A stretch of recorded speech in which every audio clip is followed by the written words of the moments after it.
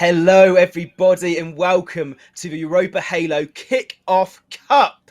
I am Joe Sketch, and I'm joined here from across the console pond, Brody Infinity here, being my duo caster. I know you've obviously cast some Halo Infinite already, but coming into it from a Call of Duty perspective, what have you found most interesting coming and casting some Halo Infinite? It's been such an enjoyable experience so far. The community's just been utterly wonderful, and obviously it's very different from what I'm used to. Obviously, we were discussing this before we got into it. Call of Duty is such a fast-paced game. It's got a very low TTK, entirely different strategy set. Halo, on the other hand, of course, you've got gamers like Slayer that require a lot of T-play. There is just a lot of depth in Halo, and I'm still not fully used to it right now. But I'm getting into it. I'm so excited for today. Halo has been awesome to cast so far, and I'm looking forward to do it with you, Joe. It's awesome. I'm looking forward to it. Yeah, likewise, Brody. It's brilliant to have you here. And with this, with the new Infinite game now being a couple of months old, and all this new talent of European players, some coming from Call of Duty as well, I'm really happy to get back behind the casting desk. Obviously, this Europa Halo Kickoff Cup is it's going to be sponsored here by Halo Lessons as well. So it's quality to have a sponsor on board. There'll be more talking about that as we get on through the competition as well. But apart from that, I'm ready for some Halo gameplay, Brody. This is going to be an absolute quality one. And kicking off, to start off with, we're jumping into round 3 game. It's going to be VGSucks versus your IreScotEng LAN team. Tell me a bit about these squads. Well, look, we don't know too much about VGSucks. I'm really looking forward to getting to know that team, of course. And as is always the case with Halo, this is what I love about HCS. I said this when I was working over with LVT on the HCS Opens, is that the open nature of these kind of tournaments, it's a good opportunity for players to make an impression on us casters and the community also. As for IreScot England, though, you guys at home will know a couple of these players. They're actually casters. Dan Gaskin's here. We've got Sherzy in as well. I want these guys to do us proud, Joe, okay? Because if they do badly in this matchup, if they don't win, they will sour the caster name. And they need to do well here. That's it. Yeah, exactly. Also, they've got all this Halo knowledge, especially, Gaskin, Sherzy. These guys, they're on the HCS casts. They know their stuff. They need to make sure that they are doing the casters proud, but doing the Halo, the HCS community proud as well. And they've got a spotlight on them for this starting game. I'm really excited to get this through. And we have some game types to go through as well. First one kicking off is going to be Recharge Oddball. And this is one which I've seen a massive sort of setups towards. You've got the lift side or the pipe side of the map, or always that back A as well. So this is going to be an exciting time. Pretty unknown prospect of VGSucks as well. We know the IreScot England team, so this is a brilliant opportunity for VGSucks. Probably their first time on stream, and they're going to be kicking off first off here. And I'm looking forward to see some new players, some new faces, some new talent really show what they're made of here. Yeah, absolutely, and what a good start for them it would be on the Europa Halo stream if they were able to beat this IreScot England roster. Of course, a mix of nations within the UK. Let's see what they're able to do when they're off the casting desk and right into the arena on Recharge Oddball. Now, Joe, I mean, talking about this here, where are we really expecting teams to be pulling that Oddball towards as soon as they pick it up? So what I'm seeing right now is a pretty decent setup, if scattered from the red team, really. You're looking towards maybe the top A if you've played Strongholds, back towards that area, the lift area of the map as well. You do occasionally see some pipe setups, so that's really where the Oddballs are strongest, because they've got to push across map or push through pipes and through this turbine area. There's so many areas so many open areas when you get towards that backside of the A map. But so far, it's a brilliant start from our caster side. They're going towards the pipe side of the map, and they've got the ball in hands. They've got the slays, and they've kicked this one off really, really sharply.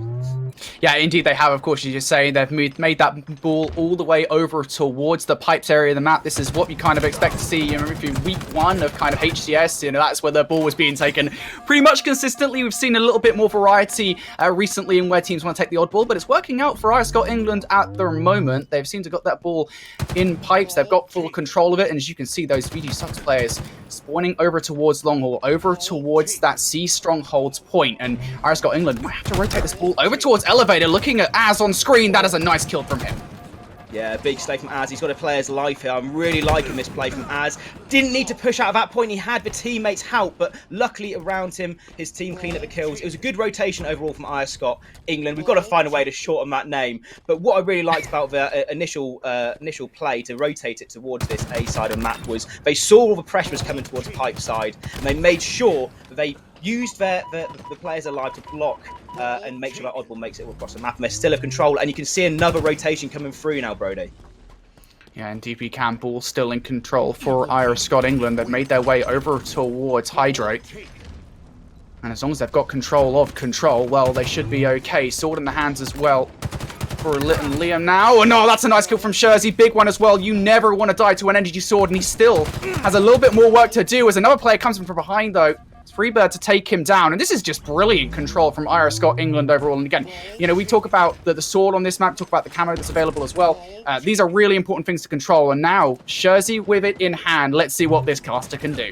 Sneaky Sherzy gets the kill on one of those players.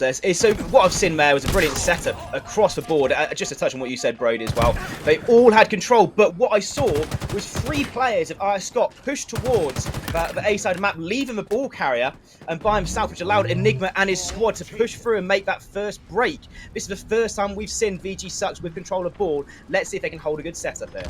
Yeah, this is going to be a large mountain to climb as well. You know, you look at the scoreline at the moment, IreScotEng, they've managed to put this to a 65 to about a 10-point lead or so, but given this positioning for a VGSucks, this wouldn't be out of the question for them to do this. They're just going to make sure they drop that ball at the right area. They're going to make sure they play ball it as well when necessary. But here comes the cavalry for IreScotEng. They're going to try and force it. And the best part about this play for now, Joe, is that they managed to hold on to the oddball as well. That does not go out into the lava or whatever kind of liquid that is down there in Hydro. They're going to keep on with it.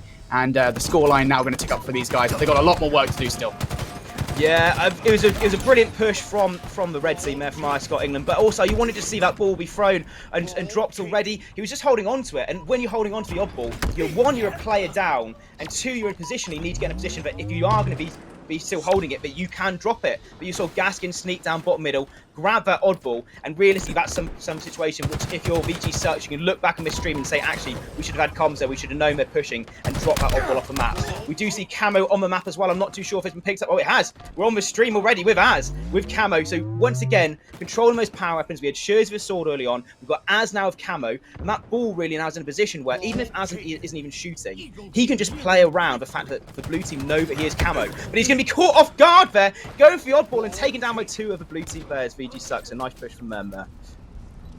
Yeah, big kill, of course, taking out that camo player. Sherzy 1's already proven pretty deadly in this matchup so far, and that's not something that I thought I'd be saying. Looking at this caster team, they're really proving themselves at the moment. 81 points to their name. Looking to close out this match, and that ball, I mean, Joe, it stayed around Hydro for a very, very long time in this game. Yeah, it seems like the players, when they get it set up here, it's sort of like a half setup. You know, 2 players might be dead in order to get that initial push, and they're so worried about moving. They've sort of had a makeshift setup for this whole time, but somehow VGSucks are now making it work to best ability. But I should see a drop at any point now. They've only got 1 player up alive. Little Liam does get the good slay, and there is Enigma dropping off the map, so that is a good play to reset this ball and hopefully be in the hands of a blue team coming off the spawns here. Yeah, Joe, they were 50 points down in this game. Now look at the scoreline. They're only 15 points or so shy of taking over this round. IreScotEng got to pick up this ball, and it's going to be Az with it, all on his lonesome in the second. Has the crossfire from Gaskin towards that attic area, but Az still on his lonesome, and here comes Mini. Can he get the ball control? Has a hell of a mountain to climb here in these gunfights. Nade's going out towards Turbine, but going to have to give up for a second. Fortunately, there's not really much from Frera here. Has to be perfect, and he is perfect! Nice double from Mini. Still Az now on the ball, though. Nobody able to get to him in time. And what a play that would have been, Joe, if he was able to get the kill on Az in the closing moments of the round. I'm sure his eyes were lighting up, thinking, oh, I've got this slay right at the end, that last second. But again, realistically, Az pushed that ball for 3, when it's out in the open, out in spawning spot, and managed to grab it and bring it all the way around to Turbine. All he had to do was rotate. There's 15 seconds left on the map, and he managed to get it through for his team. So it's a brilliant play from Mini, but just didn't work out in the end. And the casters for IreScotEng make sure they get the win in the first round. And realistically, it would have been embarrassing, Brody, if they hadn't have got that first one on the board. All their knowledge, all that game chat they've had, I'm sure they're going to be a bit confident going into this one. And so far, they're producing. Yeah, confidence is definitely producing at the moment. It's going to be Gaskin on the oddball. Going to drop it over towards that grapple spawn. And here we see some of those grapples plays. We've seen some awesome grapple plays, I think, so far in Halo Infinite. We only have to look back towards the last NA Pro Series, the first one of the year, to look at those grapple plays. But looking at this right now for Gaskin, able to pick up one inside pipe. So we're going to switch our attention over towards Enigma here, as VGSucks will be looking to grab control of this ball and pull it over towards Elevator. Yeah, he's grabbed control of the ball there, but I'm not too sure if his teammate should have called out, but there's players in this spot, because Az gets a double kill, taking down two of the blue players, making sure that his shields are recharged, as you've got SSSM now holding the oddball. I'd like to see some rotation round now towards this pipe side of map, but I think instead that Gaskin and Az have said, you know what, we'll take them out, we'll clean them out of this A side and get the control up here. Indeed we will. They're facing down the pressure from VGSucks, though. Going to have to win these gunfights. SSSM, unfortunately, only able to win that first gunfight. Trade's going down, and it will actually be SSSM here, picking up the oddball. Stars a little bit of pressure, trying to play his life for the regen. Unfortunately, it's not to be. Now, falls to the lap of Freebird to try and save this oddball. Those players, of course, spawning up over towards gold. Facing down a few here, Joe. He's in a great position to try and take some of these down. Yeah, he was trying to play the sneaky play, but all three players in VGSucks turned towards him. What I liked about that SSSM play there is he didn't end up getting away with the ball, but he played his life for an extra couple of seconds just to make sure that Freebird was there to get the cleanups and the kills around him. But overall, it's all for only a few seconds, as we now see VGSucks once again with a better setup probably towards this A side of the map. They do have this far back spawn, but they're also the clusters at the moment, Brody. And when they're clustered together, they're easy pickings for the red team. And now you've only got Enigma left as the last bastion, the last defender here. He's quickly going to get taken down as well. Freebird and SSSM on the ball, quite literally here in Elevator. And VGSucks going to be spawning out over towards Long Haul. This will give IreScotEng a little bit of breathing room on Elevator. They're going to want to consider moving the ball, though, if they don't get this first wave of kills. Indeed, it will actually be moved through control. I really like this play from IreScotEng. They're moving this ball over towards Hydro, where they've already seen success in round number 1. Yeah, and the slays all go their way as well. That's 4 slays on the board for VGSucks. They get the movement. They've comfortable in this setup beforehand. And if you look now, we've got players across the map holding in different positions, making sure they get the spawners, making sure they get shots down from different angles towards the long call area. And they take, at this point, it's a really brilliant side for a pinch here. As you see, Gaskin get shots on as well as these other players. And it's a quality control hold here for the side of IreScotEng. They brought it over here in the first round, they brought them over in the second round, and they show why it's their preferred setup. But I love to see to jump aboard another player, because there is some fight towards the oddball here. But Gaskin and SSSM get the cleanups. We're in a fight towards bottom middle, and it's going to be Freebird taking him down. So realistically, a great hold. They get in the slays. Everything is going outside of IreScotEng here. A nice kill from Freebird, continuing now on this spree, able to get that second there inside control. Unfortunately, will end up falling down to Joe, but as we turn our attention over towards SSSM, this ball control in his favor. Of course, the timer going up with that, and going to consider the play ball, will end up doing it as well, throwing it into what I now apparently know was told by the producer is actually water, not lava. I don't know whether I thought we were on Mustafar or something, but regardless, IreScotEng at the moment going to play that ball, and now thinking about how they can get control of it once again. Yeah, it was a good play from SSSM, realising that he only had help with Gaskin and there was 3 players barreling down towards him on VGSucks. I do like this setup now. Just they don't have to play the oddball here. They have to just basically VGSucks that have to react to what IreScot do. They've got the time, but Joe gets a big kill there, jumping on board with another player. I think it's Enigma here we've got on the screens. And as I said, IreScotEng, they're reacting basically and making sure that VGSucks don't get this ball for free. They can hold it for as long as possible. They can hold this setup. They don't have to grab the ball themselves, and they can just push those numbers once they get those first set of slays, as we see right here. Yeah, it's not looking good for VGSucks here in this round. They are just 10 seconds or so away from taking an L here in game number 1 in this best of 3. Freebird going to pick up 2 as with yet another one as well. And I think that might well be all she wrote. If Gaskin can just get away from Mini, that should be done. And there it is. A perfect to close things out from Freebird. And what a game overall from the casters. You know, I said before we got into it, Joe, Do they know what they're talking about when it comes to the game outside of their casting? I think the answer is yes, it would seem. They are pretty good at Halo. Yeah, they did not disappoint on that one. It was quite a clean game. There's a bit of a back and forth at Hydro for the majority of that game. We saw Scott on top. We can go on board for the kills, deaths there. See who's been holding the line, and it seems pretty even across the board here. Brody, Gaskin, Freebird, as all with 19 to 20. Schurzy slacking behind with 5 less kills than his teammates. He's got to sort it out for game 2. I mean, I don't know if he really has to sort much out at the moment, Joe. I mean, they're doing pretty well. You know, that overall in that game, I'm really happy with what I saw there from the casters from this IreScotEng England roster. And again, look at these points. You know, Schurzy won. He's the OBJ player. He's, in Call of Duty terms, he would be the nade shot of this roster, right? I mean, that is his role. Plays the OBJ, knows his place on the team, and he does it perfectly as well. I mean, the amount of times we switched over towards Schurzy 1, he had the ball, just sat at the back of Hydro, thinking, well, I'm doing my job. I'm not complaining. I'm getting the dub for the team here. It was really well played overall from IreScotEng England. I loved what I saw in map number 1, and that's a 1-0 start in the best of 3 to them. Yeah, I mean, I was only joking with Schurzy, you know, a bit of caster banter. Didn't see the oddball time, 96 points, that's brilliant. We're going to jump on board to the Slayer on live fire here now for our game 2. And realistically, if the Slayers go the same way they did in game 1, IreScot are going to be the team to watch for this one because they were out slaying, they had the better map control, and realistically, their guns were hot in that first one. Yeah, I mean, you know, we compare team play and stuff. You know, one of the questions we kind of had going into this matchup, obviously not really knowing that much about VGSucks, is how's this roster going to look? You know, Halo Infinite, you know, again, I come from Call of Duty where maybe the team play is still a factor, but it definitely isn't as much of one as it is in Halo Infinite. And that's very, very important. So how does your team play look? How are you, you know, approaching the oddball in that situation? How are you trying to break the setups that IreScot England are putting together? VGSucks, they had a few good attempts there. You know, we talk about round number 1 specifically, you know, they were down by about 50 points, right? And they brought it back to about 20-point round or so. So we know they have the potential. On Slayer, though, their teamwork, it needs to be like hot glue. They need to be playing together really, really well in this game, and especially given how good this IreScot England roster looked.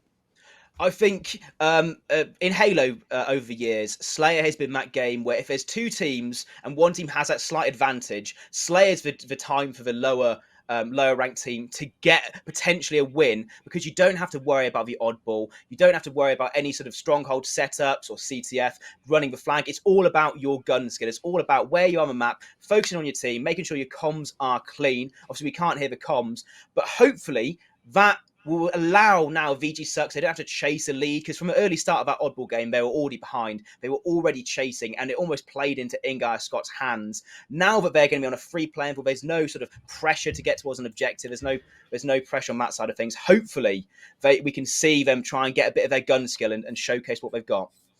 Yeah, of course. Now, map number 2, we're going to be going towards live fire here, Joe. You know, looking at sort of what's available on the map, the sandbox, as we like to call it, of course. You know, that's word of the day, every day for the rest of time for Halo Infinite. You know, what are we really looking at here? What's available for these teams to be using on this map? So, jumping on with the live fire, we're looking towards potentially we've got the sniper rifle always in play. We've got the power ups, we've got the overshield on that side of the map as well. What I'm looking realistically, there's even stuff like the new Mauler. I can't have the name escape me just the Mangler now. The Mangler. The Mangler. Yeah, we got to talk about that later on during the stream. Yeah. But yeah, go ahead. And power weapon control really is crucial in every single game mode we play, especially in Slayer, because those could be the difference between a clean 4 slays. You get the power weapon, you get the sniper rifle, even if you're not firing with shots, you have that pressure on the map. You have the presence in terms of the team is always going to be aware or trying to find out where you are. Same goes for the overshield. You can push advantages where you might not be able to beforehand. It's going to be quite a good one towards controlling all those power weapons. And I'd like to see both these teams, and I'm sure they will, focus on them, not just at the start of the game, make sure they're on top of it throughout the game. Because when comms get a bit scattered, when you're sort of only 5-6 kills down, you might be rushing your kills. You might not be focusing on where you are set up for whatever new power weapons coming through. Yeah, I mean, look, for me, coming into this matchup, I want to see 2 things, right? You know, talking about the sandbox, what's available here, you know, the sniper for 1. I want to see some crazy snipes coming out, specifically the casters as well. You know, I think I want to see that. I want to see what they can do with the S7 sniper in hand. 2, you know, there are repulsors available on this map. Looking over towards green. You know, we've seen it already a few times in Halo Infinite. I want to see someone get repulsed off the map. That's all I want to see. If someone can do it here in this game, I will be content. Yeah, a little love tap, as our producers say. Yeah, that's all we want to hear. All right, that's all we want to see in this game, and my life will be complete, and I can die happy. But yeah, I mean, I'm really looking forward to this one. Of course, really the question from me, Joe. Are VGSucks going to be able to come back into this one? You know, 2-0 down in that oddball. It's going to be tough. Hey, at least we've got a lower bracket if they do end up losing this one. I guess we don't know how long VGSucks have been together. We don't know if this is a pickup team for this event or if this is a team which has been teaming since the start of Infinite. If it's a pickup team, if this is a new team formed, realistically, it's harder to come back from a loss because you're not too familiar with your team's play styles. Realistically, the answer to my question will happen in the first 10 kills of the game.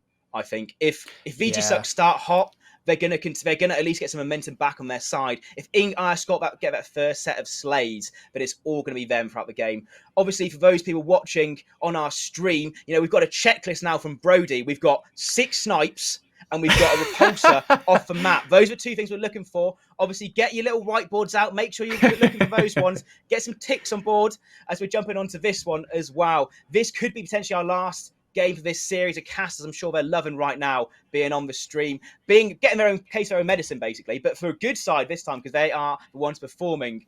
Want to see some 6 snipes off the start here, and let's get loaded into this one, ready for our game 2. Yeah, well, they've been on one side of the stream for the longest time. You know, we've got a chance to cast over them on the other side, and these casters done well so far. Can they continue it on here into the live fire Slayer? Well, straight off the bat here, we're going to see some efforts from IreScotEng to make their way onto that overshield. It won't come up for a few more seconds at least. They're going to need to continue this fight for a bit. Enigma, a nice 2k coming out from it to start looking for the triple. It won't happen, but a sniper rifle in the hands of Az, and this is a dangerous position to be in. Oh, and there it is! Nice start from Az. Can he get a second as well? Mini is not moving up into that nest. Was that a 6 snipe? Was that what you were looking for? That is what I'm looking for. Go? Oh, we still got Az with a sniper rifle. Gets an assist on that one. A nice little quick scope there to get the marks down. And IreScot have started hot. I saw Joe push by himself towards that OS side of the map. Enigma back to him and got the double kill in the end, but realistically it was all map control on the side of IreScot. They pushed their advantage. You now have Az on your screen, still this sniper rifle, still 6 shots, potentially 6 headshots, maybe even more if you do line up for a 2-for-1, you never know, on his side. And I'm quite liking the position. He's still playing around his team. He knows his team. He knows where the enemy team is. We got him a call out. It's probably clear cut from Gaskin and Jersey saying they're going to be pushing out soon. Get some shots down, gets that nice kill onto Mini. And realistically, blue team now, VGSucks have got to try and push out either back towards the bottom of the map, out towards the OS side of the map, and make sure they get out of this spawn trap.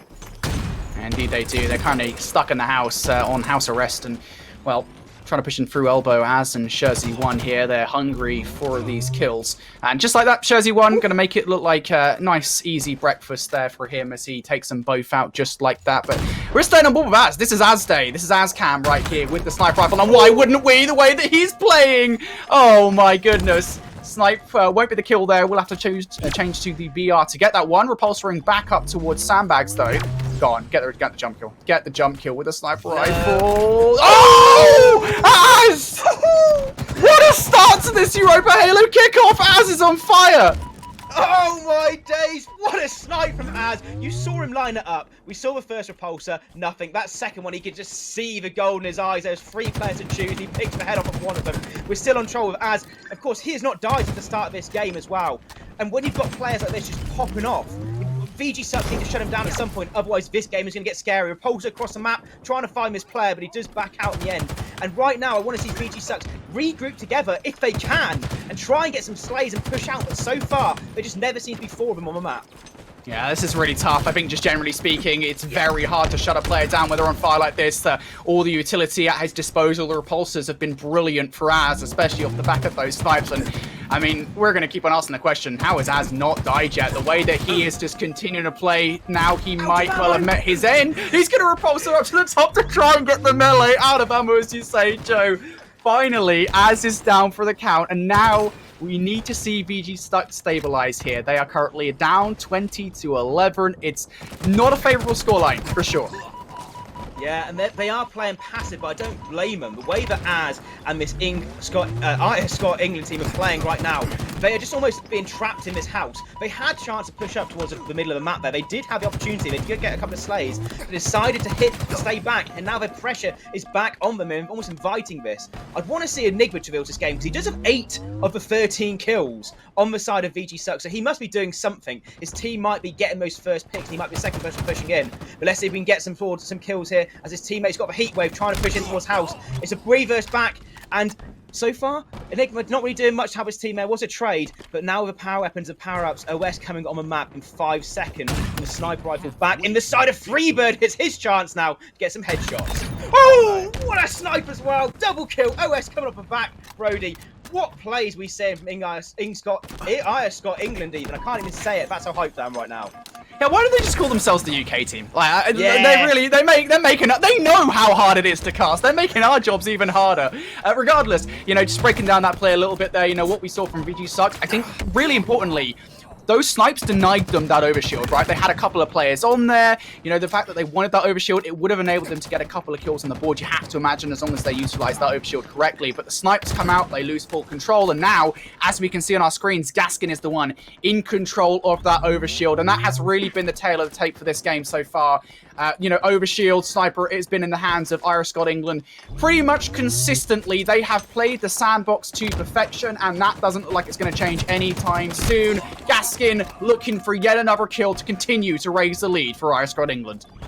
Yeah, it's brilliant rotation with Gaskin there. He knew that he was getting under pressure, so he backs up, helped his teammate get that slay on the board. And you can just see he's been playing so sneaky, so tricky to kill.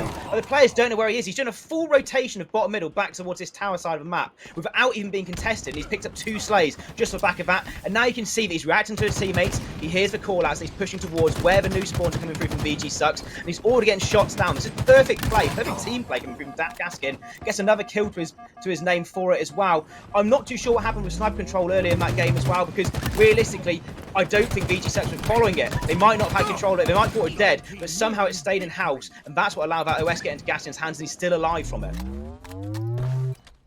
Alright, Skull England doing pretty well at the moment. Enigma, unfortunately, I just took a dip into... That's not water, right? I'm going to ask the producer. Is that water, producer? I'm not too sure. It might be water, it might well be tar, I don't know. It's something down there. Regardless, the player just decided to jump straight into it, and of course that is going to help IreScot England in this game. Joe, 7 points shy. Look at Sherzy1, 13 assists to this name. I mean, what, he was playing the OBJ in that oddball. He's got the assist now in Slayer. This man is really just the assist man for this team. He's just playing the OBJ consistently.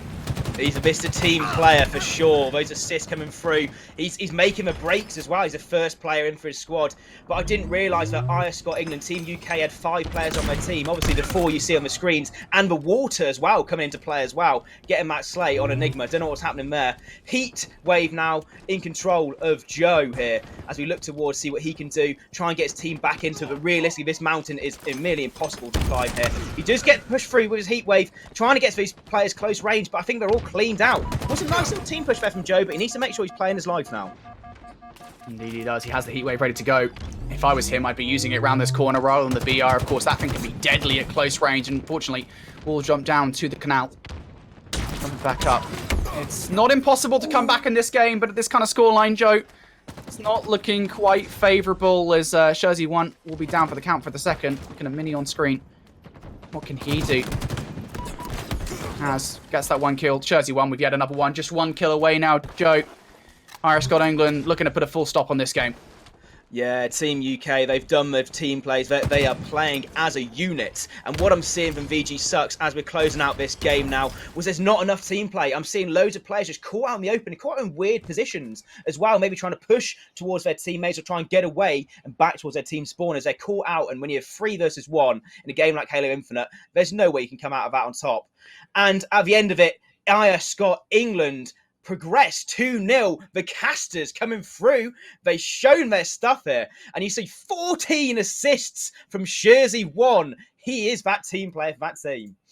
Yeah, indeed he is. Jersey one, shout out to the man, the myth, the legends here in game number 2. As you say, those assists really, really help, I think, overall to the team. And, you know, we talk about it kind of jokingly, but generally speaking, those assists can be extremely helpful, right? I mean, very often, one of the things you talk about in Halo Infinite, specifically relating to Slayer, is the fact that more often than not, you'll find yourself in these positions, these 1v1s, you know you're not really going to win the gunfights. The best thing you can do is just walk away, let somebody else handle it. And those kind of engagements, they matter at the end of the day. They definitely contribute to the scoreline, and they definitely did there.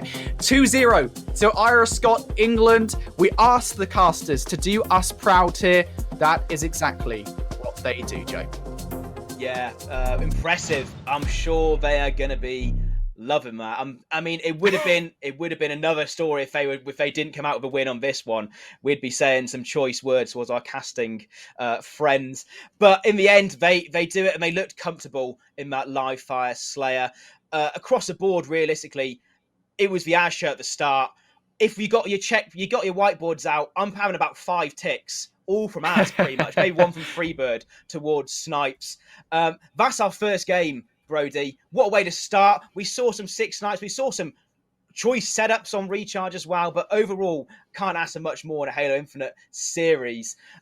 We are going to jump to a quick break in just a second. But again, Halo Kickoff Cup is brought to us by Halo Lessons, which of this amazing platform. We will see an advert most likely during this break to break down it a lot more. But it's brilliant to have a sponsor on board with us for this one. It's brilliant to be casting with you, Brody. And I'm sure I'll see all of you guys after this break.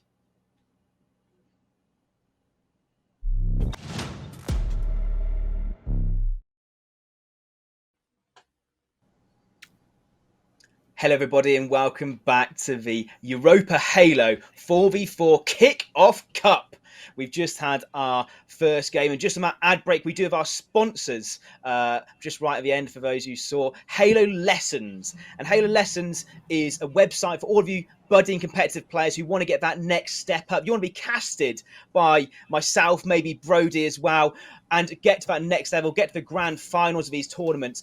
The Halo Lessons offers opportunities for you guys to be taught by 14 different EU pros, and some of them might even be competing in this cup we'll talk about in just a moment. But for €20 an hour, you can get one-on-one coachings, and they can focus, be honed on any sort of skill, any sort of aspect of the game that you need to look towards. These are the best of the best. They are the best players in the region. These guys are the ones which you want to look towards. You'll be eventually, hopefully, by competing with these guys. That is what they offer. All those individual lessons, all that individual coaching, all at halolessons.com. It's great to have them sponsor this. Any Halo community, anything to improve the Halo community is absolutely quality. But we're back again with some round 4 action now, Brody. For those of you just tuning in, I'm Joe Sketch, joined here by Brody Infinity. And Brody, you're a bit of a Call of Duty caster. And tell me about one of these teams we're seeing up in our next game.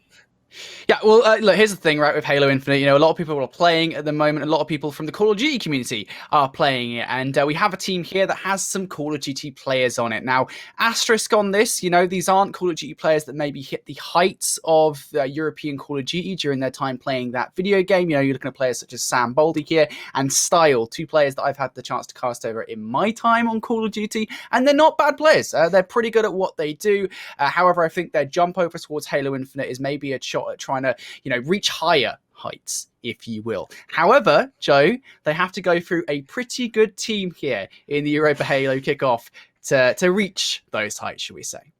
Yeah, that is going to be Kitty, Krew. And this team placed top 12 in our recent HCS EU Pro Series. These guys are what I call them off-stream Halo 5 veterans. Some of these guys playing before, but all of these players have made their name in some of the Europa Halo Cups, some of the EU Cups in Halo. Mister is a name which a lot of people know. He's been competing with some of the top teams, placing top 3 at certain events. He's been on the likes been team with the likes of Krogan of Vaccine, so it's Tom Krogan, Crossman, these players up here, Precisionite as well, who's another player who might not have made that jump across the Halo Infinite, as far as I know.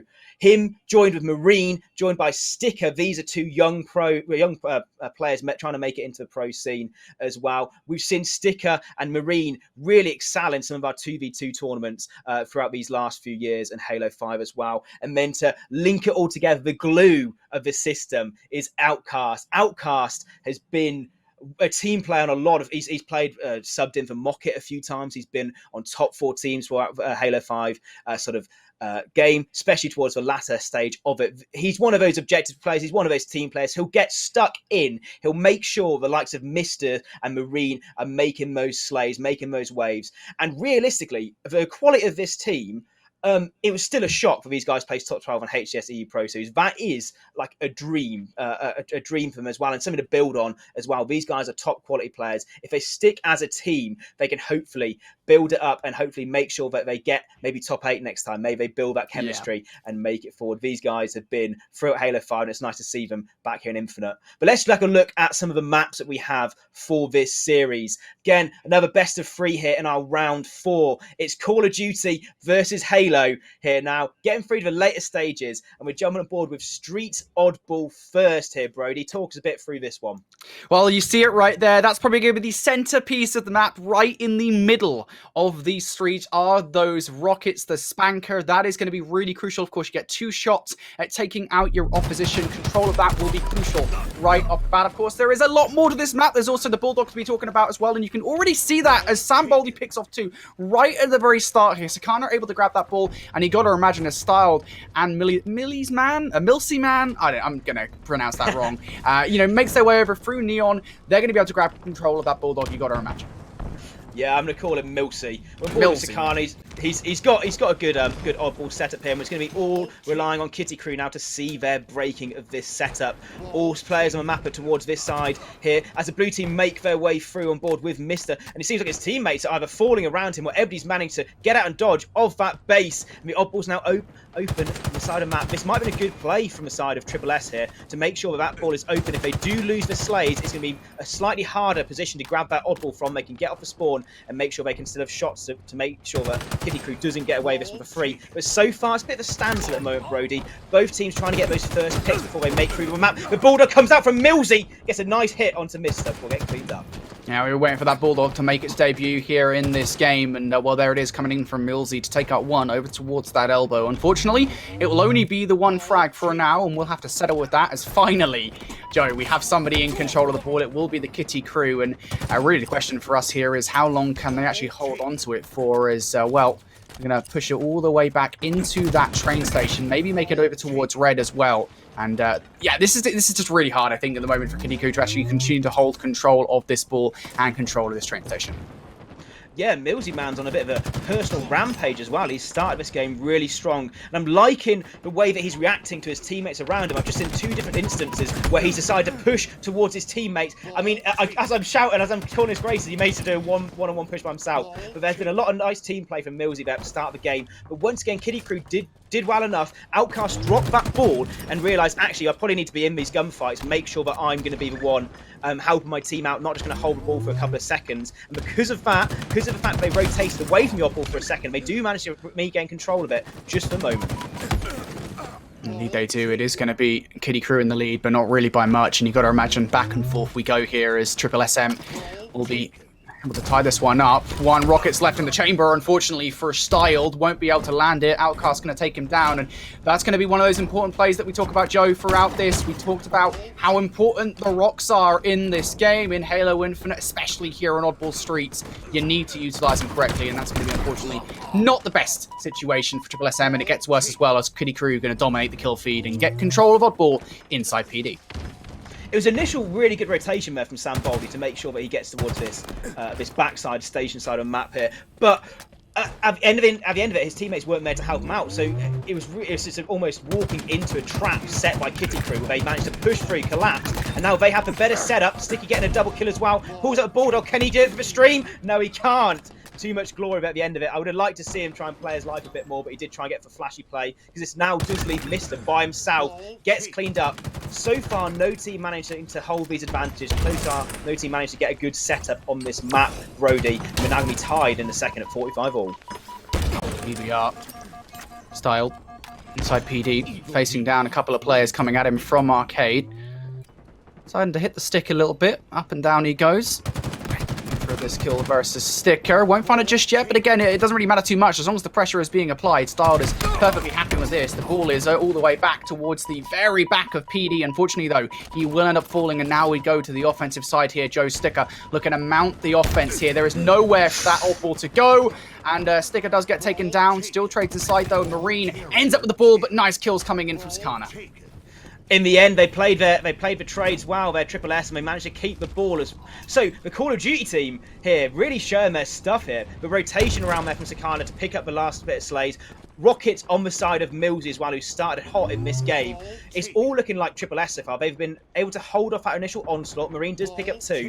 And the Rockets now have got to come into play for Millsy. Got to get some clean shots into these. We get a triple kill on the board. 2 Rockets, 3 kills. Thank you very much. I'll take that oddball as well. That is brilliant defense there. Brilliant slays there from Millsy coming out. Whew. Oh, baby, a triple. Lovely stuff coming in there with that rocket launcher. That's how to utilize him correctly. We're finally seeing it here as Millsy off the back of that play now going to hold this oddball where else but PD. And, well, his teammates are going to die around him, but that's well enough time. You've got to imagine good utilization of the rocks. And now, of course, the kill and the ball control also there. Now just 13 points shy of victory. And I think for the first time here, a real cushion between them and Kitty Krew. Yeah, they managed to get a couple of good holds there, realistically, Brody, which has kept them or brought them away from the side of Kitty Krew. But Kitty Krew realistically have to react now. They have to try and play and hold this. If SSS break this setup, they've won this round. That's what you can see. The Slays are going on the side of Kitty Krew. They're still pushing. Sakana's trying to get his kill there, but it isn't going to be there in the end. So the first hold we've seen from Kitty Krew, and realistically, even though it's a 30-point game, one more push, failing for Triple S, and we're all back tied there. This would be a good hold from Kitty Krew if they're able to bring this back. Outcast going to have to repulse her away for the second. Also, you can see in the kill feed, able to get yet another double here. Can he get away? No, is the answer. The repulsor just isn't enough. And now you're seeing Triple SM looking pretty good to close out round number 1. Kitty Krew spawning out on the other side of the map. They will get that rock spawn in time, but they probably will not be able to pop it off, and nobody going to get close there as Triple SM. I gotta say, Joe, it felt like they really decidedly won that from the back of that triple with the rocks, and then, of course, the hold inside PD. Yeah, Millsy was the man to watch in that first game. If he's coming from Call of Duty, he has picked up that BR and those rockets. Absolute treat so far. He did really well that first game. And when, again, we talked about in the last series, when you've got a player who's sort of going off and doing their own thing on the map, but also it opens up your team to be able to play the objective more. You don't have to worry about getting the slays. When you've got Millsy dropping triple kills for Rocket, then the other teammates can just hold their setups, know there's going to be at least one way to get through. He picks up one as well. They're styled. And it allows them to be more comfortable in the game. After that initial hold there from Triple S on the first side, they looked like a different team. They looked like they had it under control, and they realistically didn't lose it for the rest of that round. Oh, it's been a good start once again here for Triple SM. Would you believe it? Of course, we've already seen Styled at least using the rockets, maybe not the most efficient use of it, but regardless, making sure that Kitty Krew do not have it. And look at this play coming in from Outcast. I'm kind of surprised in a way. Decides to drop the ball, but instead drops it right into the line of sight of a couple of Triple SM players. But it is going to be Sticker for now. Bulldog in hand, can do some real deadly plays with this. Of course, that ball up in elbow, and as far as Kitty Krew is concerned, this is a good few seconds or so for them. Yeah, I don't want to see any silly deaths. They have control here, Kitty Krew. They need to obviously still push their advantages, but when you're sort of getting shot across map and cleaned up, it's not looking good. They need to hold and make sure they're playing their lives. The more time they stay alive, the more difficult it is for this Triple S side to break the setups. But so far, it's sort of a hoggity-poggity setup there. They managed to get the ball out into that middle street, which means that there isn't going to be any control for the time being until someone gets a setup of slays. But I still want to see this Kitty Krew sort of get more comfortable on the map, make sure they're playing the right advantages. I see too many of them sort of either linked up on the base or too far from the oddball, and no one's watching it at this point, where Triple S can just get the ball away. There's 2 slays on board for Kitty Krew in favour of them, only 1 in favour of Triple S, but it is Millsy who grabs that ball, making plays. That's really unfortunate for Kitty Krew. Of course, a mistake that might well come back to bite them. But as I say that, actually, SSSM or Triple SM, I know we agreed not to say Triple S or SSSM, and that's exactly why before we got into this one. There's Triple SSSM on the back of that. They're able to get control of the ball, and well, now it is going to be Mr. for Kitty Krew. They're able to stumble off the back of that play. Now, back over towards PD they go. they're out of the woods for the moment as the kill feed is going to be theirs. And this needs to be realistically their round overall. Marine now with the rocks will be able to use them to good advantage. And now for Kitty Krew, this is a good opportunity here, Joe. You have to feel here in this round. Yeah, absolutely. It was a really good play initially from Marine as well. He took the rockets. He gave the oddball to Mister, almost like a little trade there. Mister, you take the oddball. I'll go get 2 kills with rockets and come back to help out the team. They have a decent setup, but I'm not seeing enough trades on the map. I don't know if Kitty Krew are playing the advantages or not, but it looks like it was a pretty easy push there from SSSM to make sure they get this control of the side of the map. And once again, Kitty Krew not being able to make that hold. They're now back having to mountain to climb in terms of pushing through and trying to get the oddball from SSS. Yeah, this is kind of a flip here, really, for Kitty Krew. They got kind of pushed out of PD, and now it's going to be SSSM that are in there. Not quite in control of the oddball, though. Big kill here for Style to get. Millsy, of course, will finish it off on that A strongholds point. Although still not being picked up yet, and the reason for that, of course, is Outcast, who is still kind of lingering around this police station. Needs to be removed from the situation, and it's going to be Style that does exactly that, looking for double here against Mister. Won't find it just yet. The drop ball utilization, giving some cover from the mid as well, but as soon as he peeks, Mister's like, peekaboo. That's it, you're done for the round, as now the ball in control for SSSM, and they're finally scoring some points here. Yeah, Mister knew exactly where Star was staying. But it doesn't matter at the end of the day because the trades are coming across the board. The thrust comes in there from Sticker. He managed to get a crucial kill. That stops time going on the side of SSS. It allows his teammates to come and help him out. The cavalry is here, missing with the nades. He needs to just play their lives a bit more. They're pushing out just that extra step is what I'm seeing right now. That extra step means that they have to overcommit almost in a way to these challenges. And again, it's playing into the hands of SSS. They need to be a bit more patient on the map. They have the gun skill. They had the position there to hold that side of the map, hold PT down, but they didn't in the end because they were trying to over-challenge a bit too much. Kitty Krew, once again, a good opportunity here. This is just an even game overall, and it's been constant, right, Joe? This hold over towards PD, the flipping of said PD control and trying to break right back in.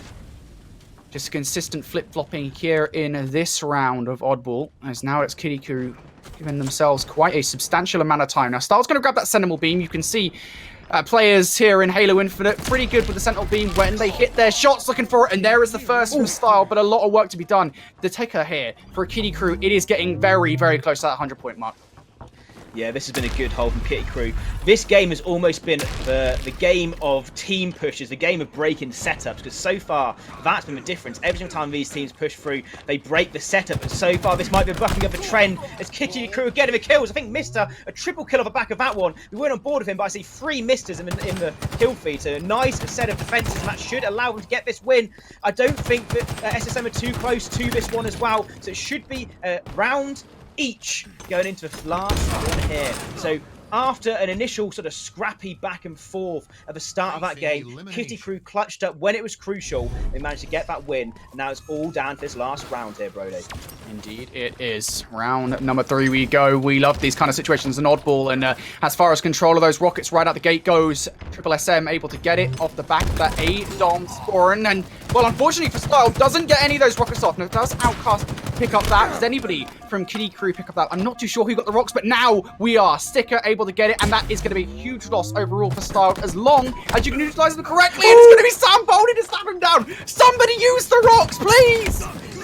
They keep pocketing the rockets and they can't get some slays on board. Those rockets are still down. They're now almost bait for both teams. Mister cleaned up. We want to see those rockets used. Can anybody grab them? Not too sure. But whilst this is going on, SSS get that oddball, may bring it back towards the station side. We do see Sticker, he's retrieved those rockets. Now he's got them out, he's not got them in his pockets. 2 shots, 1 kill. Not quite the level of Millsy earlier with that triple kill, but still brilliant pressure now from Sticker. His teammates do have the help as well. I want to see him push this with his team, make sure they play advantages. They did have the extra slay here. Marine's in, he needs his teammates out to help him out. As they do come in right now, it's a nice push coming through to Kitty Krew. But on the back of that, SSS had a brilliant drop of that oddball, throwing it almost towards the main street.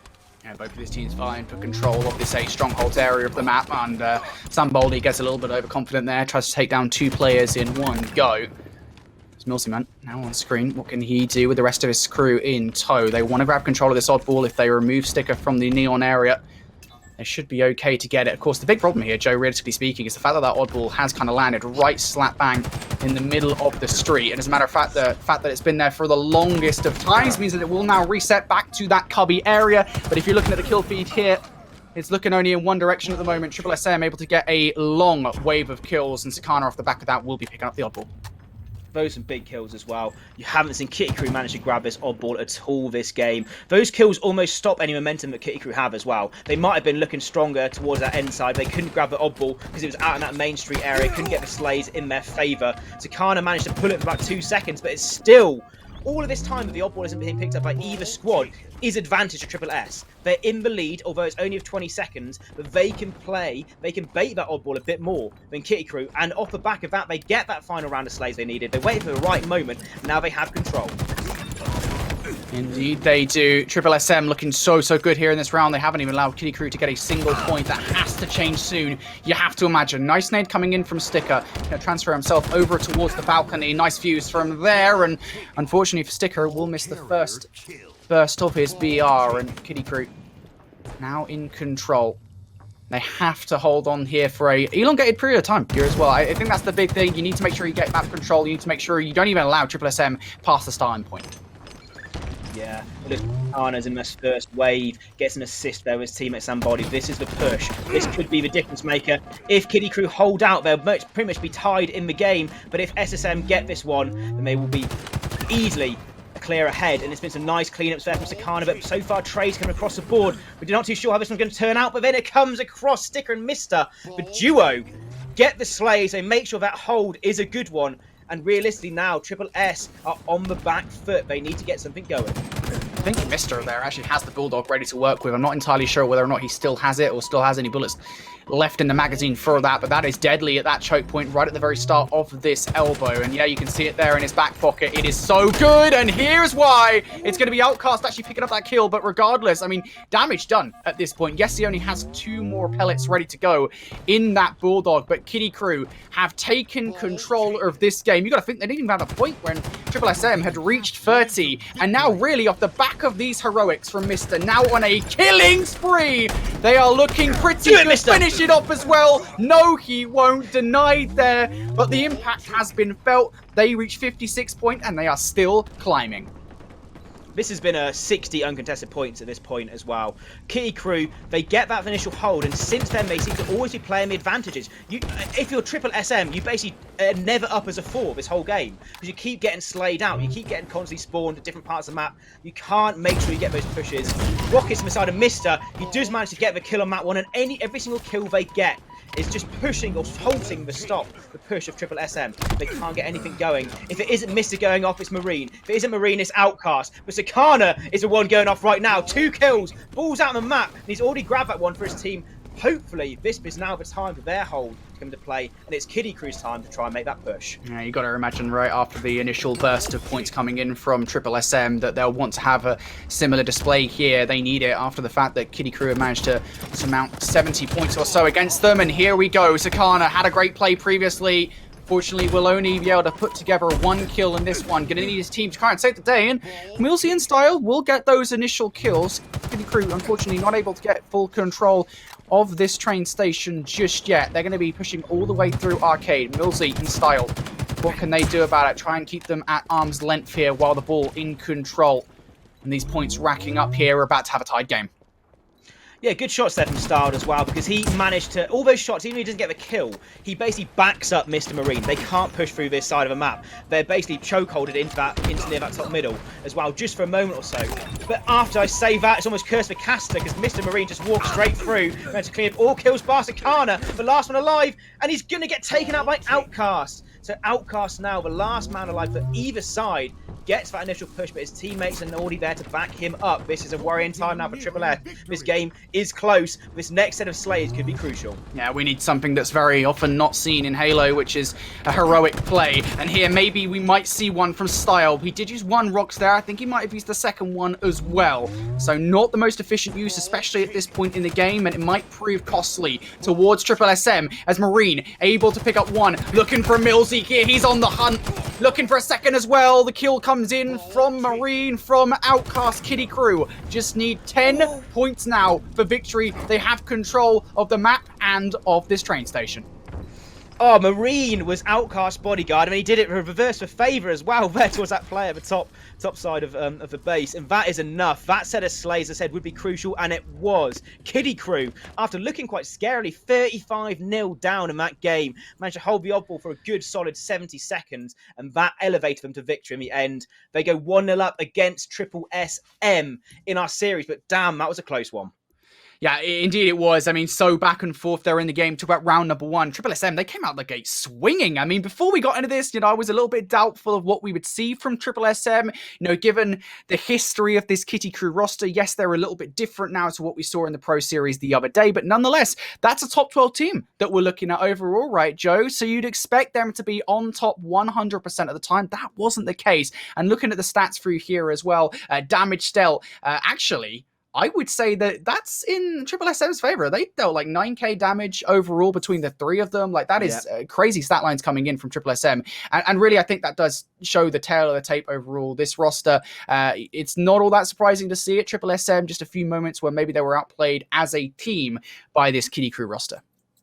Yeah, the damage was definitely in favour of SSSM, but those weren't being converted into kills. Right. They weren't making sure that those cleanups, maybe the call-outs weren't there, maybe the pushes weren't there as a team. Realistically, something I just saw, I know the stats have gone, but Mr. 35 kills. I mean, across the board, you had Marine as well, dropping 9k damage, 20 assists, 30 kills himself. Those are some really big slays, really big team plays coming through from Kitty Krew, as you expect.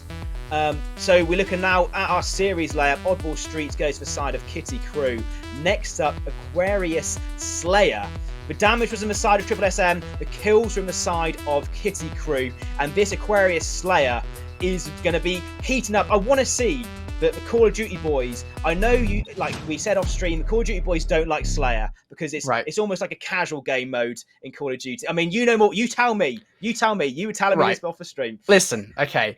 Call of Duty players, this is one of the complaints, right? So, obviously I follow a lot of the Call of Duty guys that have come over to Halo this season for HCS and such. And one of the big things they were saying is like, why are we playing Slayer as a competitive game? Like, what reason are we playing? In Call of Duty, that's known as Team Deathmatch, and it wouldn't be competitive in Call of Duty. But, in Halo, obviously, as you guys at home well know, if you've watched Halo before, Slayer is a very different kind of ball game here, in terms of you can predict the spawns, the TTK is obviously a lot higher. There's just a lot more competitiveness to a game mode such as Slayer here. And for Call of Duty players, I think it is taking a little bit longer to adjust, looking specifically at, the players that are at the highest level here in European Halo right now, your Defrag, your Daves and stuff. I would imagine that is probably what they're going to take the longest time to get used to, playing that as a team, getting your team chemistry down. Once they have that down, once these Call of Duty players, generally speaking, have that down, it should make the transition a lot easier. But, specifically relating to this matchup,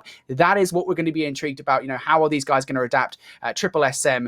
How are they going to adapt their team play, their gameplay? Because what we actually saw in that oddball, it wasn't terrible. As a team, they were playing really, really well. I would just say their opposition they're going up against here, this Kitty Krew roster, I mean, you kind of mentioned it there in that round number 3. It's almost like they've got a bodyguard system going on or something like that. They seem well in sync with one another, and that is going to be a problem that this SSSM roster are going to have to overcome here coming into this Aquarius Slayer. Yeah, absolutely. There's some fundamentals of Halos which we always go through. Spawn predictions, team play, buddy play as well. There's almost this thing called a buddy system where even though you're a team of 4, there's 2 different at different times you'll be just with one of your teammates. You'll be in a little 2. And that's why 2v2s are very popular in Halo as well, because it almost works. If Splice, which you'll know Shotzi from the Call of Duty scene, Splice was this really good team back in Halo 5. They managed to topple the Tox, Cloud9, Optic dynasty, and they only played 2v2s, which meant that they worked on their individual gameplay with their teammates. And this sort of translates across all Halos. Slayer's been a fundamental since Halo CE. We're talking 20 years plus now of Slayer being one of Halo's standard or concrete game modes as well. And that buddy system, that team play is what these Call of Duty players might not be as used to coming to Halo. It's so crucial. If you're going to do well in Halo, you have to be as knowledgeable where your team is, more so than your own position effectively. But we're jumping aboard now with Aquarius Slayer. It is our map 2. And what are you looking for here, Brody? Oh, Aquarius Slayer. Now, Aquarius, you know, when I first started playing Halo Infinite, Aquarius was basically my least favorite map in the game. And I know I got a lot of crap for that from my friends, from people who obviously play Halo, you know, all the time. Basically, like, what are you talking about? Aquarius is a beautiful map, and you know, actually, I would say it's probably pretty low on utility overall. You know, the power weapon or utility that you get here is that active camo in the middle of the map. But beyond that, that's basically it. Of course, there's dynamic grades to talk of, there's manglers to talk of, and such as well. You know, you're really going to be relying on the weapon pickups around the map here beyond just that camo. But watch out right off the gate here for that middle rush. I'm really interested to see, specifically in regards to SSSM, how they handle that rush towards camo and can they get it? Yeah, absolutely. Wow. I mean, if you talk about a rush from camo, I'm pretty sure Mr. has already grabbed that one, if I'm not mistaken. If we can jump on board with him, he has. So what are we looking there? I mean, that has got to be a spawn setup immediately, almost barreling towards that camo, expecting maybe Triple S to use to use that sort of middle bit to sort of play a bit past at the start. Mr. grabs a camo. He only gets a trade though, so a nice sort of reaction there from Triple S to stop that camo from spiraling out at the start of this game, and the Slays suddenly going all in favour of Kitty Krew. Yeah, you've got to imagine that play was one that this Kitty Krew roster will have practiced and put together, of course, and one that they realised, well, hey, look, we're going against players that maybe are a little bit less experienced in Halo. We can definitely make this work against them, and it does right out of the gate. For now, though, it hasn't exactly equated in a massive lead right out of the gate. Of course, just an 8 versus 5 at the moment as we switch to the man of the match for that oddball on street. Mr., of course, I think what finished with 35 kills. If he reproduces the same efforts here on Slayer, it will not be such a nice game for SSSM. Mr.'s shot is definitely up there as one of the best in Halo 5 towards the end of it. Halo Infinite, he hasn't stopped the momentum going at all.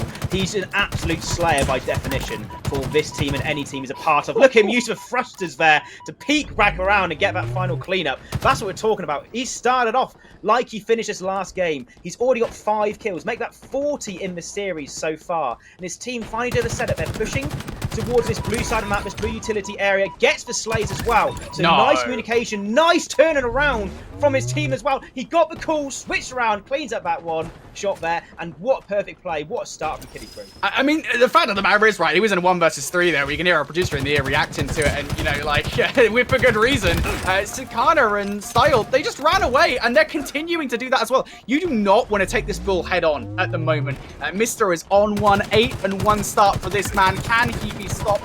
The answer is yes, he can. He just won't be stopped. Nobody can do it. Finally, Style going to put him down, but that is a lot of damage coming in from Mr., both in terms of actual damage points and the score. 20-11. This has been a great start for Kitty Krew. It isn't an insurmountable lead, but nonetheless, I mean, it's a pretty damaging blow here to SSSM right out the gate. I think a lot of those Slays from SSSM there have been defensive Slays. Cleaning up when 2 of your players are dead, which is really important to get, but also that if they're always defensive Slays, you're never pressing the advantage.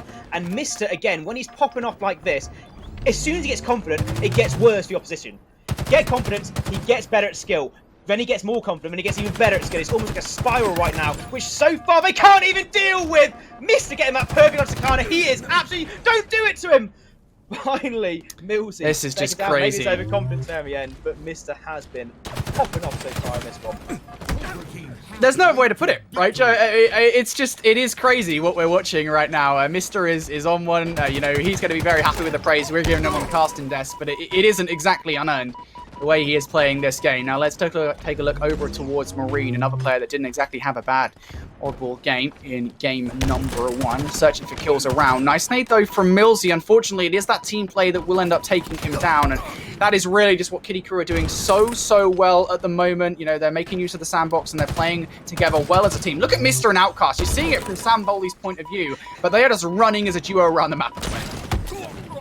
Yeah, you talked about being told that Aquarius was a beautiful map, but we're seeing some beautiful gameplay as well to match that as well on this stream. I mean, it's a 10-kill game, which you'd say, oh, well, it isn't insurmountable, but it's been stayed a 10-kill game throughout this for about the last 15 kills or so. SSSM need to get something going.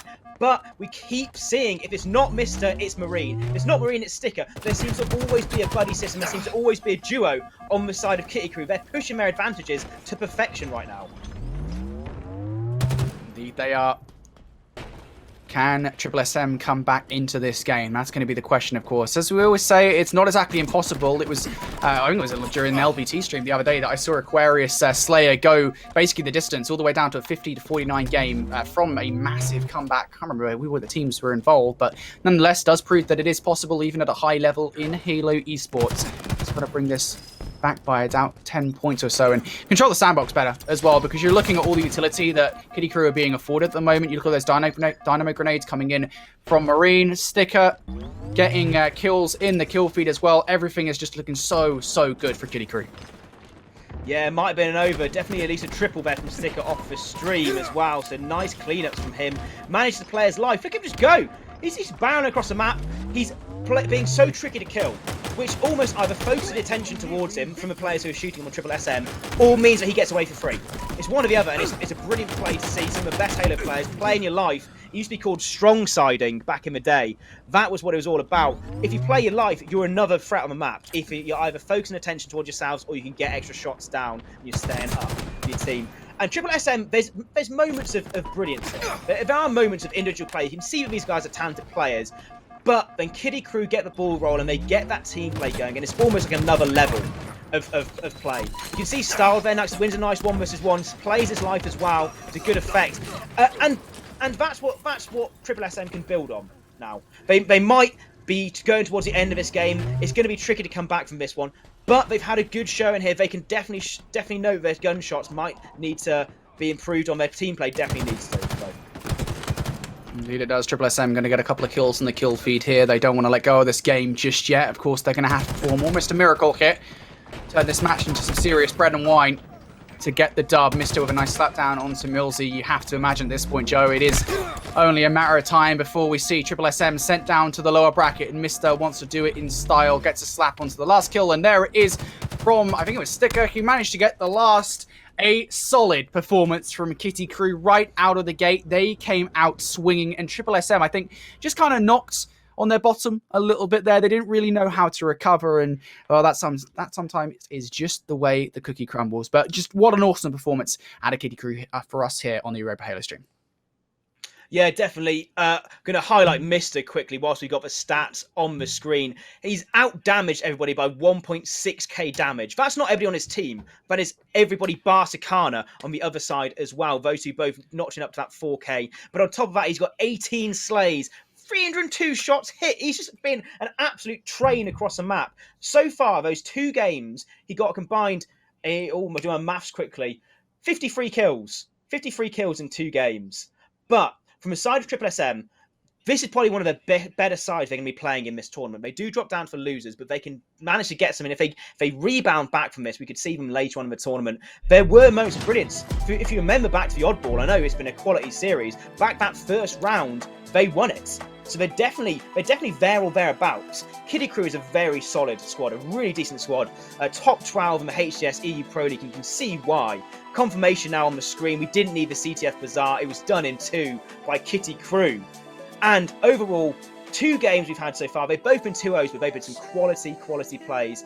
For those Call of Duty guys, Brody, what can you sort of say? Did you see moments of brilliance? Yeah. Can you see things that they can improve on? Yeah, absolutely right. You've already talked about that first round on Oddball. They definitely show moments where they're like, right, we understand how Halo Infinite works. We're understanding the way we need to play these games, the way we need to play the objective at times. You know, I think the one thing I would say at the moment is, you know, it is very hard in Halo Infinite when you're down in any given situation to pull together a comeback, especially on a map such as Aquarius Slayer. You know, it's just so hard to do, to try and put unfortunate situations in your favor. That is maybe what they want to work on here coming out of today. You know, don't be too disheartened, because again, as we said, they did show flashes of brilliance. We do look at that Oddball Slayer too. They were able to hold the ball. They were able to hold map control for the longest time, and that is what those guys were very good at. It's just when you have your backs up against the wall, you know, it's having the resolve to come back from those situations. But they've got a lower bracket. They're not out of this yet, Joe. You know, of course, their journey is still not over. The more Halo they play, surely the more better they get as well. They are new to the game. These other players have got years and years, hundreds and hundreds of hours experience on them as well. So they've done well to come across and transition so far. But our man of the match, our player of the game, however you want to say it, was Mr. And he is also one of the players who's on HaloLessons.com. Our sponsor for today's stream. We talked about it before the start of the series as well. He dropped I think my math was right, was 53 kills overall in 2 maps. And you can get tips. Those people watching right now, you can get tips from Mr. himself. He's doing it on the streams. He can help you improve your gameplay as well. He might even give you the secrets to how he's getting 35 kills and an oddball on streets. We don't know, but I assume he would do. At least get the better map positions, all of this stuff. Overall, I definitely think that Kiddie Krew were the better team. But as you touched upon with SSSM, they've got that other opportunity. They're definitely not out of the woods yet. And after break, we're linking up with some more round 5 action. See you all then.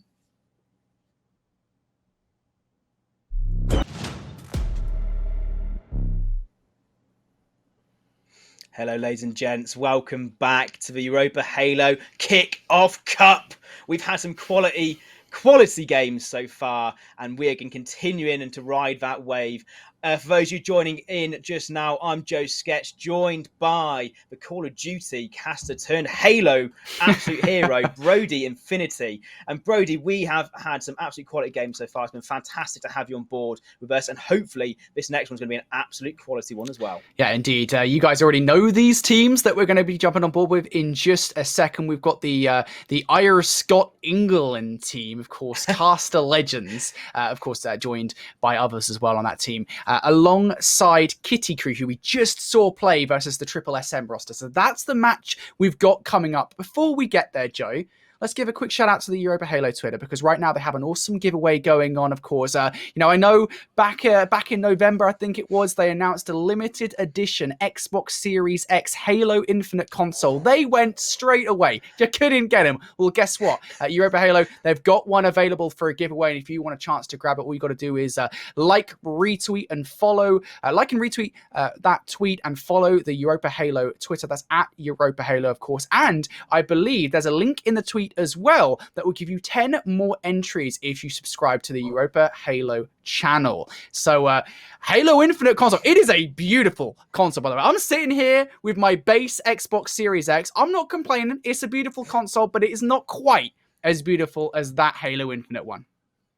Yeah, I mean, have you seen those slick designs as well? If you think Xbox as well, you think Halo. I think back to those old school gamers, the Halo Reach, Xbox 360 custom console, and how sick they were. They had a recharge, the shield recharging thing for when you press the disc in. That's how influential it was. So cool. And this Halo Infinite Series X as well is just... It's just another level, isn't really? I mean, a Series X giveaway is something, but a Series X Halo Infinite giveaway for a Halo stream, everybody watching this loves a bit of Halo. I can guarantee that. So subscribe to the Europa Halo channel for those extra 10 different slots in that raffle towards getting that Halo Series X. I was saying I wish I could get involved. Well, we still could. X. Technically speaking, there's no rule. Yeah. We haven't signed a contract that says we can't do it. All right. Yeah, interesting, Matt Brody. We could do it. We could do. Let's have a look, though, just whilst we're still reminiscing about that Series X, and I think I'll be thinking about it all stream. If just get involved with that one, that is something you don't want to give up a chance to get. Let's have a look at the bracket here. Because, as you said, we've touched upon, we've got Ing, Aya, Scott, and I don't know if you did it on purpose or not, but I'm pretty sure you had a little bit of an accent for each of those different ones. Did I? That is not what I intended to do, but you know what? I'll take it. I'm a natural at accents, apparently. And then also you've got Kiddie Krew as well on that side of bracket. We casted both these two teams early on. IreScotEng. I do apologise. Clearly want to get that one name wrong. We've got to change it to Team UK from going forwards. They are the caster team. Jersey 1, Gaskin as Freebird on that side. We've seen some snipes from their side of the view already in round 3. They managed to get past Sus. And Sus are a top 16 EU HCS Pro Series team. Sunrise is a name you might remember from back in the day. He's joined with some new French players who managed to get through to that champ bracket in the EU HCS. And somehow they beat them. Now, we saw them early on. But this is a different competition. We've got against Kitty Krew here, Brody. Talk me a bit about this squad. Yeah, I mean, here's the thing, just before we get into that real quick as well, a little trivia tidbit here, of course, if you cast your mind back to that Pro Series that just happened not that long ago, Sus did actually get beaten out by Kitty Krew in that tournament. So we've narrowly avoided a rematch here. But this Kitty Krew roster, of course, for those of you who did get to see them during the Pro Series, you might remember they had a bit of a different roster. Defectify, of course, was playing in place of Sticker. Sticker now returning to this Kitty Krew roster, and we just saw them take on SSSM. They looked incredible, not just in the oddball, but in the Slayer as well. I would say a different class overall with what we saw. Of course, now they face the challenge of IreScotEng. I just realized I do have an accent when I do that. Not intentionally so, but yeah. There you go. Look, I'll take it. Regardless, I think that's going to be an interesting match, but let's look at our top side of the bracket here now. 1, 2, 3, 4 is apparently the team to be looking at. Of course, they're going to be going head to head with Frequent Flyers, which is actually another team that I would say would be important to look at. They got top 12 at Pro Series number 1. Of course, relatively different roster. Of course, Freakle and Ninja were playing with Kronos and Creepeasy at the time, but nonetheless, that is going to be an interesting matchup. On the other side, I do want to point this out very quickly, Joe, and maybe we can expand on the 4 rosters we're seeing here in just a second. Team Twisted, all the way through here to this round of play. That is a group of ex-professional and top amateur Call of Duty players, Disarray, Nolson, Detain, and PT. I wouldn't actually be surprised, given how much they've been improving recently. Of course, I think they even won a European tournament the other day. I wouldn't be surprised if they're able to make it further into this bracket, maybe even further than you and I were thinking. Yeah, I mean, we talked about Call of Duty players before in this last matchup we had. We had Sam Boldy, and we had I can't remember, but Style. Yes, that's the 2 we had earlier on. But these players, Disarray, PT, Nolson, these are another caliber. I said these are some of the former professional players. PT has been a professional player for multiple years. He's been in the Pro League before, or if not close. I remember even Team War. But let's go towards the Halo side of things. You mentioned 1, 2, 3, 4. I'm going to give you a bit of fact about this squad. Kamikaze, he was known for as a fast player in Halo 5. He was new to the game in Halo 5. He excelled up the ranks in that game. Same with his teammate Luckless. But I'm looking at 2 players in that squad specifically. I'm looking at Baxter and Blackjack. Baxter and Blackjack have been in Halo for as long as some people have been born who are watching this stream, most likely. Baxter used to play on Power Gaming with the Bucks and MVP back in like Halo 3, back in that sort of day. Maybe even, I at least remember him in H2A as well. Blackjack was one of these top EU players back in H2A. He might have even won some of these multiplayer insomnias we had. These guys know how to play the game, and Halo Infinite suits their style a lot more as well. So I know we've gone to a bracket that is in our top side of bracket. We will most likely see a Team Twisted 1, 2, 3, 4 battle off for the winner to play the right to the winner of this series here. Let's get back on track with the IreScot team. And we've got Kitty Krew. We mentioned Mr. before. We saw it on the stream. He's one of these pro players. Again, our sponsor, Halo Lessons. Online right now, you can get competitive coaching, assists, help with any of your work towards getting a better player, becoming one of the players on this stream, which we talk about potentially as well. You could be the next up-and-coming player in Halo Infinite. Just for €20 an hour, you can get the likes of Mr. and 13 other EU pros to help and coach you and help better your play. That's halolessons.com. That's Mr. for Kitty Krew. And then you look on the side of IreScotEng, however you want to say it. And I'm looking at Az. We saw how good of a sniper he was. You even called it. You even said you wanted to see some snipes. And he hasn't disappointed, has he, Brody? No, he didn't. As a matter of fact, the opposite of disappointment. He excited me in that game. He got me hyped up. I was extremely happy with what I was seeing on live fire. And, that's why I said I wanted to see the snipes. He brought the snipes to us. Now, I don't know if he's going to have that same fortune versus this Kitty Krew roster. I don't think they're going to be giving him any free licks anytime soon. But, this is going to be the interesting situation we find ourselves in, right? You do have these power players in Az, in Mr. going head to head here. Power players such as Sherzy 1, would you believe it, in this game. Honestly, I am kind of excited because I just don't know what's going to happen. I mean, we've already seen this IreScotEng roster taking out the Sus team. They're clearly capable of taking out top names. They could do this. It's not out of the realms of possibility. Oh, I don't know about that. Krew beats us as well. So I guess from that point of view, that if we're looking too much into that, this team Krew is going to be a step above no matter what. Aquarius CTF, I hearken this back to almost like an Onslaught CTF from Halo 3. Back in the day, you've got that top mid, almost power position on the map. You don't only power weapons, you've got the power-ups of the camo, but that top mid is almost controlling the side of the game. We talked about it off stream. You can almost have a flag run, probably down bottom yard, and then push towards one of the side bases, most likely towards this utility side of the map to get back towards your own flag as well. This is all going to be pretty much on control of the map and gun skill. And I know for a fact that Krew have got some solid gun skill, but this IreScotEng squad has came out of nowhere effectively. Call them pro casters. They could be pro players at this point. Quit your job as a caster, get back on the sticks and start playing against Jersey One and Gaskin, because they've been performing so far at the start of this one. Indeed they have. Gonna see what these two teams are able to do. Outcast taking some shots across the way, and unfortunately not going to keep an eye behind him as Gaskin's got behind enemy lines and also already causing some problems. And look at this, right out the gate for IreScotEng. Gaskin is sprinting across the map with his flag. Yeah, he started off well. The Heatwave now transitions over to Mister's side, and it should be a clean reset. He's got the camo, he's got the Heatwave. That is the Predator combo almost on this map. And he's getting clean shots. We saw him hit about 302 shots last time we saw this game. That accuracy is on the board with his team, and now hits his turn with his teammate Marine to pull the flag. And this one has got all the way clean through top middle, all the way through utility, back to base. It should be uncontested. 1-0 to Krew. And it was a brilliant reaction. Gaskin got across the map. They managed to pull the flag. Team UK did at least. But then the Slays went in favour of Krew. They got back their positions. They managed to capitalise on those Slayers down. And they've managed to rally another flag as well. So far, the P side of the street seems to be where Team UK has been locked in. And they need to make a breakaway towards this utility. Yeah, it is very easy for you to lose control on a map such as Aquarius. Again, you know, you and I were talking about it in the break. You know, this kind of run. This is the exact run that we were kind of mentioning. You know, you make your way through utility, through that download area of the map, and you get the flag pretty much uncontested through.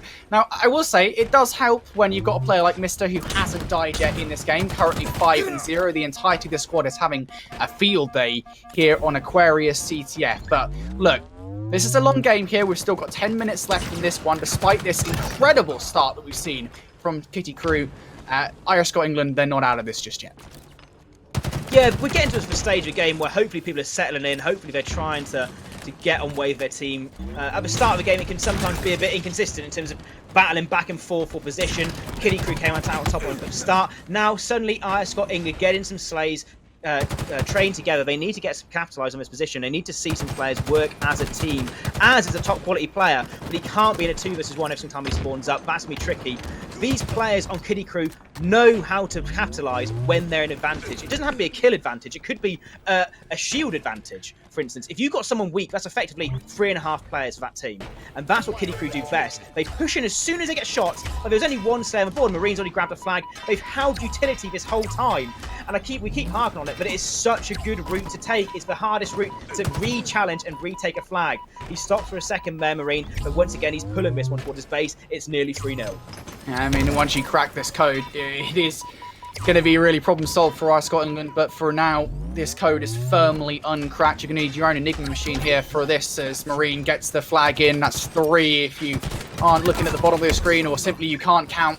It's just an incredible start overall for Krew. And IreScotEng, I mean, they look a little bit just phased here. That's the best way to describe it. Completely frazzled at what's going on. They don't really look like the same well put together roster we saw in that first match of the day. And it isn't really a surprise, to be honest, if only because of the fact that this is an entirely different ball game. You know, yes, they beat Sus, and that is kind of why we were considering this a possibility going into this matchup. But Krew, a different beast, man. Just look at this. Once again, it's the same route they're trying to take it through utility and get flag number 4 in.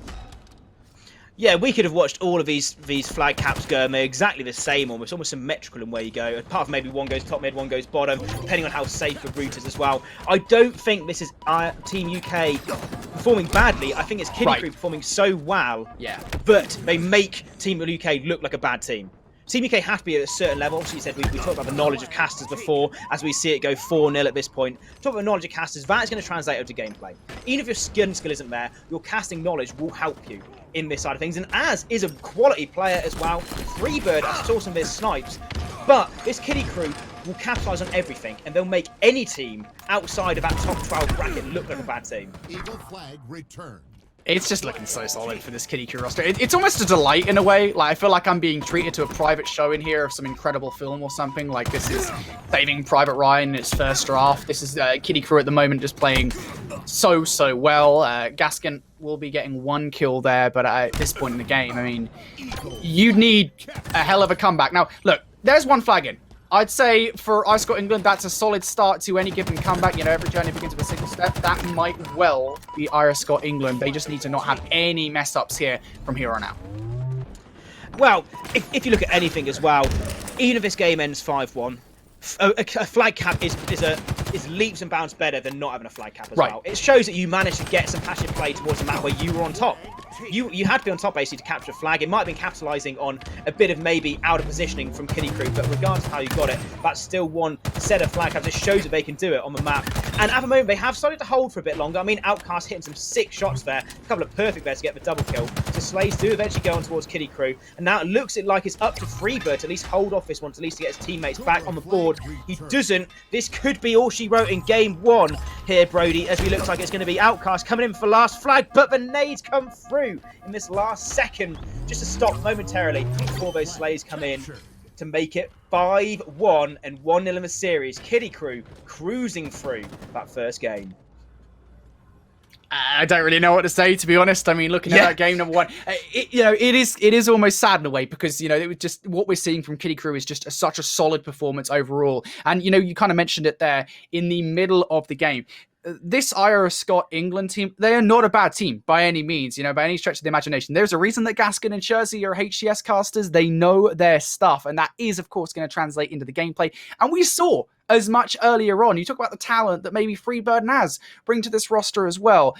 They are just so good. We saw it earlier on in that match, specifically on that live fire Slayer. It is just a different ballgame entirely against this Krew, this Kiddie Krew team. Look at the stats here. Mr. 13-5, Sticker 12-8. I mean, these guys just had such a solid game overall. It's just not surprising. Sticker gets 61% accuracy as well. How about that one for a nice accuracy rating, Joe? Just to add to it as well, I think across the board, that just shows how clean shooting, how confident in your shots you are. If you're getting 61% accuracy, you're doing something right. But have you ever been in those games where you spawn up and immediately feel like you're under pressure? Never have a second to think almost in a game. That's what Kiddie Krew has just done in that first series. If you're on the side of IreScotEng, you don't have a moment to think. You don't have a moment almost to strategize what you want to do. You're reacting straight away to the pressure which has been put on Kiddie Krew. We jump on board now with Slayer Streets. This is our second game in the series. And I guess the question really is in this one, is there any way to stop this Kiddie Krew roster in IreScotEng? Yeah, there is. Slay is literally all the advice I can offer, and I'm sure that Jersey and Gaskin will be like, well, that's not very helpful, is it, to be honest? I mean, there's not really... Look, here's the thing. I know that we said this was a different ballpark, but we already know they have the talent to take a roster down like Sus, so surely, logically, the next step is to be able to take down a roster such as Kiddie Krew. They've just got to try and tighten up a little bit, and it's not like we haven't seen them already play Slayer really well as a team. Fundamentally speaking, what we saw, casting your minds back to the earlier round we saw at the very beginning of today's broadcast, is that this roster, they can play really well as a team. They can play around the power weapons and play around the sandbox really, really well. And again, you have to imagine part of that is down to the fact that these guys cast in the game pretty much every single day, day in and day out, studying the game day in, day out, that they know how to play the power weapons and how to play the sandbox in their favor. Now, specifically looking at what our next map is, if I just have a look at what the map set we got, I think it's Street Slayer. Looking at that, thinking about what we've got here, Spanker control, as always, the way forward, trying to get control of the shotgun as well. If you can get that in your favor, which they will know how to do, then hey, maybe this is a map victory for them, Joe. It's all good knowing how to get that in your favour. but then performing and getting to a point where that actually all comes together in the game is another factor. You look at the Bulldog, you look at the Spanker, the T2 combo in a way. If you grab both of those two on the map, that's a power weapon in control of one team. I mean, I can add to what you said about Slay, specifically Slay Mister.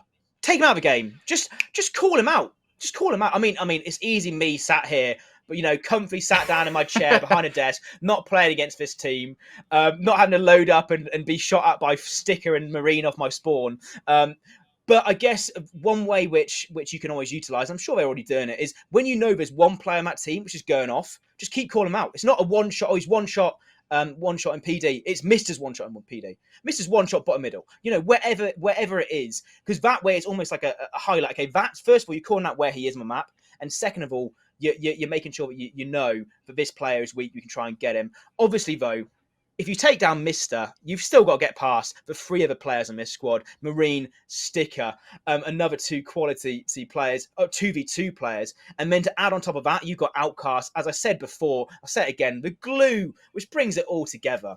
Really, so far we have seen closer games in the objectives towards maybe you say the weaker team or the less practiced team. The Slayers seem to be an out-and-out onslaught so far. What I think, realistically, for IreScotEng England is they're living the dream at the moment. They've been casted twice on the stream.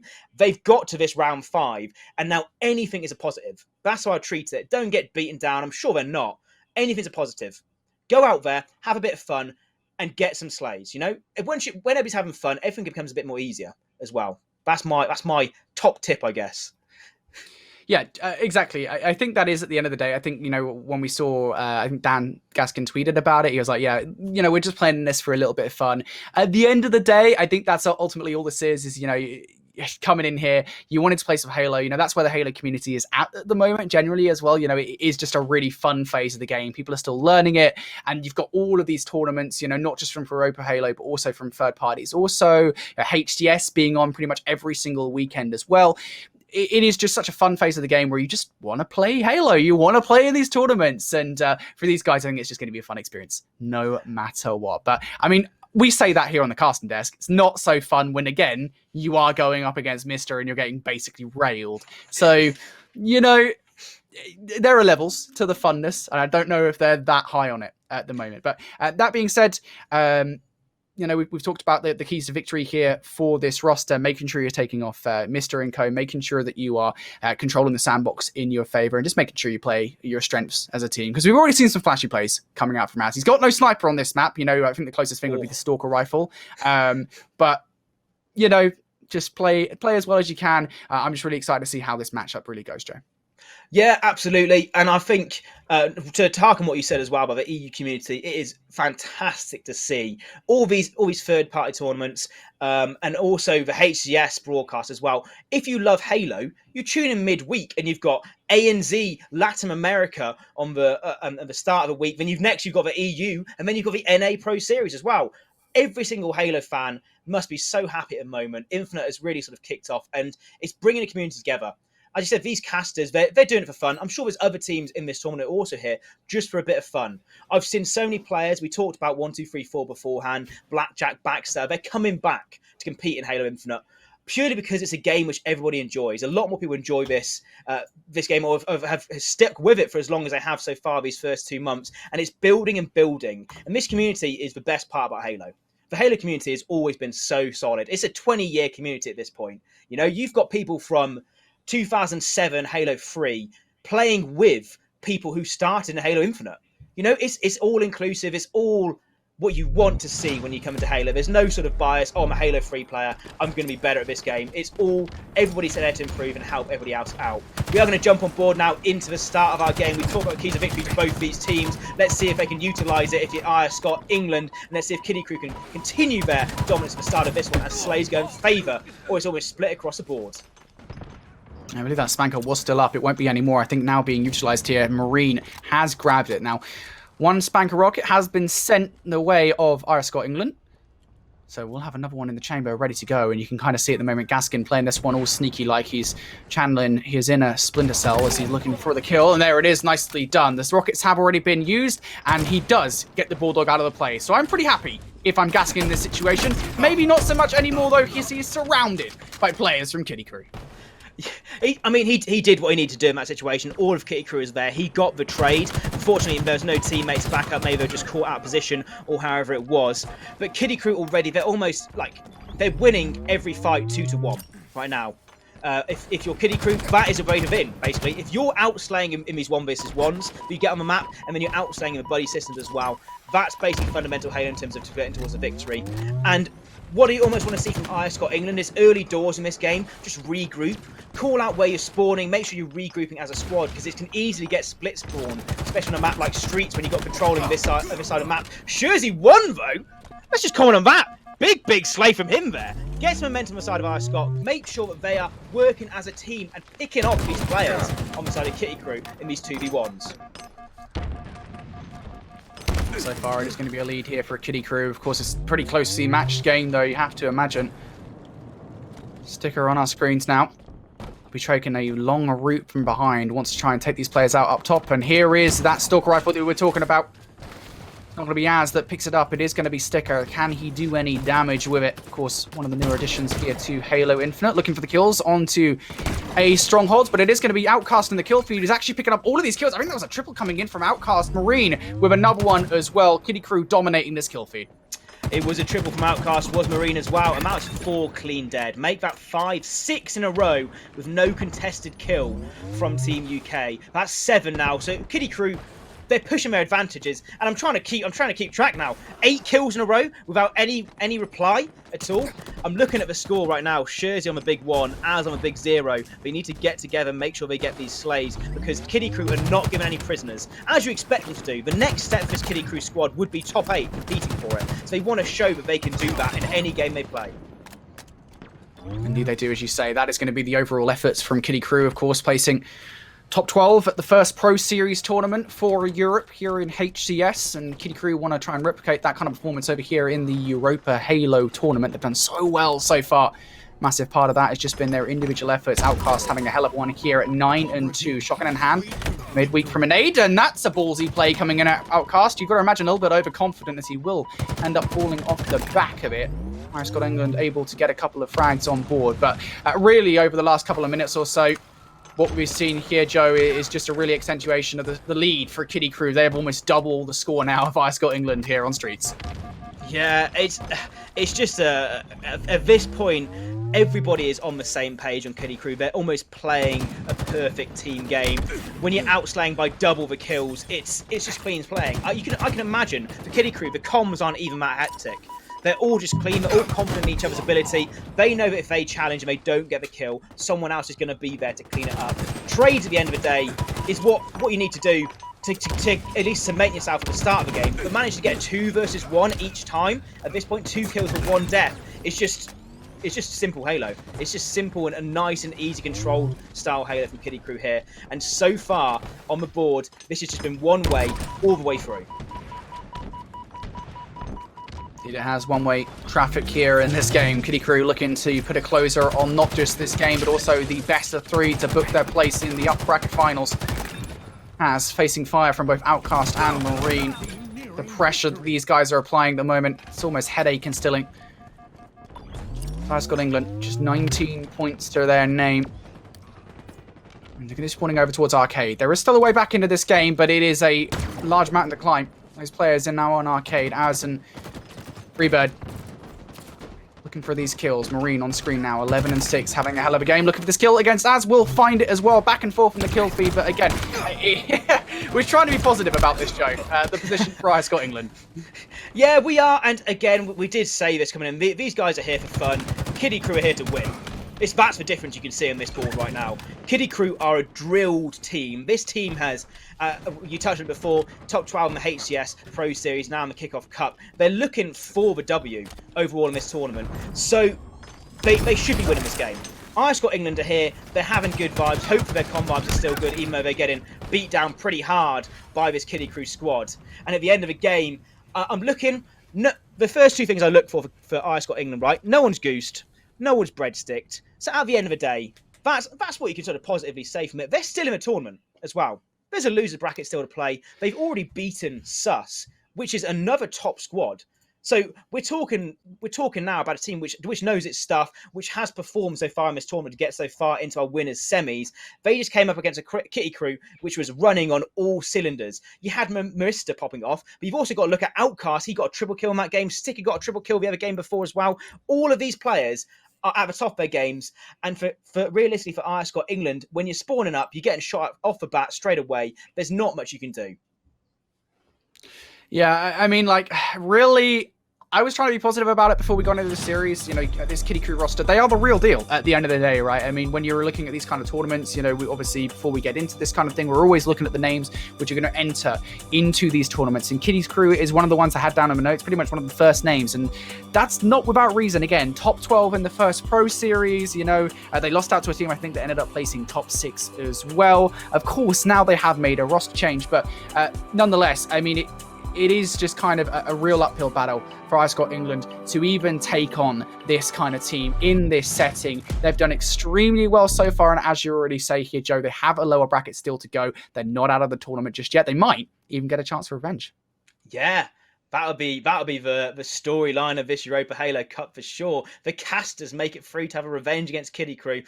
Yeah, just on what you said, Kitty Krew, they lost out to HMCA, which is a professional team, basically, or former pros. Now, they did place top 6. Ramirez, Lunny, on those squads. Those old Halo players will know these names throughout the system. Flux and Riots as well. These guys have been competing for a very, very long time. But jumping on board back with this series, it was all Kitty Krew, and that's what they needed to do. They're looking towards the next game, is what they wanted to do. They wanted to try and get this one done as quick as possible, not to overestimate or underestimate the team they play against. Obviously, getting through to round 5, the winners semis, is a quality thing, especially for guys who just formed a team together and are doing this for fun as well. So that's really good props to them. But they are looking forward towards this winners finals. If we can have a look at the bracket in just a moment's time, just to see how other things are playing across the bat, to see who this Kitty Krew is playing up against as well. Maybe even look at the losers bracket to see where that run is, if we can all check that out. But from what we've seen so far, realistically, we picked out Mister, but I could pick out any one of these 4 players and say so many positive things about them on this Kitty Krew roster.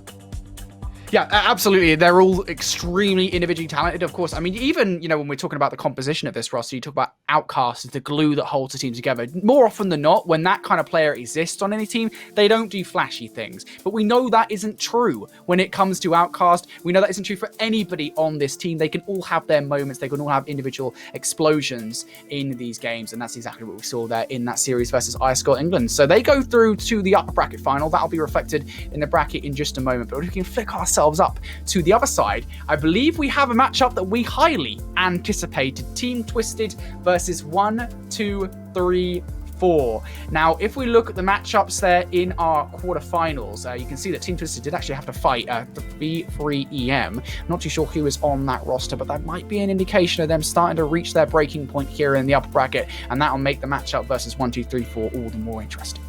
Yeah, absolutely. And we highlighted it right at the start of this, just before this series kicked off, that this is your Call of Duty trends in a way. If you think of a storyline, that's what you're looking for. Both these teams are going to be amped up for it as well. On the side of V3EM as well, Team Twisted managed to get that one done in a 2 versus 1. I believe Team Twisted were the lowest seed. That team there has Strafey, Oni, Dark Boss, Halo, and Faculty. These are some players which you might have seen in Halo tournaments beforehand. They're not necessarily the strongest of players, but they definitely can hold their own. So this is a team which had Halo knowledge. They do take a map of Team Twisted, but at the end of the day, Team Twisted make it through, and they play up against 1, 2, 3, 4. For those of you who don't know what these two teams are, what they consist of, I'll take you through 1, 2, 3, 4 now. Kamikaze and Luckless, 2 high-flying, new style, quick-playing players from Halo 5 on this 1, 2, 3, 4 squad. They're paired up with the veterans Blackjack and Baxter. Those who back in the Halo 3, Halo 2 anniversary days will know these names. But what about Team Twisted, Brody?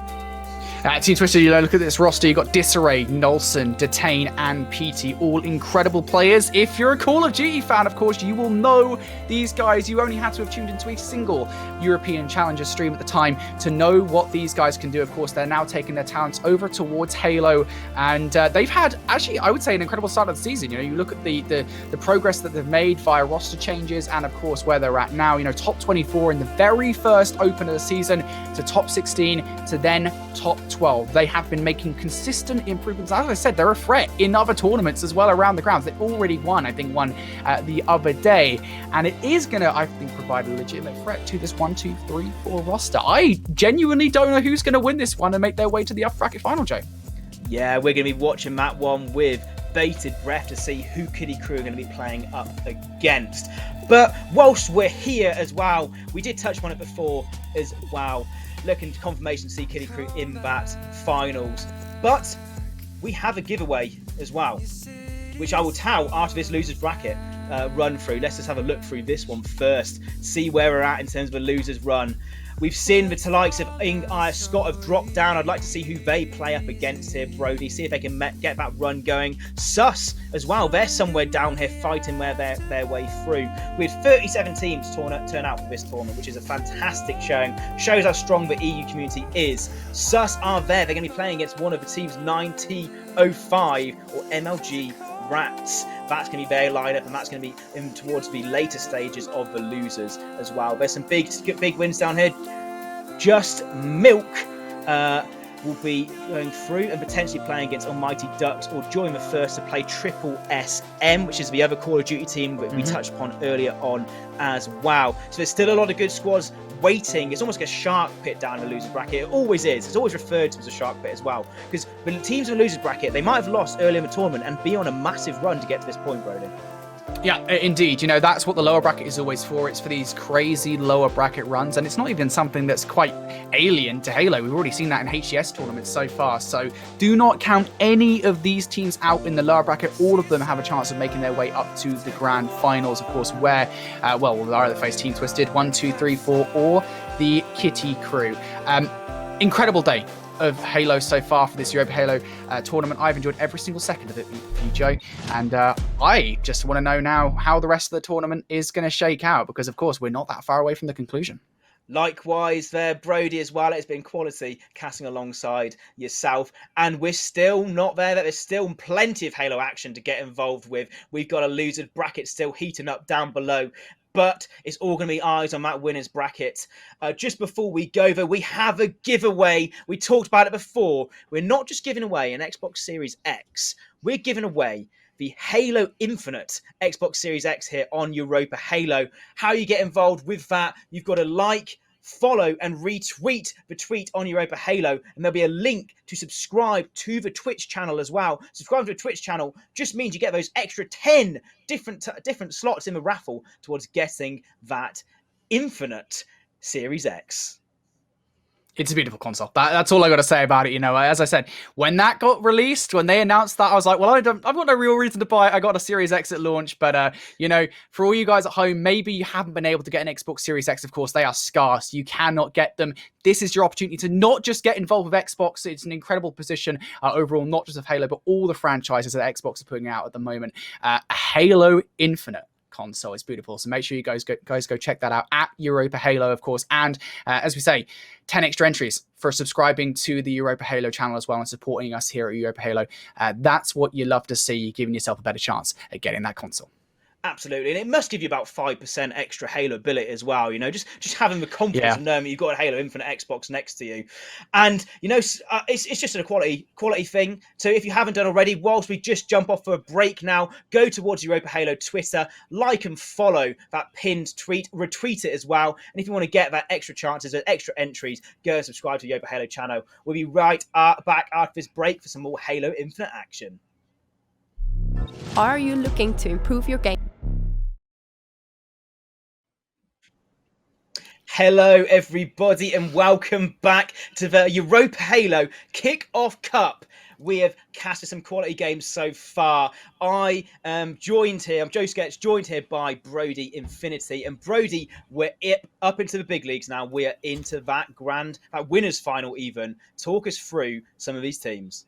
Yeah, we've got two incredible teams here, and maybe not the teams that you would expect coming into this bracket. It is an incredible upper bracket final, I've got to say. These teams have already guaranteed top 3. Now they're looking to guarantee top 2 and a place in the grand final in our double elimination bracket. So, as you say, let's talk about the teams we have here at play. Now, first of all, we'll talk about Krew.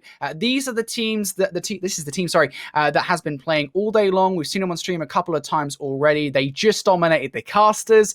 They looked pretty good in the match prior to that as well.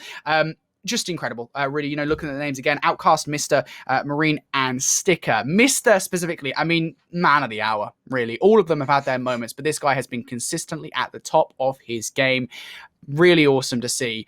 And now, Joe, we talk about the next team they're facing, not 1, 2, 3, 4. A bit of an upset, you might say, in that semi-final. Team Twisted, Call of Duty players moving over to the Halo, and that's the roster of Disarray, Nolson, Detain, and PT. Joe, best of 5 here as well. I cannot wait for this. Yeah, those aren't just any Call of Duty players as well, are they, Right. Brody? You'll know more than me. These guys are some ex-pros, some top-tier competition that these guys competed in. They've been in the Call of Duty Pro Leagues before, back in the old CWL days. You've even got some of these players being on the best EU team at a certain stage. If you go back to the start of the CDL, when you have the CDC, the Challengers, you had the Singularity squad, which has Detain on it. He's moved across to Halo, and we've seen it both ways. We see the likes of Shotzi, amazing Halo 5 player, make it across to Call of Duty and win a world championship. You see the likes of Neptune now on another top tier squad. Even Formal, back in the day, he was a quality Halo 4 talent. There's been multiple players throughout this time who have made the switch across to Call of Duty. So far, we've had one in previous Halos, which was Hugh, because he was too young to compete. He comes across a Halo, he dominates. Now we've got the next few players coming through, the next sort of tenure of Call of Duty players making their way across to Halo. And I want you to tell me a bit more about this Team Twisted squad, because you're hyped behind this, so am I, to see this sort of the storylines, Call of Duty caster and Halo caster coming together to cast a Call of Duty team and a Halo team. So talk me through this Team Twisted squad. How this happened, I have no idea, Joe. This is incredible, isn't it? The storylines is exactly what we wanted to see coming into today. Just talk a little bit more about this Team Twisted roster. You've already mentioned some of the accolades that they've attached themselves to over the years. If you followed any shred of European Call of Duty, you will have heard of these names. Of course, Nolson, back in the old days, Team Infused, Team Sween, just some of the names that these guys have been on. But it doesn't really mean that much to Halo players. All you need to know is that these guys were at the top of their game at various points in European Call of Duty, and they absolutely have the potential and the talent to do it again here as we jump into map number 1 of what is going to be a best of 5, folks, the first of the day, and we're kicking things off with the Stronghold on Recharge. Yeah, and we've talked about what the Team Twisted squad, but let's just jump on with the Krew now. We've watched them so far on the stream, and if you are a Halo fan, you know these players' names as well. Outcast, he's been there. He is almost a team player on every single squad he makes his way onto. He's joined with Sticker, Marine, and Mr. They're coming against this Team Twisted squad. I'm really excited to see how both these teams play. They're offering such different game styles and different abilities, strategies, and setups to this side of things, but we're going to be on board now on the Strongholds game here on Recharge, on board with D10s. They captured that Seaside. Oh, they let Seaside go on side of Krew. So far, what I've seen from Team Twisted, they've done well. They put the pressure when they had it on. T-Dame with the sword is holding down this A side of map whilst his teammates are controlling B. Yeah, here's the big question, I think, coming into this one. Well, we got an opportunity here to look at Team Twisted in control of this AB setup. Really, this has been the question we're asking of players from other esports, whether it be Call of Duty or Gears of War. How quickly can they adapt to the very different set of game modes we have at play here in Halo Infinite? And Strongholds is very different to the regular domination that you might expect in Call of Duty esports. And so far in this game, the answer... very well. Team Twisted, they are looking extremely well put together. Krew are currently down 33-0, that isn't the strongest of leads to kick this game off. But looking over towards Sticker, Energy Sword in hand, so that's 21% of that bad boy left to go, and now looking to use it to capture this A zone. Yeah, Kiddie Krew are on that cusp of being a really, really good squad here in Halo Infinite as well. This is going to be their first proper test, their first real competition in this cup so far. And this is where you really make the men from the boys. Can Kiddie Krew excel to that next step up? Because you know how good Team Twisted are. You can see that they've held this setup so far. So far, it's been a complete A and B domination from the side of Team Twisted. Kiddie Krew trapped towards that C side of the map. It's so hard to push away. And whenever they spawn up, they've already got those different angles being looked at from Team Twisted. They're holding this one absolutely perfectly. Indeed they are. They haven't given Kiddie Krew a single point yet. There was a shaky moment there not that long ago where they did lose control of A momentarily, but Detain able to slap it right back in Team Twisted's favour. And so far, this has been a pretty uncompetitive affair, hasn't it? I mean, in the first couple of minutes of this game, 81-0, map control perfectly in favour of Team Twisted, and they're even going for the trip cap here. Now, this can be inadvisable at times. You know, sometimes you'll lose control of the spawns if you go for that, but not going to even get that trip cap through. They're just continuing to apply the pressure. Now, Detain does lose control of that power position up top, but right again, it's PD picking up the slack. Honestly, this is perfect from Team Twisted. There is no criticism to be had here whatsoever, Joe. Yeah, I mean, you could argue that maybe it was an overextension towards C, but I think, if anything, it was just distracting. It was making the Kiddie Krew players either misjudge, either go put back towards their defence in C, but also stop their push towards A and sort of still have that C setup. We do have the smallest bit of control, a sliver of control there from Kiddie Krew for a second, but it's been retaken almost immediately to the side of Team Twisted. But again, across the map, we're watching Mister, but his teammates are putting in work. They've managed to recap A, and that one seems to be going back and forth. But right now, we've got such a lead for Team Twisted. It's going to be so tricky for Kiddie Krew to get back into this one. Indeed it will. Well, they do have an opportunity here. They finally got their first few points on the board, and now they have control of the BC setup, so they can effectively continue to spawn trap Team Twisted into Elevator, into that blue area of the map. Now, PD here wants to try and play his life, of course, because that sword will be up very, very soon. And of course, if you get control of that, well, you've got control of this AB setup and control of, well, control. And this is beautiful positioning overall from PD. You talk about having control of this control area. And, well, he's got that in spades. Nice perfect as well against Sticker here. This is beautifully played overall from PD. He will die before he makes it towards that camo. And now, actually, we talk about the utility here at play, Joe. Kiddie Krew, they, I believe, did manage to get control of the sword, and they might even get the camo.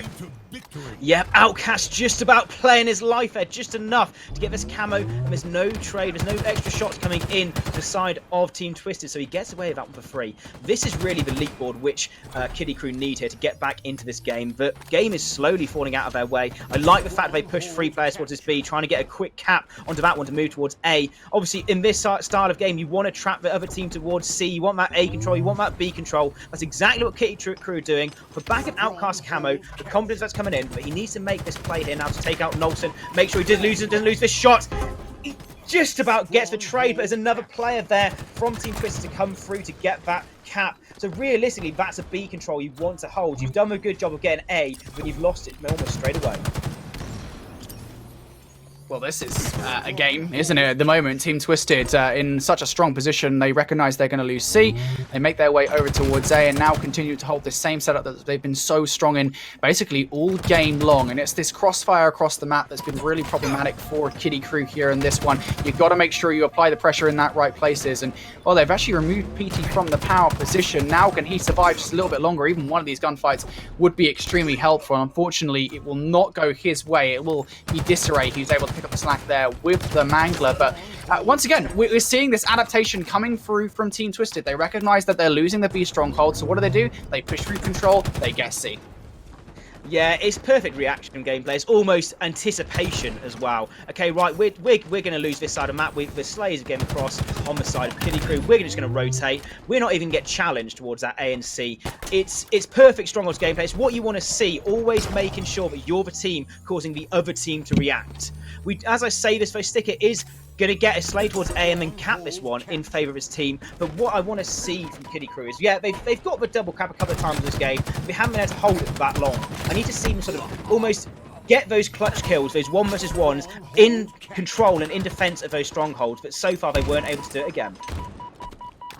Once again, CB set up in control for Team Twisted. They never quite seem behind here in this game as they break that 200-point barrier, just 50 more, and they take a dub here in game number 1 of our upper bracket final. Remember, folks, this is a best of 5 here. So things looking pretty spicy. A good opportunity here for Krew, even if they do lose this game, number 1, to get back into the series. Sticker, though, has a great set of utility with the shock rifle and the mangler. Unfortunately, not able to use either effectively. And now it is going to be Detain with the shock rifle in hand. And this crossfire across to long haul, where those players will be filtering through, mind you, is horrendous! Detain! Oh, goodness! He can do it in Call of Duty. He can do it in Halo. Just give him the shock rifle. He's okay. Oh, what a snapshot there from Detain. Yeah, he has made his mark in this Halo series by far, and also made his mark on this stream as well. Europa Halo, looking at that Detain player for future tournaments coming up as well. What a quality talent he is in Call of Duty, making his way across to Halo. And his team, what I've noticed so far, Brody, in this game, they just played at an extra level of pace. They're constantly reactive. You can imagine the comms in this team, if we could listen into them, would be pure, like, clean comms across the board. Detain snapping on players, which he knows are there because his team has called them out. They're playing so quickly, which almost traps Krew. And that is a statement. That's a statement on the side of Team Twisted. The Call of Duty boys in the winners' final walk all over, pretty much, that Krew squad. I don't know what to say. I know I've said that once today, but I genuinely am bewildered. And I don't mean that in any negative or bad way towards this Twisted roster. They have blown my mind. And I know this is only game number 1, right? We've still got 4 more potential games here to talk about in the best of 5. But, you know, look at the stats here. Just what a performance. Look at Detain. 17 and 7. Yes, he only got 2 assists. Look at the assists that the team plays coming in there from Disarray and co. And yeah, look at this. Detain overall, a 10.7 KDA, 1 minute 30, occupying those strongholds. It is incredible stat lines we're seeing. And again, just to really drive this one home again, I know this is only map number 1 of our best of 5. There is still a massive chance here that we're going to see a swing back in from this Krew roster who are not going to give up easily. But Team Twisted have been playing competitive Halo at this level for what? Since when has Halo Infinite been out? About 6 weeks now? That's 6 weeks, Joe. They look so good. Yeah, that's a massive stat to sort of pull up for those of you who just tuned in and didn't hear us talk about this before the start of the game as well. This Team Twisted squad, and we can see it confirmation here on our screens, they go 1-0 up in such a fashion for a team which has only been playing competitive Halo and in those 5 weeks as well. It's like, you think that the team they're up against have been playing competitive Halo for years. But the one thing I want to mention before is Team Twisted, they've been playing at such a high level in Call of Duty. Those transferable skills towards Halo are clearly showing. Because no matter what game you play, your comms are going to be pretty much the same. And I can imagine the intelligence, the awareness of your team on this map is something which will translate across from Call of Duty to Halo to any sort of FPS you play. And that is clearly shown at the start of this series. Yeah, indeed it is, you know, and we've discussed that so much. You know, you talk about some of the best FPS players of all time, and they come from Call of Duty or they come from Halo, or, you know, and that isn't just unique to this sort of cross-contamination between Call of Duty and Halo, right? You do have players coming from Gears of War competing in Halo nowadays. You've got players, you know, obviously Snipedown was previously a Halo player, but you've got to think he also had the stint in Apex Legends, show what he could do there, and now obviously back in Halo, doing the exact same stuff. You know, you never quite lose your skill, regardless of what esport you're playing at the end of the day, especially if you're on controller like these players are. And, you know, despite the fact that they have been having their grievances with moving from a PlayStation controller to an Xbox controller, they don't seem like that's translating at all to the game mode. Now, you know, game number 2, we've got it coming up. We're going to Slayer on Aquarius, of course. For those of you unfamiliar with the way the best of 5 structure works here in Halo Infinite, of course, there are 4 gamers to play. Slayer is the one that we will see twice throughout the series, and this is its first appearance. Now, we saw Aquarius Slayer earlier on, and maybe, Joe, just talk a little bit about what's available on the map here for the players to use in the sandbox. Yeah, I mean, we're clearly looking at there's not that much utility. You've got a Disruptor Nades on one side, you've got Heatwave bottom of the P side, but it's that camo. It's what you're looking for right now as you see Petey try and make his way towards it. We saw a really good start from Mister the last time we had this Aquarius Slayer on the board, where he grabbed camo straight away. So I don't know if that's happened on this map so far. I assume against a side like Team Twisted, it's going to be a different affair. But that's the key thing at the start of the map. Once that camo's off the map, you've got a lot more gun skill, a lot more positioning, and maybe that chance to get the Heatwave. Sticker has the camo though, so we found the player. He's been hiding on our screens, and that's what you need to do if you're Twitty Krew. They've been down bad after that first series. Get some slays your way. Make sure you're still playing as a team, but make sure you're capitalising on the power weapons for the team pushes. And what I see from Sticker right here is exactly that. Can he get a triple kill? Team comes in to help him out, but immediately a better start from Kitty Krew, and it's almost with the back of Sticker getting that camo. Yeah, I mean, one of the things we were talking about before we even got into the series, before we even got into the tournament, right, is we knew that there were going to be appearances of Call of Duty players. And one of the things we're talking about is Slayer, right? I mean, how are they going to adapt to a game mode like Slayer? Obviously not competitive at all, the equivalent of Call of Duty in that esport. For Halo, of course, Slayer, complete deep game mode. How are they going to really react to Halo players the way that they know inherently to play Slayer? And at the moment, I think we're really seeing that bore out, at least in the initial gunfights, the initial control of the sandbox here in Aquarius. This has pretty much been all Kitty Krew right out of the gate. They've got themselves a 6-kill advantage, and a big reason for that is this killing spree. Sticker, 5-0. What a start this man has had. Yeah, he's got that camo, and he is yet to die. After that's all been depleted, he's still on the map, still taking out heads on the opposing team. And once you have a player, we talked about it before, we're talking about it again, once you have a player who's going off like Sticker, it's so hard to kill.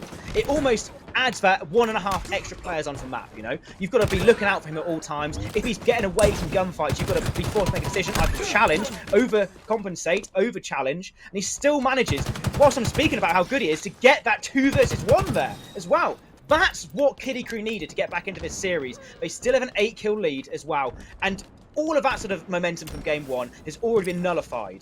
Team Twisted are almost now on the back foot. Yeah, you just need to take a step back here if you're a Team Twisted, I think, in this game. You know, try and play for trades as much as humanly possible. And it gets even worse again because we were talking about that control of the sandbox for Kitty Krew. Well, once again, we're seeing something very similar here. Sticker previously was the player with camo. Now it's going to be Mr. and a heat wave in hand as well. This is going to be tough to take down, and he's playing with Sticker. Again, it's just a culmination of what we're seeing from Kitty Krew, the way that they're playing at the moment. It's sublime. They're playing as a team. They're playing the sandbox so perfectly. They've got the heat wave in hand. They had the camo ready to go as well, looking for yet another kill is Mr. It's just not a surprise at this point.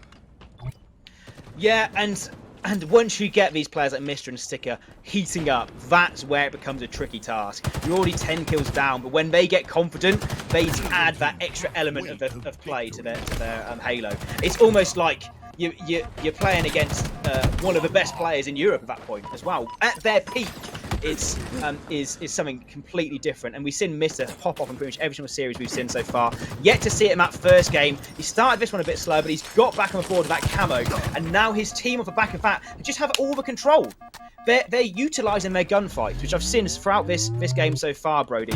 Every single time I see Kitty Krew in a gunfight, if they get an assist or someone else is there to help them out, this camo's coming in 20 seconds. That's the next thing to play for. And you've already got the map control on the side of Kitty Krew. If they can hold it, that's the question. Well, map control, utility control, sandbox control, it's all in control for Kitty Krew at the moment. Now, as we say, they're never quite out of this game, Team Twisted, until the end of it, especially after the control that we saw in Strongholds on Recharge, but it's individual efforts coming out from Kitty Krew that are just really oppressive against Team Twisted. And now we have Marine on our screens with the heat wave. Can he get more than one kill? A back shot to kill Disarray. Will get traded on through, though. Now it is going to be detained with the heat wave in hand. Has a couple of players in front of him, Marine and Outcast. Will look to play his life for the moment while the rest of his teammates come to deal with him. Here is Mr. backing away from that situation. Going to turn around to try and take down Nolson and PT. And Disarray actually able to pick up 2 here and a third as well. That triple is going to be the start, surely, of something special for Team Twisted. If not, it probably needs to be. Yeah, I mean, it's very good individual play, and that's what I think I've seen from this Team Twisted squad. They're very good individually, but the team play has been that extra step above the Kitty Krew. And we talked about it before, Slayer being almost, you know, a Halo staple compared to Call of Duty. It's taken quite a while for Team Twisted to get used to this game. They probably haven't played to this level yet in a Halo Infinite in terms of Slayer against a team in this tournament so far. So this is probably the first time, a bit of a wake-up call maybe for them. They might have been sitting happy after that last game. They have slowly tried to recuperate. It's not that much of a lead as it was. They've still got this mountain to climb, Brody. They do. Marine's going to pick up 2. Just 8 kills shy victory here for Kitty Krew, and they tie the series up after what was bombastic game number 1 from Team Twisted. Remember, that was 29 points is all they afforded Kitty Krew at the time. Now, I will say, you never quite want to keep Team Twisted out of your mind here in this game. We've seen comebacks on Aquarius Slayer before. It is, technically speaking, possible, but you do have to put in a hell of a shift to make it happen, especially when you're 10 points down and your opposing team has already crossed that 40-point mark. But Heatwave in hand for Nolson, looking for some more of these kills, and once again, it's a trade in the kill feed. Things just, again, not looking good. Team Twisted, they just need like a crazy run of kills here that gets unanswered. Yeah, absolutely, and I think so far Kiddie Krew are winning. They're trading out every single time that they don't win that initial first gunfight. Their team shot across the map has been really good so far in this game. It's nice to see them play at their confidence. We knew that going into this series, this would be a close series, or we expected it to be a close series. We didn't see that in game one. This time, it's almost flipped its head. Kiddie Krew is in control of this game. 47-39 to me really doesn't tell the amount of dominance which Kiddie Krew has had on this game. A lot of the kills in Team Twisted have been defensive kills. It's been in this last second part of the game where they slowly get some momentum their way from Team Twisted, and Nolson does pick up a nice little double kill. So we talked about it not being over yet. Might be a bit of optimism, but there's only 6 kills left. Another set of clean slays here from the side of Team Twisted, and they're right back into this game. I'm a pretty pessimistic person, I'll tell you that much, Joe, but I don't know if I'm going to count these guys out just yet. Just one more kill, though, for Kiddie Krew, and this will be all over. Team Twisted have done a good job to make this one close at the very least, but they're still playing this really erratically, and you can kind of see from Kiddie Krew, they've put the brakes on a little bit. They know that all they really need is somebody from Team Twisted to kind of fall into the trap, if you will, and get a little bit overzealous, and this might well be it. There it is. Nolson comes out, thinks that maybe he can pinch a kill outside utility with the heat wave. The answer, of course, is no there from Kiddie Krew, as they are able to tie this series up, Joe. Yeah, brilliant gameplay at the end. They only needed 1 kill, so they said, okay, right, we'll stick together. We're going to at least trade this one out. We're going to slow the game down. It takes real sort of like in-game knowledge to not get, frustrated and keep re-challenging to get that last kill. So really nice sort of play call there from the side of from Kiddie Krew to get that final kill on the board. But I guess the one thing we could say, at some point during that game, it was a 12-kill game. It was a 12-kill lead, as we're looking at the stats now on our screen. 12 kills in favour of Kiddie Krew. And Team Twisted bring it back. They stop the momentum. Now, going into this game 3, it's almost like a level playing field.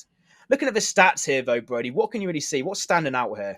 I would say that's a pretty even game overall. I mean, you talk about, statistically speaking, looking at the players there, Marine 16 and 11, Sticker 14 and 12, Mr. 12 and 11. Like, nobody is really pushing the envelope here at all. Nobody's had these crazy games that put them so far ahead of everybody else, right? They didn't dramatically outslay Team Twisted to the point where you could call it a stomping, much like game number 1 was. But really, I think for me there overall on Slayer and Aquarius, it's not necessarily what we expect to see. I think just, when you take into mind, again, how long these guys have been playing Halo, coming over from Call of Duty, there's a very different approach to Strongholds, maybe to what you see on Slayer, which is Strongholds, you already have a Call of Duty-like game mode that has been competitive in the past in Domination. For Slayer, Team Deathmatch has never been competitive in Call of Duty, and I think coming over to Halo, they are still getting used to that transition. They're still getting used to playing that game against the top teams, and that bore out. Ultimately, is the best way I can describe it before we move on to talking about CTF here. We always talk about control of the sandbox. We always talk about control of the power weapons here, making sure that you're using everything to your advantage. And I probably recounted about 2 or 3 times there where we saw a player on Team Twisted using, your utilities, using your heat wave and such. And most of the time that was because it got dropped to them from somebody on the Kiddie Krew roster. Every single time camo was up, it was Kiddie Krew who were picking it up. Every single time you saw, these, dynamite grenades coming out from Kiddie Krew, it was Kiddie Krew that were doing it. That is the difference maker for me there. And, I think that's just going to have to be put to the back of their mind as we move on to one of my favorite map mode combinations. It's CTF on Bazaar. I love this so much. Yeah, if you're talking about utility, we've gone from one side of the game, Aquarius, you got the camo, you've got the heat wave, but now we're going on to Bazaar, and you have almost the opposite effect. There's so many things to look for on this map. You've got rockets on the one side, you've got the grapple in the middle as well, and another thing to keep in mind as well. This is the first best of 5 all these teams are playing. This isn't going to be whoever wins this game isn't going to win the series, but it's going to be that foothold for it. But if you've seen one side, the gun skill, maybe the teamwork coming through from Kiddie Krew sort of bore out, as you said, in game 2. Now we might see the opposite. All the power weapons to play. Obviously, you even got the Bulldog as well. You've got so many things to play with, and that might even play into the hands of the Call of Duty players, the Team Twisted, because having control of those power weapons almost allows for a bit more of an individual playstyle. Yeah, absolutely. Now, one thing I will say is, as we go into CTF, we talked about the difference between Slayer and Strongholds maybe for Call of Duty players and such. Again, I don't want to describe them as Call of Duty players anymore. I don't think that's a fair description for them. You know, now, ultimately, they are Halo players. They've been inducted into the Halo scene, and they've made a hell of an impression on it. But, you know, coming over from Call of Duty Esports, CTF, it is native to these guys. They have played CTF competitively for years in various different Call of Duty titles, and that teamwork will now bore out, you have to imagine, in a game mode like CTF. So this should be a lot more of a competitive game than maybe we saw in the last one, or even game number 1. Yeah, absolutely, and I'm really looking towards the start of this game just to see the initial sort of setups that both these teams are trying to make. Who's going to be pushing towards the other side of the map, putting the pressure on starting off with, and it is going to be Kiddie Krew. They start off wow, but almost they've got to, sorry, not even Kiddie Krew, Team Twisted, they've got to go back on the defense. They lost those initial key gunfights, lose the power weapons, and now they're in a bit of a defensive mode, and a clear start from Team Twisted, playing a game, as you said, which is more native to them, and already they show that they already know their stuff. They've already got towards the other side of the map, and they are putting on the pressure. Yeah, they get this kill. This could be a run through, at least through the mid-map, to push that towards Overshield side. A couple of players have got through to their defensive base, so Mangler in hand here for PT. What can he do? Somebody, Sticker, going to be sat inside BR, and he needs to hold off these players just long enough so that the players of Spawn can come on through. Nicely placed nade there from Sticker, though. He's going to take out the Tane, and that will slow up this push. You'd have to imagine long enough for the return. Yeah, Sticker did all he could do there. Gets that nade, that crucial nade, and that almost makes it back to the return now. So a brilliant play from him to sort of stop that push, to make sure that his team don't go down early in this game. But now we've got to see Kiddie Krew sort of bounce off back, get some map control on this map. You're looking at Team Twisted, they're almost running this middle map side of the map. Kiddie Krew are pushed back into their base. They need to get some slays, they need to build up as a team together and make sure they're getting some pushes, not just playing defensively. Absolutely. So far, it is just Team Twisted at the moment that have managed to get a flag out the base of Kiddie Krew, not the other way around. The pressure has absolutely mounted. It hasn't quite overflown just yet. So you look on board with the Tane. Here comes that grapple hook. Maybe not the most effective use of it, but it will get him into the base for this pull. Now, can he get it away in time? Unfortunately, he's going to drop the flag and won't be able to pick it up, at least initially. But paving the way now are his teammates in the mid-map. Disarray able to pick up one, Knowlton another one as well. They do with Mr. and Outcast here. This is a flag capture. Yeah, absolutely. But Mr. gets some clean shots on towards the flag there right now as well. And I think Outcast playing that sort of side of the map, playing really sneaky, making sure that he didn't just get killed outright, allowed his team to get some momentum back, get that return, and that key kill from Mr. stopped another flag grab. The two clutch plays, one from Sticker earlier on, and now one from Mr. and Outcast, have basically kept this tied game so far. And what I've yet to see so far in this game is Kiddie Krew get any control really on this side of the map. It's the first time they pushed towards Team Twisted's base, first time they've got players on there, apart from when they were trying to defend and overextend towards a flag grab. So I'd like to see them try to utilise the side of the map they're in, try and get together. Because so far, whenever I see a Kiddie Krew player, they're by themselves, they're isolated. Yeah, you need to get better rocks control as well. Mister, that's a triple, and that will definitely open up the lane. He's going to get a hit marker onto PT. There should be another player coming in to finish off that kill, you have to imagine. And there it is in the kill feed. But that right there, bit of a slip up, you have to imagine, from Team Twisted. They give up rocks control to Mister. And I think if we've learned anything from today's Europa Halo tournament, Joe, it's that you don't want to give Mister any kind of advantage. Certainly not rockets. So Kiddie Krew now on the offensive, perhaps for the first time in this game. The question becomes, can they get a flag out of the base? You're going to have to get through to Tane and Disarray to do it. The Tane able to get that first kill as well. They're holding strong for now. Yeah, solid defense so far from Team Twisted. They've still got to deal with a couple of players, but they clean them out pretty cleanly. Last player left alive is Mister. If he's going to play this smartly, he's going to try to be as tricky a kill as possible. Because right now, he's stopping Tane from pushing up the map. He's done enough to kill a player and stop the Tane from pushing towards his overshield. That doesn't mean it's going to be a clean grab from Team Twisted. It allows Kiddie Krew's players to get towards it. And I think, if anything, they've grabbed that OS. Back off this OS, I hope to see Kiddie Krew make a push, get the team numbers, make sure they decide which side they want to push forwards, and get towards the other side of base. Yeah, that was really smart, actually, overall, from Team Twisted there.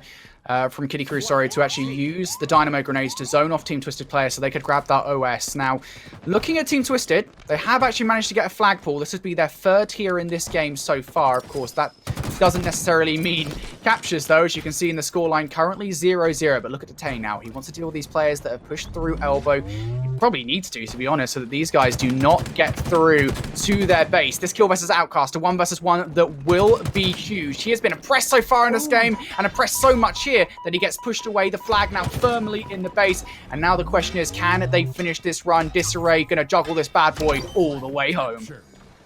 Yeah, that was a really good 1v1 engagement with Detain. I know he didn't get the kill on Outcast, but he effectively pushed Outcast away. He made sure that Outcast wasn't there to challenge. Unfortunately, right now we do have a disconnect in the game, but we're going to keep seeing players continue playing on, see if we can get a player back into the lobby. And if anything, Team Twisted now utilise the advantage they've got. They already 1-0 in the series. There should be them continuing forwards. Yeah, not too sure what the I play here. Yeah, obviously new to Call of Duty, or new to Halo, sorry. I don't really know kind of what the play would be here for Team Twisted and Krew, of course, because they already did get one capture in before the play disconnected. So not too sure if the game gets ended or they're just going to play it out for the next 6 minutes. You know, I'm pretty sure they're going to have to work out what is happening. But we can, at the very least, Joe, recap what the hell's happened so far. And I would say, you know, in terms of who has got the blows in this game, not just in terms of that capture, it definitely felt like Team Twisted were in control of this game. Absolutely, you saw moments of flair from Mister and Marine as well. But overall, if you look at anybody from Team Twisted's POV, they were doing the dirty work. They were cleaning up the kills their teammates were set out as well. And at the end of it, realistically, you can see Team Twisted were comfortable. There was never a moment where it was a worry. Every time that Krew got into their side of the map, it was on like an overextension to try and stop a flag grab or to try and stop a flag getting captured. And if there was any sort of pushes late in the game, Detain comfortably dealt with a few. There was all across the board a clear setup, a clear strategy from Team Twisted, and they worked it to a T. Whenever they got advantages on that map, you saw them either using a grapple or just pushing into the enemy team's house, get that pressure on the side of the map, and they utilised it really well. Yeah, indeed. We do actually have a call on what is happening here. So it won't be Team Twisted walking away with the map victory just yet. They are going to go for a replay, but it won't be a full replay. There's an asterisk on that. Of course, Team Twisted, because they already captured one flag before we got into the game, or before the player lagged out, sorry, they only have to capture 4 here, where, of course, Krew, not having captured a flag, still have to go the full 5 flag captures in this one. I will say, you know, in my opinion, looking at what we saw there in the first few minutes of the game, where, of course, Team Twisted did extremely well with map control, they still, at the moment, I don't think they're playing around the overshield and the rockets as maybe well and as consistently as I'd like them to. You know, we saw, I think, at one point in the game, Mister was basically able to walk free reign through markets to get straight to rockets, and that really shouldn't be happening. I think if Team Twisted, despite how well they're doing at the moment, which, by the way, they are doing extremely well, if they're able to get that down, if they're able to make sure, well, look, we know the OS is going to be up very soon, we know the rocket's going to be up very soon, let's try and play around that, you know, play for map control. You get that, it is going to improve your game tenfold, and I'm kind of concerned if that happens. Well, what happens to Krew then? That is a scary insight as well, and I'd have to agree with you that almost at the moment, Team Twisted, if they're running the flag, they won't focus on getting those power weapons as power ups. So sometimes near the end of the game is definitely the right call, but when you're allowing someone like Mister to grab any sort of power weapon, any advantage he can get, I think you mentioned it during the game as well, is an advantage he's going to take, and that goes the same for every single person on his team as well. Krew are being kept in by those power weapons in this game, but that wasn't the case in game 2. I know it was a Slayer, I know there's no OBJ in play objectives, but Krew, just based off a pure gun skill of the BRs, outslayed them in Slayer and won that game. So I want to see them almost utilize a bit of that. You know, they know they can outslay this team. They know that they can bring that sort of buddy system, those individual sort of map controls and talents that they have in the team to the table. They need to be able to do that as a collective, and so far Team Twisted looked as I said before, comfortable in that one. And it was really the ball's in their court from the start. Their initial start was positive. They got the slays they needed. And after that, even though it was 1-0 when we ended it, it was definitely all in Team Twisted's favour. Yeah, indeed it was. Team Twisted, as we said, if I had to like put a number to it, I felt like it was kind of like a tug of war aspect. That was an 80-20 Team Twisted game. They had a lot of control there. And I would say as well, I'm not just saying this because I come from Call of Duty. I am genuinely astounded at how quickly these guys have adapted to Halo. Because, normally you talk about easing yourself into a new esport, right? You're like, right, well, I kind of want a team with established Halo players, that can help me kind of lean into this. No, these guys are all four new to competitive Halo. This is their first competitive Halo title in Infinite. They have immediately, as a foursome, come in here and play extremely well. Their team play is great, especially on the recharge strongholds that we saw earlier on. Their map control is sublime. They seem just very quickly adapted to this. That is what you love to see out of this Team Twisted roster. And again, I think just generally speaking, moving forward, not just in the Europa Halo, but also in HTS as well, it really kind of puts your mind to how far can these guys go? How, with all these sublime improvements, with all these fine improvements to maybe control of the sandbox, control of weapons, control of, the power weapons that are about, how much further can these guys go? That's the question, really. And I guess that'll be answered in time. But I think because of the level they've played Call of Duty at, I know we're trying to get away from this. They're not Call of Duty players anymore. We've taken them, Brody. We're Halo players now. We've claimed them. But obviously, it's great to mark on the talents of these individuals. I think realistically, tournaments like this really showcase the talent that they have, and hopefully tournaments like this as well will sort of raise awareness to some of the other professional Halo teams, the EU Halo teams, which we already have established here. Because the best way to learn, the best way to improve is to get the scrims, is to get the practice against those other pros as well. There's some top quality players, some top quality talent in this tournament. We see that in Krew. But if you want to get to that top level, you need to play for top teams. You need to get Ascend. You need to get Navi. You need to get Quadrant. All these teams want to play against them in your scrims. They might be doing that. I can't say for certain. But every single time that they're on a stream, every single time they're winning a tournament or making a name for themselves is another time to showcase, actually, they'll say to them, well, we can make it. We can compete against you. And I think realistically, if they get that practice, if they get that experience, they've already got LAN experience. They're not going to be shaky on LAN. They've had so many years competing in Call of Duty. That's going to translate over to confidence on LAN in Halo as well. But getting that practice, and we can probably see this team definitely at least compete with some of the top teams, and their ceiling is effectively unknown at this point, having never been playing Halo before. We do jump back into this game, though. It's going to be our CTF on Bazaar, and for those of you just tuning in, it's a 1-0 lead, even though it doesn't say on your score sheet, a 1-0 lead to Team Twisted. So they only need 4 flag caps in this game to win this one outright. 5 in favour of Krew for them to win this one as well. So pay attention to that one as we get later into this game. We jumped on board with Outcast, and already what I've seen so far, that restart has almost reinvigorated Krew, because they have started with 6 clean slays. Yeah, indeed they have. Really good start overall from Krew here, and you can see just the aggression that they're coming out of the gate with. It might well be problematic, and you talk about the aggression. Well, that initial wave of kills has actually given Krew control of the rockets. We saw it come right out the gate, and now, of course, Krew will be able to pull this flag. Now, how well can they read the spawns? Because, of course, you've got to imagine Krew, having played Halo for much longer than Team Twisted, should be able to read where Team Twisted has spawned here. Yeah, I'm not too sure of Outcast's play there. I think it was a clean, safe play. He didn't know his teammate was going to win that fight towards House. But if his teammate was pushed towards House, he was at back of base. He knew that the other team were going to be spawning towards the side map. He was taking the flag. And Nolson, on the back of that, they get the spawn. They decide, actually, we're not going to rotate back to our flag. We're going to go bottom middle. We're going to back our shots. And in the end of it, double kill for Nolson. Nice and easy return for the side of Team Twisted. I mean, Krew only had 2 players on the side of Team Twisted's map. So the flag grab wasn't necessarily the cleanest anyway. But it was a nice retake and a nice return from Team Twisted. Well, Team Twisted here going to stop that capture early on from Krew, but as we said, they look a lot more well put together compared to what happened in the first go around. The Outcast on screen, 4-1 start for this guy. Of course, looking to play for this OS. It will be up in a few seconds, and we can already see, look at Sticker, the positioning here to give the breathing room. PD has actually slipped on through and will grab the OS. A bit of a mistake here from Krew, and for the first time, it really feels like Team Twisted playing for the sandbox now, playing for the playing for the overshield, and then gets slapped in the back by Outcast.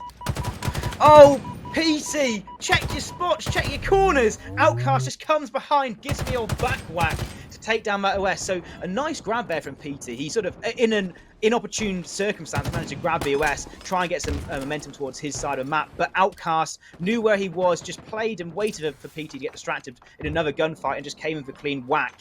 So far, Krew, they've held in their position. They've got the better control of the map. But we still see these individual plays, these individual runs from Team Twisted, always grabbing the flag of Krew and almost turning their attention back to their own base, so they can't push in towards Team Twisted's.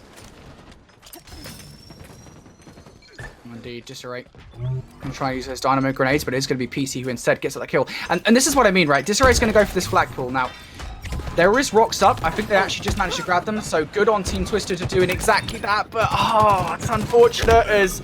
Just like that, Nolson, the last remaining player for Team Twisted, as soon as he falls here, you've got to imagine this return will come through, and there it is, Mr. Gets It Done. And Team Twisted, it looked like everything was in their favor on that play. They had control of rockets, they had control of the flag and the market, but Krew with a Krew cleanup. Yeah, I'm pretty sure Marine's play there was he was trying to run into the base before Team Twisted spawned, so he would spawn them out, but instead he ran into 3 guns decided Team Twisted all off respawn.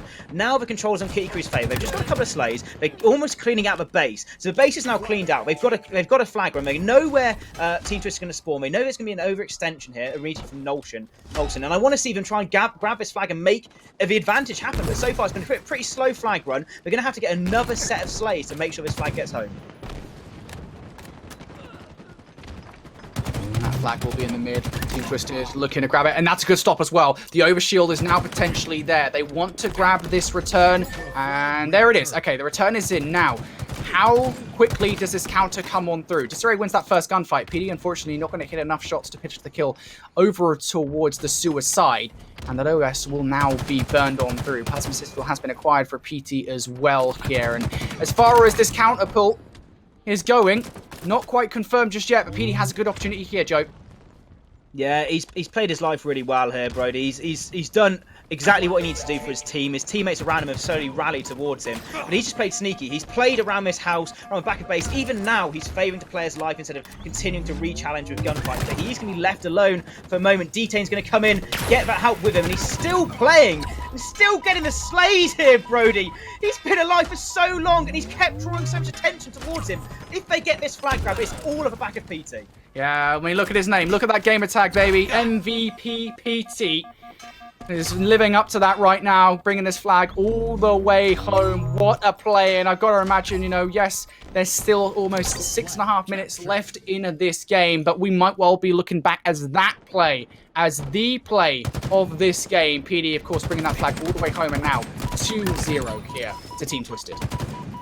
Yeah, that's something unique to Halo in a way in terms of the TTK, the time to kill, allowed PT to always utilise that extra bit. The amount of times he went down to half shields or near to no shields and managed to stay alive or to get that kill in the end. And one thing that we've capped in the end, even not even a kill, we've got a few kills during that same process. One thing we're seeing so far though now, Brody, is PT hasn't died yet since then. He's grabbed that flag, he's capped it, and he's back on the offense now, all in the same passion to play, all in the same life. Yeah, I will say Team Twisted at the moment, I kind of thought they were setting themselves up there to grab the rockets and make the best of the situation. They might well still be doing so as Tane looking to grab it, but instead it is going to be a play for the OS. Marine, on the other hand, has picked up the rockets, and PT... Oh, it's unfortunate. He will end up falling despite grabbing that overshield. And you've got to imagine in terms of that 50-50 joust, it will be Krew who come out on top with the rockets. Now, an opportunity to pull this. Team Twisted will spawn up over towards sewers. They have an opportunity to overextend through to the base and get a pull of their own. But if the kills go Krew's way, this could well be a cap. Look where D-Tane is, though. I know we're not highlighting him at the moment, but he's made his way all the way across map. He's the one right now who's got the chance to stop this. He's the last player alive. There he is. And what a play from him. Can he get the return? He's got a 1v1 here. Okay, he's baiting the flag. It's a good play to make. He's got to pulse Marine towards him, but Marine, that is a massive kill there for Marine. A brilliant play from D-Tane. That kill, doesn't even get the last flag grab. Nolson's still in play. Oh, this is going. It could go either way. Finally, that flag grab gets on the side of Kitty Krew. Marine there. That first 1v1 versus Detain was effectively to save their game here. Now it's only a 2-1 flag game. Obviously, for those who tuning in, it still says 1-1. We did have to go and restart this game with Twisted. Team Twisted 1-0 up, so they are 2-1 up in our series. Marine getting that kill, getting that 1v1 against Detain, capping the flag, really sort of puts momentum back in Kitty Krew's favour. They have the chance. They have the only one flag to grab to retie this game.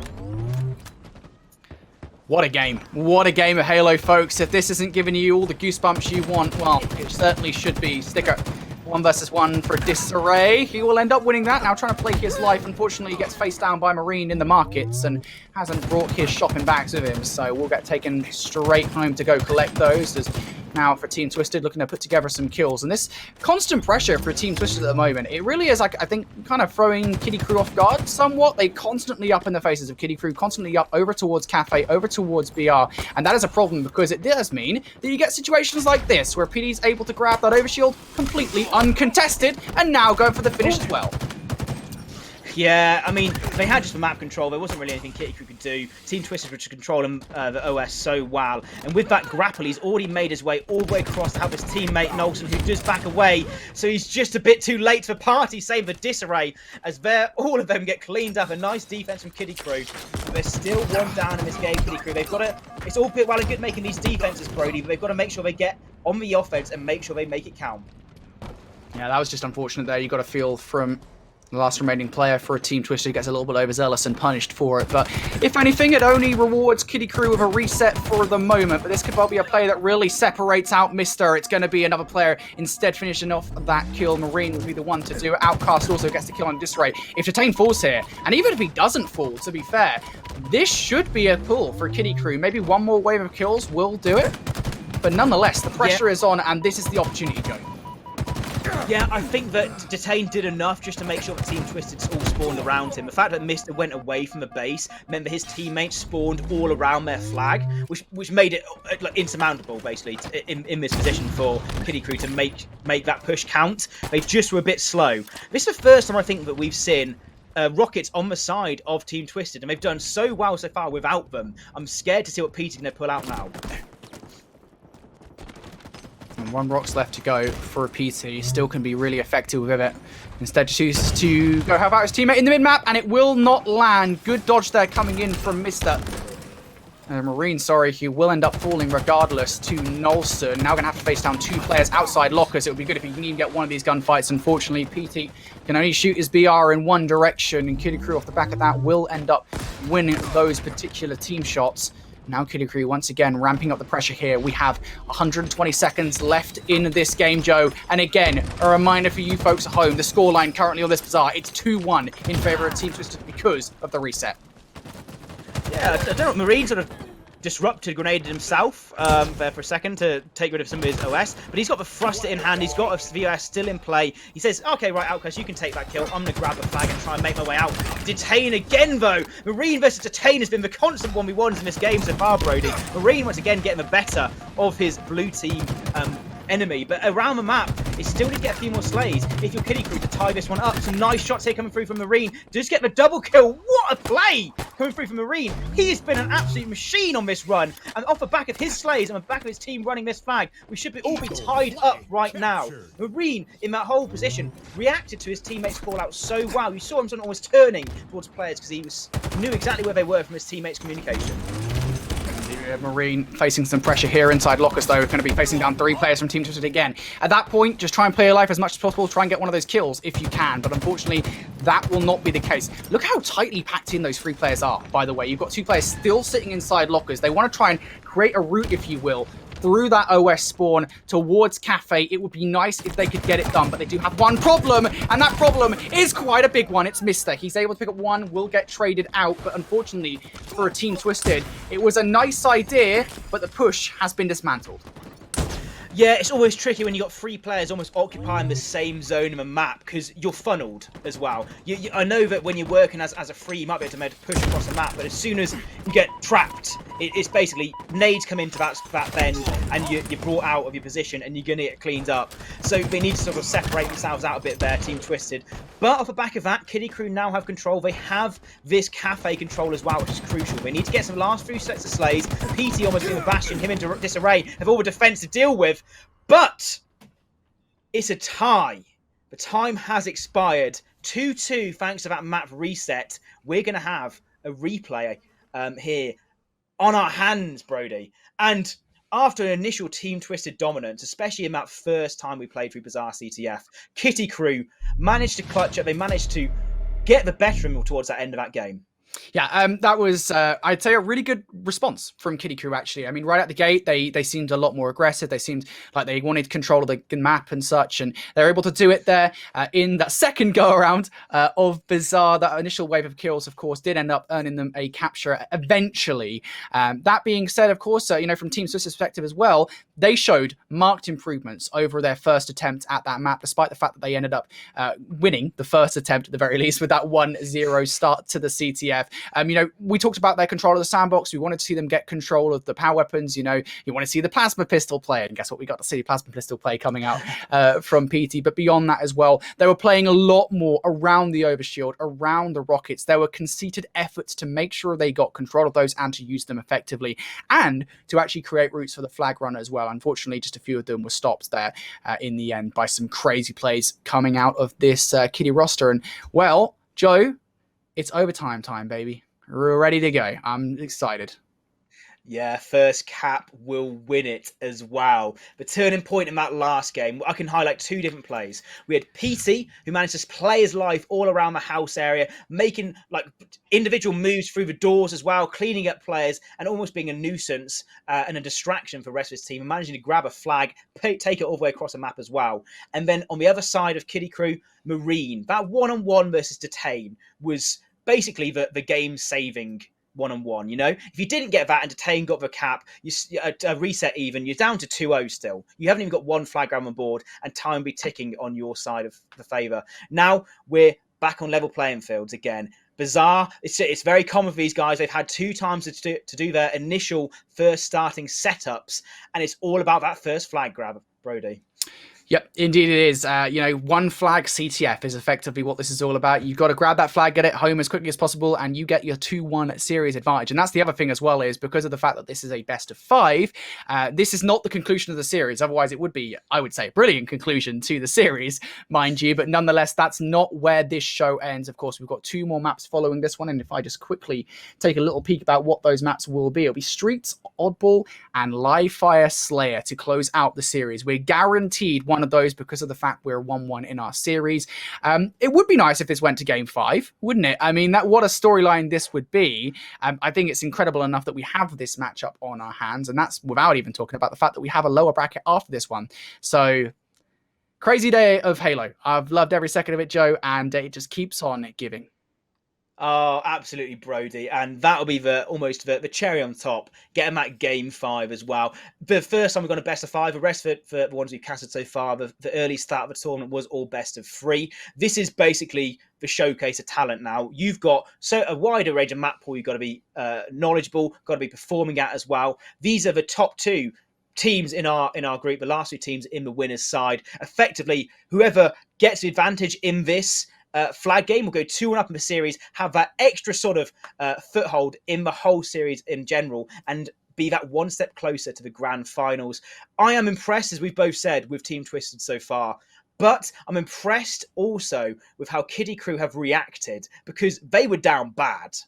If we remember back to game 1, Strongholds was 260-29. I mean, I don't want to it was at the start of the series, but when you lose that bad, you've almost, it takes a real sort of resolve to come back, bounce back, get a win, and also compete as well. But on top of that, they were down the flag before the reset as well. They looked like the worst for 2 teams, but somehow towards the end of that flag, they got it all together, and hopefully they can translate that into another Bizarre CTF game of the best of 1. Yeah, I mean that's really a question, isn't it? Who comes out on top? Who comes out of the gate much hotter? Because arguably speaking, you look at the two different sides of CTF we had there before the reset and after it. Before the reset, yes, of course, it was a 1-0 start from Team Twisted, but I would argue that the start was more even. Kitty Krew were putting up more of a fight, whereas you look at after the reset, Kitty Krew right out the gate came out swinging. They looked for control of rockets, and they got overshield control as well. Like, everything went in their favor off the back of that first wave of kills. I will say Team Twisted cannot allow that to happen. That just can't happen. It really is as simple as that. As we jump into this one, who has a better start? Because that really could well spell disaster for the opposing team. Yeah, absolutely. We're jumping on board now. Again, for Bazaar CTF, all about these opening strats. We've seen it twice before. This is the third time. We want to see who gets that initial control of the map, and it looks like it's going to be Team Twisted. So they've had a better start. They've already got slaves towards opening up this Kitty Krew base. They're already across a map. Those Kitty Krew players are going to be spawning out. So it's all about how they overextend, how the Kitty Krew players push and get some map control towards this mid-map to stop that flag going past the halfway point. Well, yeah, Kitty Krew right out the gate. They played for those rockets. Team Twisted decided, no, we don't want that. We're going to go for the overshield side. PD able to get this first kill. Now the flag has actually been pulled away. It is only going to get dropped down so that there is a return required here for Team Twisted. PD going to lose the 1-versus-1 versus Sticker. And now the flag pushed all the way up into Cafe. There is a hell of a mountain to climb here for Kitty Krew. Just one more player in through the base. You have to imagine this one is done and dusted. Can anybody stop it? The answer, of course, is no. It's going to be Team Twisted taking this one. Oh, wow. I mean, how to break down 1 minute of Bazaar CTF with Team Twisted, that is how you do it. And that will be 3-2 overall in our flags. So between all the games we played, that was our overtime best of 1. Team Twisted coming out on top. They go 2-1 up in our series as well. And when you look at the duration right there, 1 minute 40. We almost sat down. If you guys are watching at home, you probably could have gone and got a cup of tea, come back, and the game would have been over. Team Twisted, after such a grueling and hard-battled initial Bazaar CTF, just say, do you know what? You can have rockets. We're going to take your flag. And they did exactly that. They utilised all the numbers. It was almost desperation at the end from Kitty Krew. They actually had more time than they realised. They decided to overextend all the way to Team Twisted's base off that initial spawn cycle when they got slayed out, and you could have almost had some of them go towards middle of a map to make sure that they could stop this flag before it even gets further. But instead, they decided actually we're going to put all our eggs in one basket, get towards the back of the base, and unfortunately for them, even though they got that flag out, it was all just clean slays across the board from the side of Team Twisted. Nice and easy one for them. And to be fair, if you're going to win a game, you want to win it in the first minute 40. You don't want to have to battle out for another 12 minutes. Yeah, I mean, we kind of said before we got into that overtime, right, that this is probably going to be decided in the first wave of gunfights, and that is pretty much exactly what happened, right? I mean, right at the gate, you see Kitty Krew, they come out swinging, they want control of the rockets, they want control of that left side of the mid-map, and unfortunately for them, I mean, while they got the first wave of gunfights, and I did have a moment there, when I saw those rockets being grabbed by Mr., I was like, oh no. Here we go. This is all going to go wrong. Despite Team Twisted winning the first couple of gunfights, this is where things turn around. But no, great response coming out from Team Twisted. They forced a bad Rockets play. I want to say I missed there because he kind of just shot them without really thinking about where they were going. And from there on out, Team Twisted able to apply the pressure, get the flag pull, and get the flag capture in. So 2-1 in the series now for Team Twisted. The ex-Call of Duty players playing extremely well here in a brand new setting with Halo Infinite. They're looking like they've been playing this game for years, the way they are playing at the moment. But now we get to see them play Oddball for the very first time. Now we've seen them play every single game mode so far, apart from Oddball, each with varying degrees of success for this roster. For Oddball, I don't really know what to expect, of course. The closest Call of Duty equivalent to Oddball in Call of Duty history would be Uplink, of course, which was back in Jetpack Call of Duty games. But it's still not quite the same. And I'm very curious to see really how this team is going to play Oddball. Are they going to be able to bring the ball to different areas of the map and such and really hold it there? Yeah, I mean, Uplink, yeah. I mean, you do hold a ball. It is close in terms of, I guess... It's not really the same, is it? There's a ball involved, but then There's again, a ball and they're holding it. Yes. I think one thing which could translate is obviously when you're holding the ball in Uplink as well as Oddball, you only have 3 players on the map who can shoot, who can make plays who have the pressure. Realistically, Oddball, again, has been one of these games. It was introduced to Halo 5 later in the cycle, but every single one of these Kiddie Krew players are familiar with it. They would have all played it to death by this point as well. Every single one of them should know exactly what to do. What I want to see from both these teams is realistically, even if you don't have a clean setup, I want the player with your Oddball not to be afraid of dropping that Oddball and putting on pressure when he needs to. Also, as well, you can rotate. If you've got the advantage, the player of the Oddball can drop the Oddball for his teammate who's going to spawn in a second to pick up, and you can then rejoin the fight and make sure you're always having that constant pressure. That's what I want to see both these two teams utilize on this Streets map. We do have power weapons in play as well, though, Brody. So once again, like our Bazaar CTF, you don't want to be, if you're the side of Team Twisted, neglecting those power weapons, neglecting the Bulldogs and the Rockets on the map as well. You want to make sure that you're getting those clean kills and also map control. Yeah, absolutely. You talk about the Rockets and the Bulldog that's available on this map. Well, we'll see who's able to grab them first and foremost. And I like this kind of almost cautious play coming out of Detain right at the gate. Doesn't want to allow anybody a free path to the Spanker. Unfortunately, the pressure applied means that he's going to give it away. But straight away, Detain with a response takes out Mister with a lovely place headshot before both those Rockets are shot.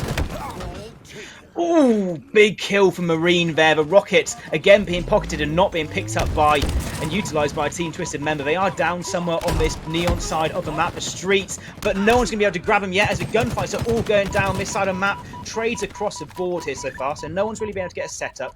No one's been really able to move that Oddball at all until we finally see Team Twisted. They have rocket control, they have the ball control as well, so hopefully you should see the Team Twisted player rotate back, rejoin his team, and make sure that he's far enough away to at least have another set of slays that Kiddie Krew has to make. Well, straight away, Team Twisted and the Kiddie Krew here going neck for neck, but it is going to be Team Twisted here in control of the Oddball. They've got it inside elbow towards the train station, and fast approaching are these Kiddie Krew players. But this is nice from Detain, actually. I really like this. Has a weapon ready for both sides. Unfortunately, bit of, what do you call that? Call of Duty timing. In Call of Duty, decides to turn around at the complete wrong time, and unfortunately misses his window to take out those players with the shotgun. But luckily, his team are ready there to pick up the slack, and spawning back in around elbow, they're continuing to rack up the points. Absolutely brilliant from PT there. He rotated that Oddball away, knowing that Kiddie Krew were all pushing the other side of the map. So it was a brilliant sort of almost reaction. He didn't actually need to rotate it fully in the end, which he realised and went back. But it allowed his team to clear out the players on this subway side of the map, but also to maintain the ball control in his favour as well. So that's what you're seeing so far. This lead is spiraling out of control. And now you've maybe got 3 at most pushes left from Kiddie Krew to try and clear out Team Twisted. Until this game is over, or at least this round is over. Well, now for Kiddie Krew, they've given quite a few amount of points away to Team Twisted here in this round of Oddball. They don't really want to give away any more. Nice!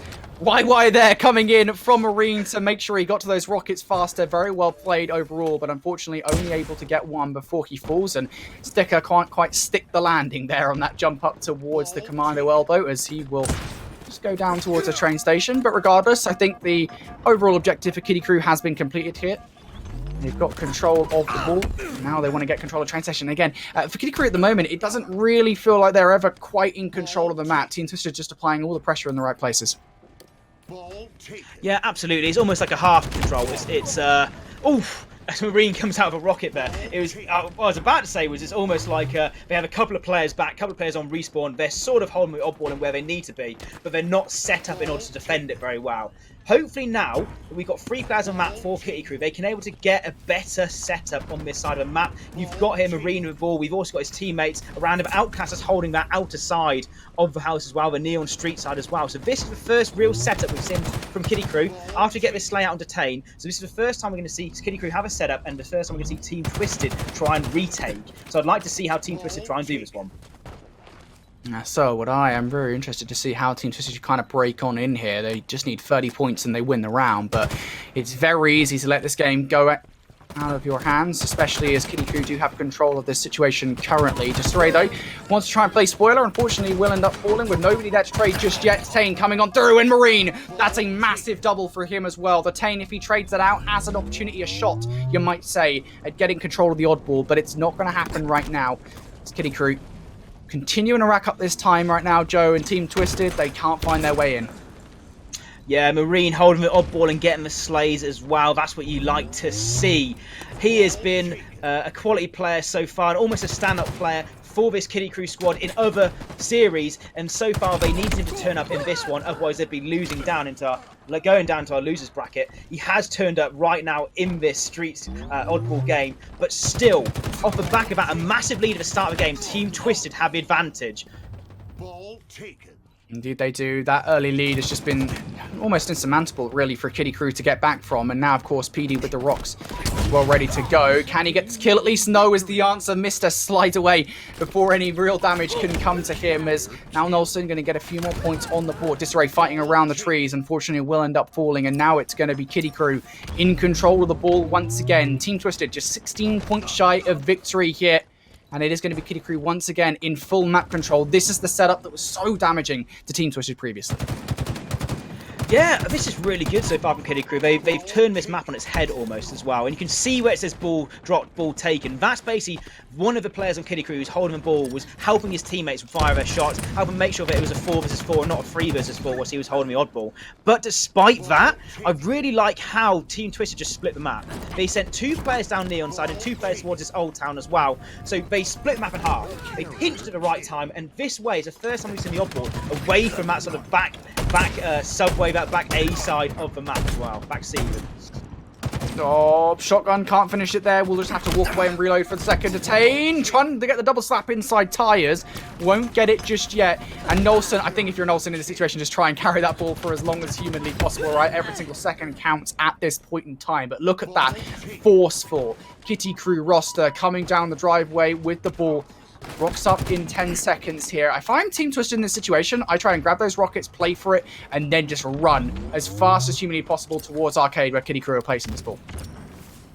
Yeah, they've got to realise now as well, if they don't start making their way across towards Kiddie Krew, this game's almost over. There's only 14 seconds left. They have done exactly what he said. They disarray with the rockets, gets 1, gets 2, the cleanup on the BR. That's 3 down for Kiddie Krew. And this almost is, if Team Twisted grab this ball, it's game over. Night for round 1 of this oddball game as well. And they've done just that. They did exactly what you said there, Brody. Almost like they were listening to you. They grabbed the rockets and they just ran. They got the slays they needed to and cleaned out the game. That game, for me, that round even, sorry, was won at the start when Team Twisted got those initial 7 points uncontested.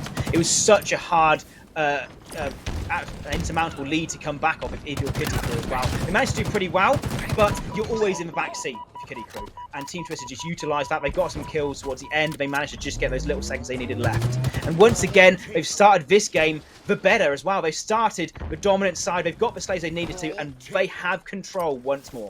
Wow, I mean, this is a confident play coming out of the Dane. Look at him, he's just done a whole lap of the map.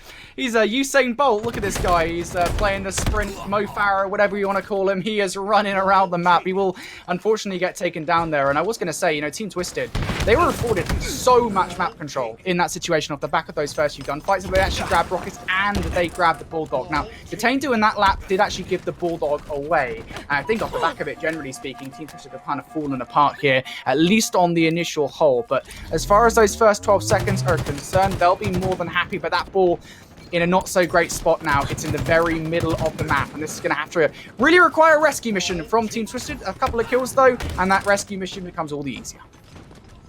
Yeah, it was Peter who originally dropped that ball mid-map, and at the time it was a really good play because all of Kiddie Krew were pressuring him towards this A side of the map. So he almost put it in a position where he knew that there had to be another set of slays for Kiddie Krew to make before they could grab it. And in fact, if anything, Team Twisted got those slays. So he regained control of the ball again.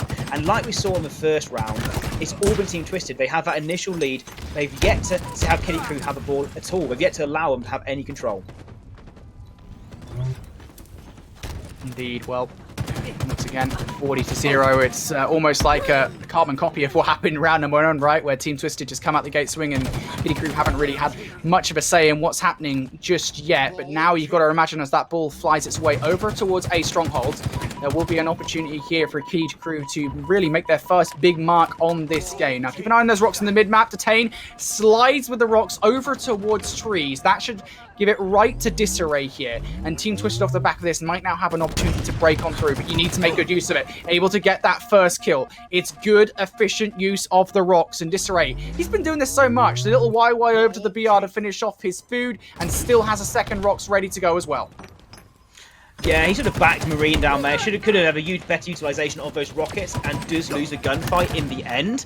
So I'm not too sure about that rogue rocket in the end of it. But it was a lot of control there from Team Twisted. Disarray had the rockets. He had 3 players up, all on the same side of the map. But he yet to have the oddball control during that time as well, which allowed Krew to sort of just push down this neon side of the map and get the slays in order to stop at least both teams from getting any control of this oddball. At the moment, we're sort of at that standstill where both teams are still having maybe like half pushes towards this oddball. They can't get anything set up, and we just need to see one team sort of break out, get a couple of slays their way, and re-grab this ball. Man, once again, it's going to be Team Twisted in control now. A couple of players from Krew trying to make their way up from Neon over towards Cafe. It's going to be Mr. and Marine. And that ball is firmly in control of those players. You've got to imagine now they want to push this back in towards the other, back towards train station, where maybe they can replicate the same success they saw in round number 1, albeit to a better effect. Of course, they do want to win this one. If not, say sayonara to these guys. They'll be going down to the lower bracket, and Team Twisted will book a place in our grand finals for the first Europa Halo tournament of 2022. Yeah, I mean, just there to re-grab the ball, MVPT and Detain did a little pinch with Disarray, which was almost perfect. Disarray coming from one side, Detain and PT from the other side. They took out 3 players without even losing a life to regain that oddball. That's realistically a brilliant sort of pinch, a brilliant sort of team play. You know that they are working together really well, and it's showing now in the score as they slowly start to get some control, get some time knocked on the board, and they're only 30 seconds away, as you said, from being in the grand finals of our first Europa Halo 4v4 kick-off cup. Again, PT with that throwing that ball out of the map. He knew his teammates weren't around him, so he decided to do the best thing he could do in that situation, make it harder for Mr. and Krew to retake that ball. But saying that, this is the first time again that Krew have got this ball in a position where they can actually get a good setup. They haven't done it in this round so far. They finally have it back in their normal sort of comfortable range of where they want to keep that oddball. Let's see what they can do. And let's see how Team Twisted can sort of try and retake this ball. Yeah, this is going to be the position again that Krew did favour in round number 1. A massive map control coming out of Marine, as we've seen it in the last, a minute or so of him just chilling up in their arcade, being really conservative with those rockets and using them when really he only needed to. This would be a nice kill against PD, wouldn't it? A reversal of sorts. If he can get it done, elsewhere Disarray will end up falling. Team Twisted have now finally filtered on through. There it is. Marine sniffs Petey's blood in the water, will take him down. And while all this is going on, Krew, they've amounted so many points that they're about to take the lead away from Team Twisted here for the first time in round number 2. You can see why they like this side of the map. As soon as they've got here, they've gotten the slays. They're still cleaning up all the kills. They've still got control of the ball. Just need to clean up PT, and they do so. Marine has been holding that side of the right side of the map for so long, and now off the back of his slays, off the back of him staying alive, he's grabbed the ball. He's not even moving. That's how confident he is right now, grabbing some extra plays. Maybe he's listening out for some footsteps on the side of the opposing team, or listen to his comms. But this map's been flipped around. This round's been flipped around as well, just on the back of one hold, one setup from Krew. Indeed, and there it is. Just wow. This is what we were talking about, right, in terms of this game for Krew.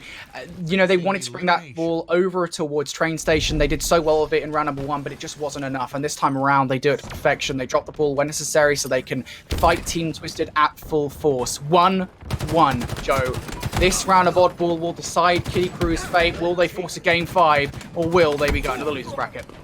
Yeah, Rocket's still up on the board, and this time PT and Disarray push towards it, and Team Twisted have control of those rockets, and now control of the ball. So once again, they look like they've got the right setup, and Stick has been rooted out as well, so he was quite a key kill to get there, with that Bulldog trying to play sneaky. So we see Team Twisted again. Every single time that we've seen them play these rounds, the third round now, of this oddball on streets, they've got the better initial setup. So I don't know what they're doing at the start. I don't know if they've gone into the drawing boards and worked on their initial setups. Whatever they're doing, it seems to work out at the start. And always having the lead at the start of the game pushes your opponents onto the back foot. And we saw in the end that Krew managed to get a massive turnaround towards the last round. But if you always have that pressure from Team Twisted, Krew are always reacting to you. Yeah, Team Twisted. This is consistent as well. I really love what we're seeing right now. You got to think in round number 1 and 2, both times Team Twisted come out the gate swinging in this manner. Sticker, though, going to finally put a stop to Disarray's hold onto the oddball. That's a nice Stalker Rifle play coming out from him. And you got to imagine for Krew now, just try and back up towards PD while the rest of your team come on to assist. And that's exactly what happens here. Shotgun play now for a Sticker. Not going to get the kill just yet. That will get taken away from him. But realistically speaking, does it really matter when all the damage is amounting to the kills in your favor? Well, I don't know what Outcast did there. I think he was so cocky that he won that one-on-one, but he naded himself. But regardless, it was a nice little bit of hold there from Krew. They're still down in this series, and it is going to be Team Twisted once again with the setup, with this preferable setup. They have been trying to push this ball towards. It's almost like an opposite, right? Team Twisted have liked this back sort of PD, back tower, back A sort of side, if you're talking about strongholds of the map, and on the other side, the train station has been Krew's setup. So right now, Team Twisted in their preferred setup. Rockets are going to come up on the board. Disarray has grabbed those, so I'd like to see from his point of view what he's doing with those. Looks like he's going to be holding down the neon side of the street. But if we're looking at a ball carrier here now, Detain, and he's at about 15 seconds uncontested right now. It's been clean sailing for him. Yeah, and that comes down to what map control from Team Twisted. They've got players around Arcade, they've got players around A Strongholds, and they've got players in the mid-map as well. This is really nicely done from Team Twisted as well, and I really want to give them a shout out for recognizing that maybe a rotation is needed at this point, but Detain might have to play hero here. Can he find his Clark Kent? Well, the answer is yes, at least momentarily. Picked up that first kill and will get taken out for the second, and in doing so, gives the ball away to Krew. And this is where the warning signs start to flash up, right, for Team Twisted, because guess where they're taking this ball, Joe? Yeah, and it was Outcast who sort of grabbed off the back of the initial rotation from Team Twisted. That ball, the Slaves went outside of Krew. They've made it all the way back to this subway, to the train station, their favourite spot. We were in pretty much this exact situation last time. It was 68, 70 odd points in favour of Team Twisted. To almost nothing for the side of Krew. But this time, Team Twisted reacted. Wow. They sort of almost put the pressure towards Krew straight away. They pushed in. They knew exactly where they were trying to take the oddball. And they stopped them in their tracks. Indeed, that ball has been gravitated over towards train station, but this time the key difference is that Team Twisted are doing enough to pressure Krew away from it. As a matter of fact, they themselves now have control of train station, and that might well be the key, the difference in this particular play. That kill versus Sticker might well guarantee control of the ball momentarily for PT here. He's going to grab it, bring it back towards red, bring it back towards elbow. And now just 25 points shy of victory. One wave of kills might well do this. Yeah, absolutely. The time is ticking down from Krew. I think it's going to be on that rocket, who grabs the rockets, and Mister gets killed. Disarray picks them up again. I think that's at least the second or third time he's grabbed those rockets this game. And when we've been on board with the oddball player for Team Twisted, a lot of the time in this last round, they haven't really had to do much. Oh yeah, maybe move inside, get away from some fire. But we've just watched PT for the last 15 seconds sort of cruise towards a victory for his team. His team had all the setups, they had the map control, they had the team shots around him that PT didn't even have to drop the ball to get engaged in those fights as well. So overall, after back and forth throughout this series, Brody, we have found our winner. And it is going to be Team Twisted. They fought through hard and nail through this CTF Bazaar. They managed to just squeak out that one. And in the end, it went down to the oddball on streets. But it was 3-1 in the series to Team Twisted. Looking at the stats, I can see some monster stats. Break these down for us, Brody. Look at Nolson is all you really need to say at this point, right? I mean, even outside the 41 kills, just go back to his KDA real quick. I just want to see that. 23.3. You don't even need to know the equation to work out KDA, to recognize that that's huge, especially the disparity between that and the next highest number on the board, which is 8.3 to Detain, 8.0 for Disarray. But Nolson, 41 kills. What a monumental game. 19 assists. This man did it all in that game. And overall as well. I mean, just 10k damage, 11k damage effectively for Nolson. Oh, mind blown. Brody, that is a stat and a half. Across the board on this Team Twisted, they had 60 assists in this oddball game as well. And Nolson has just put on a clinic. Let's have a look at that confirmation of our winners finals. Team Twisted, PT, Disarray, Detain and Nolson lock themselves in from a winner's bracket in that grand finals. They've done it in 3-1 fashion.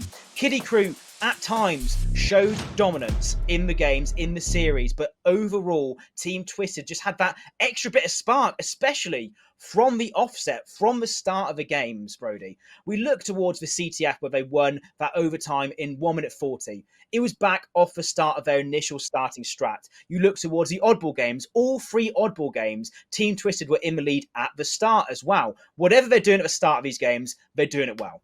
Yeah, you kind of break it down perfectly there, right, Joe? Talking about this entire series, I am genuinely happily surprised would be the best way I could describe this, because I didn't really know what to expect out of the Call of Duty players, or ex-Call of Duty players, just to say, coming into this Halo season. I mean, realistically, yes, they could be super talented in Halo, or super talented in Call of Duty, sorry, but does that translate over towards Halo? The answer for me has been resoundingly yes, and I think more surprising than anything is the fact that this team has done it as a foursome. They've transferred over towards Halo. They looked so good at the very beginning of the series on Recharge, on that Strongholds map. I mean, that was perfect Strongholds play. You got to talk about those rotations, right? I mean, just the knowledge to do it at the exact right times, perfectly played there from that team. Yes, the Slayer maybe didn't go the way they wanted to, but looking at the CTF and then of course our oddball, I mean, they clutched up when they needed to, right? So they move on to the grand finals, Joe. But for Krew, the journey isn't over. As we've been saying throughout today, this is a double elimination bracket, so they will potentially get a chance at revenge. Yeah, if we can have a look at that losers bracket just before we talk through and see where everything's fallen, see which teams are left in this tournament as well. We know now one of our teams in the final, but Krew, they're such a solid squad. Whoever they're falling down to play against are gonna have to be worried. So let's have a look and we can see who's on this side of a losers bracket to see where all the games are lining up so far. It might be a bit of a wait here for Krew as we get through towards this side, and we can see Sus. So Sus were taken down earlier by IreScotEng. I heard some rumours that Sus didn't actually play that one. Okay, that makes sense. Just to let you know. But they potentially could face up against this 1, 2, 3, 4, which you talked about a bit earlier. Some Halo veterans, Blackjack and Baxter, joining by some Halo youngsters in Cammy and Luckless as well.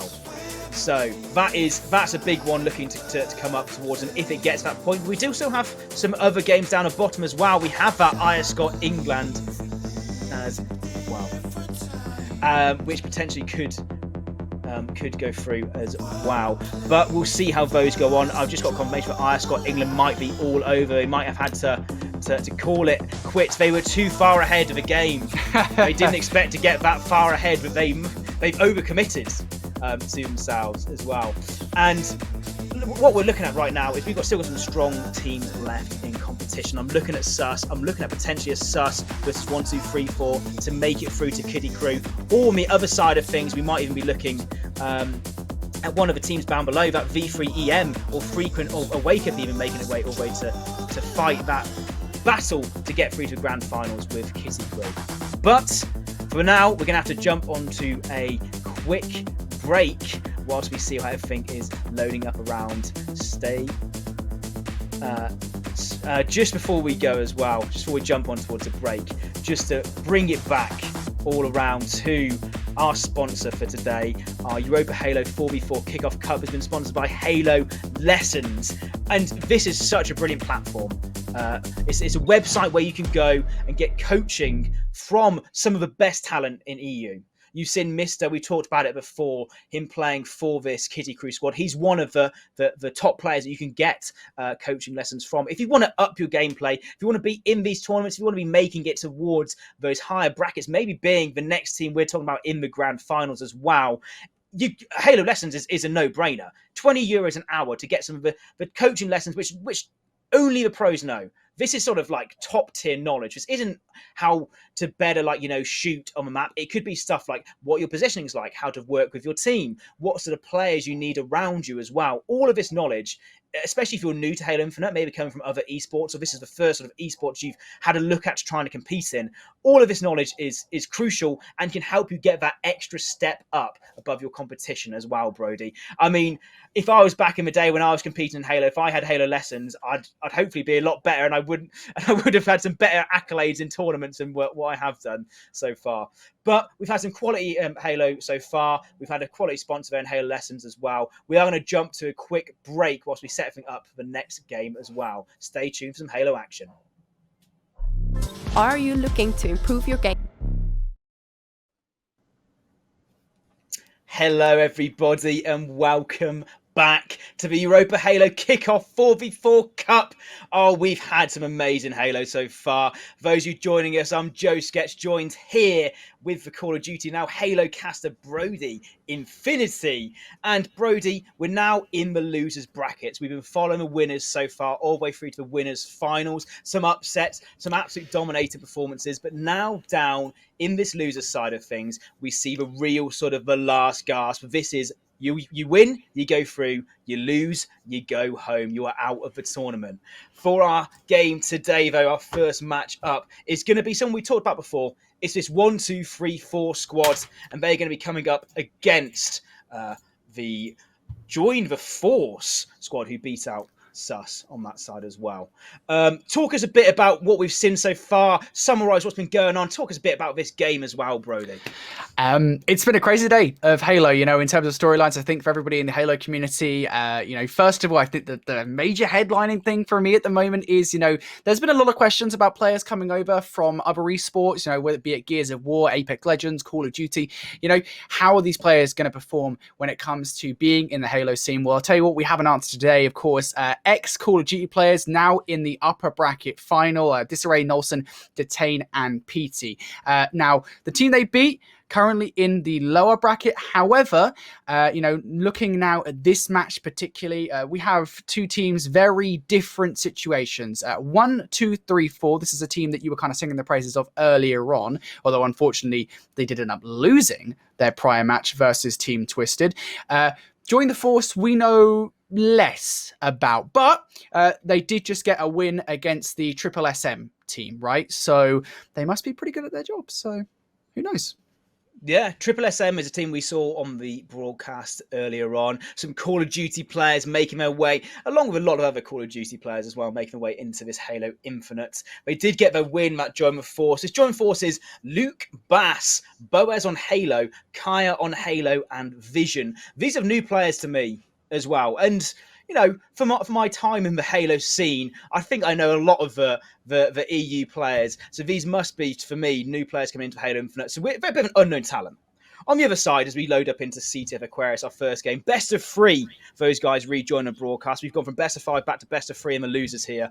We've got on the side of 1, 2, 3, 4, Kamikaze, Baxter, Blackjack, and Luckless. Blackjack and Baxter being the old school pros. You can go back to like the Halo 3 days and see Baxter and Blackjack teaming together on Fnatic, by the way.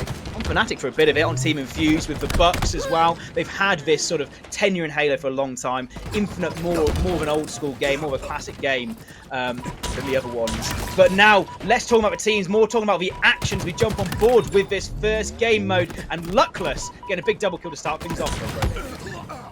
Indeed they do. Luckless doing pretty well early on here as 1, 2, 3, 4 looking to get these first wave of kills on through. Now, we often talk about CTF here on Aquarius, of course, and one of the strategies that we were talking about earlier on is pulling this frag along through utility, along that route towards your own utility, and getting it through that rather safe route on that side of the map. Maybe this is what we're going to see coming out from 1, 2, 3, 4 early on, but unfortunately there was definitely an attempt there. That's all it was, though, Joe, as it ends pretty swiftly. Yeah, Cammy, when he pulled that flag, he did 3 teammates around him, but they all fall at the same time. Off the back of this, now we see Join the Force putting a flag of their own. They've made it all the way back using the utility route. As we said, is such an effective route. Luckless, the last man to stop it, and he does so. So really, really good play from Luckless. Can he get this 1 versus 1? He's going to jump out of a window. Not the play he wants to make at the end, but so far they've still got this flag on the run. So no cap so far. So really good play from Luckless there. He managed to throw the flag out of the opponent's base. base, which means they can't cap it, even though they pulled it all the way across the map. And he's also managed to get enough time to bring his flag across the other side. So we're stalemate at the moment. Get your chess pieces out, boys. We're in for a stalemate at the moment as Join the Force go head to head here with 1, 2, 3, 4. And what was a great play early on in this one has now produced this situation. Hammer, can he do anything about this? Has to face off 2 different players there in that particular engagement. Decides, well, not going to take both of them on at the same time. Now going for it, and Luke Bass wants a piece of him, able to get it done, and will end up trading things out right there. So not really much changing. And when you're in these situations, Joe, it can be really tough to change things up. Yeah, absolutely. You've lost a player for both teams effectively. It's a 3 versus 3. Yeah, they might be on defense. They can drop the flag, obviously, and defend, but they're not really going to push up as actively as you would do. They might try and hold a position in a window like we see Luckless do here. This just allows him to get shots across the map if he's going to engage in gunfights, like he does right there. So he is a protector for his team, but he's not going to be there for the push. If his teammates all die around him, he can't get the cleanups, he can't get the one-shots on the other side of the map. And you just see him now just jumping, trying to get as many shots down as possible. You see the flurry of red across the map. Baxter's still alive in the base, but he should get cleaned up here by Master Boaz as he does so. It was a nice push from 1, 2, 3, 4. I'd assume that Luckless might actually leave that flag for one of his teammates to grab off the spawn so he can put some more pressure on now. Both teams still stuck in this stalemate that we were talking about previously. They have been so for about 90 seconds now. Now I think there might be an end in sight here as Boaz puts this flag on home base. Thinks that there might be an end in sight. There's the Dynamo Grade coming through now. Under pressure is Boaz. Needs to win this 1v1 at the very least. Keep him away for a second. You can see the kill feed is all looking like 1, 2, 3, 4s. And now Boaz is bringing this flag all the way back here. He has a massive gunfight to win surely soon. He's hoping for teammates are spawning around him here as well, Brody, but they're not. They're spawning out. So he's done a good job of staying alive for so long. But rooting that flag at the back of the base, you might think is a good idea because, you know, you're as far away as possible from your enemy. But actually what happens is as soon as Boaz dies there, it's basically a free cap. The other team can stand on that flag and get a free re because the blue team have to rejoin and try and retake their flag back from their base. If anything, if Boaz knew that there's going to be pressure towards him there, he should have thrown it out into his yard so that at least his team can contest a return. Well, the flag has been returned, and then finally we do see 1, 2, 3, 4 capturing there. So they're now 1-0 up here in this game. And now can Join the Force really come back here and get a flag of their own. They've got close at least once or twice in this game thus far. Now just looking for any control they can get. Nice kill coming in from Vision. There's another one right close to him, however. Looking for this one up top. Has support coming very, very soon, you have to imagine. Luke Bass, unfortunately, will end up falling, so Vision going to have to walk away for him now. I think Kaya, Deb on the other side as well, towards Fridge. And Vision hunting down these kills, wants to make sure that that's going to be a lane opened up towards this utility side. That's a big gunfight to lose. Unfortunately, he loses that one. If he gets it, that would have been utility opened up for his team. Yeah, they're all sort of swarming here, 1, 2, 3, 4 around this utility side of the map, and the pressure's purely in Join the Force's favour. They do finally get that flag out. It's in the yard. They need to clean up some last few slaves before they can start running it again. But I do like the patience here from Join the Force. They weren't sort of forcing engaging gunfights. They knew they had the flag out. They just needed to get the slays, and so far most of them have gone on the side of them, but they still can't get this flag all the way around to their side of the map. Maybe one more set of slays and they can start moving. Yep, that flag now surely going to get returned here from 1, 2, 3, 4 again. What is that, the third attempt now we've seen from Join the Force, where they kind of, in a futile effort, bring the flag out to the mid-map before it gets returned right back to base. And now for a 1, 2, 3, 4, they're able to get a couple of players from Join the Force off the map. Potential opportunity here to extend the advantage. And look at this play coming in from Luckless. He's going straight for it. Decides not to grab the flag just yet. Wanted a little peek about what was happening over towards Fridge. Finds out, well, hey, there's a couple of players over there. That means they're not anywhere near me. Let's get this flag over in utility, and this is the route that we've been talking about so much today. Bringing it all the way through utility. Now, it won't be a cap just yet. He has a bit of resistance to meet.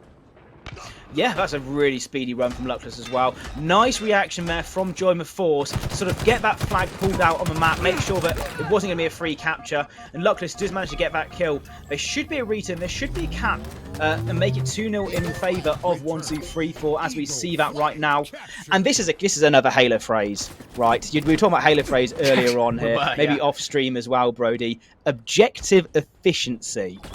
That's what we're seeing right now of 1, 2, 3, 4. Objective efficiency. They've pulled 2 flags and they've got 2 caps. Yeah, absolutely. And it is, I guess, in another way of saying that is just making your chances count, right? Join the force. They've attempted to pull the flag away from 1, 2, 3, 4, 3 or 4 times now in this game. And the only mildly successful attempt they've had is when, of course, they produced that stalemate earlier on. But now it's going to be a pull here for Kame, looking for number 3. And this is a rather unique pull. And oh, that's unfortunate. That's happened to me before. Sometimes you don't quite hold X on your controller correctly. As just one of these occasions, and now Cameron's going to have to go back and really hope the rest of his team are going to be able to pick up the slack as Blackjack now with the flag. Yeah, harkens back. Even the pros make those fumbles every now and again. There's a fumble back in Halo 3. Ghosty Army, you used to call him Fumbly Army. It's the same thing happened to Cammy there. But his team around him have managed to rally this flag back to their utility side of the map.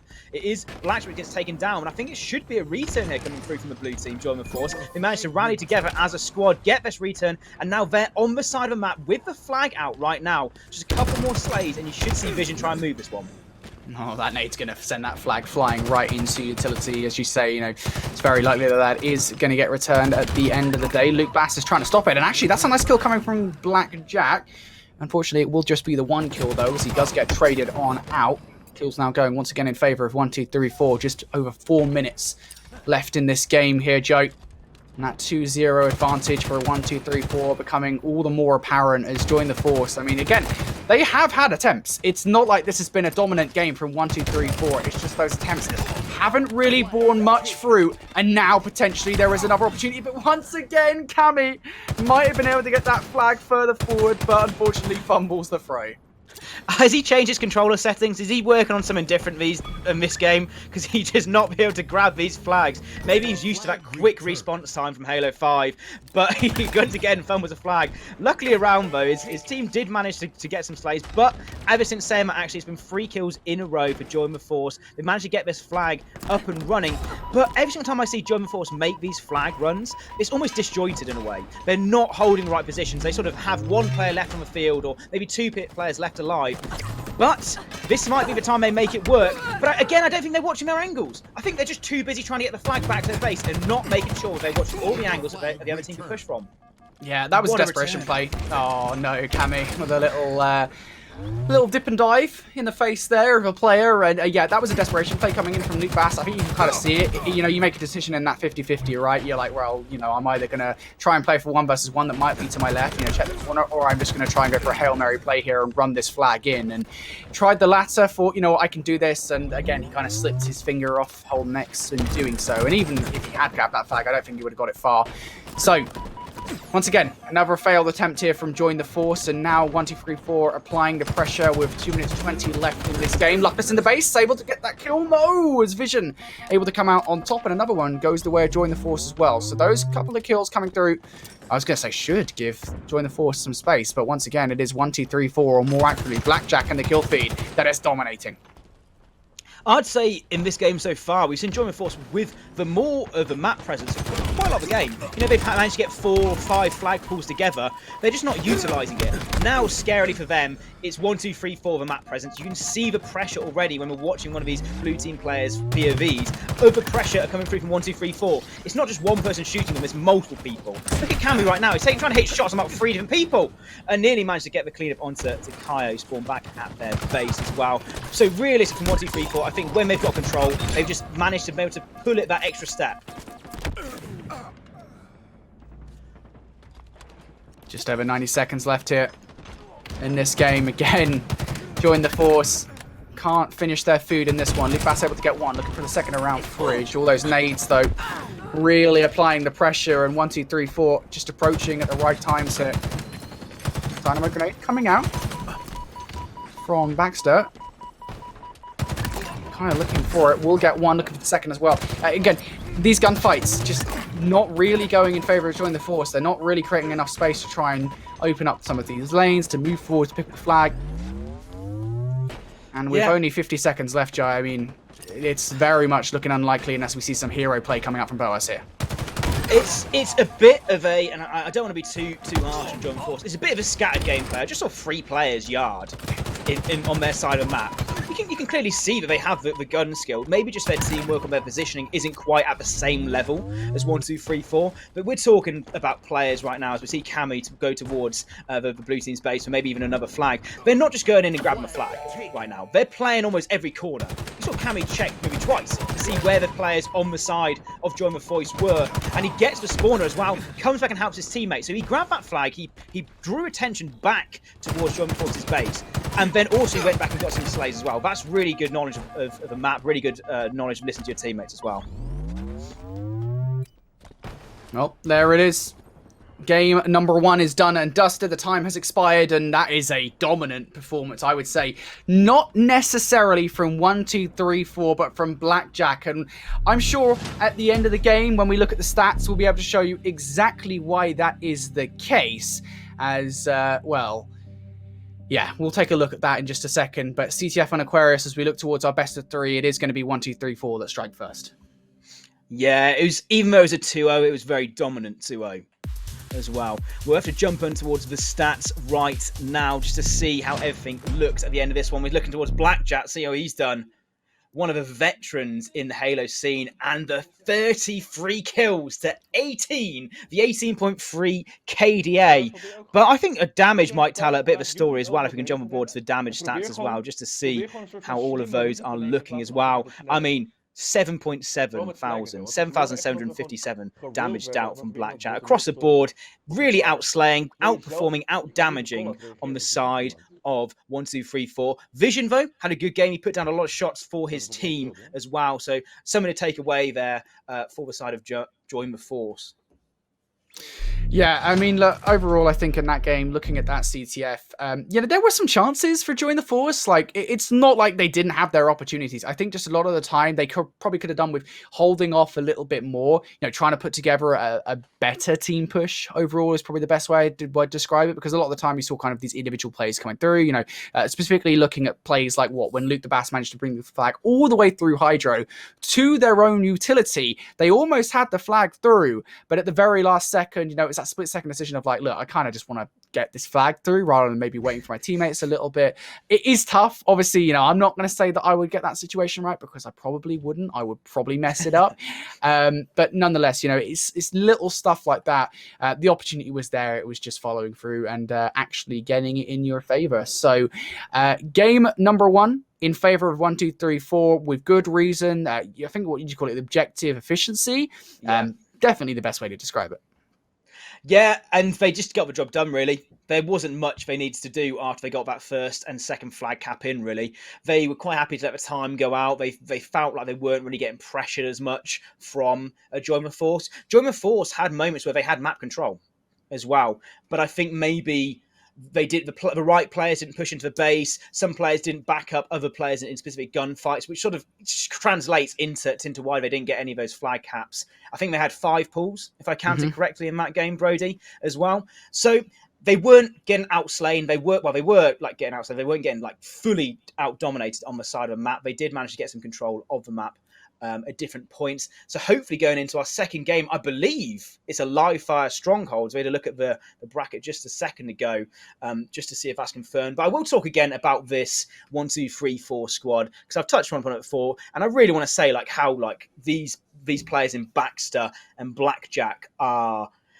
veterans by every single word of the mean. They've been back in Halo 2 Anniversary. Blackjack was one of the best players in Halo and EU side of things on some of the top teams like Team Infuse and Team Vibe back in the day as well.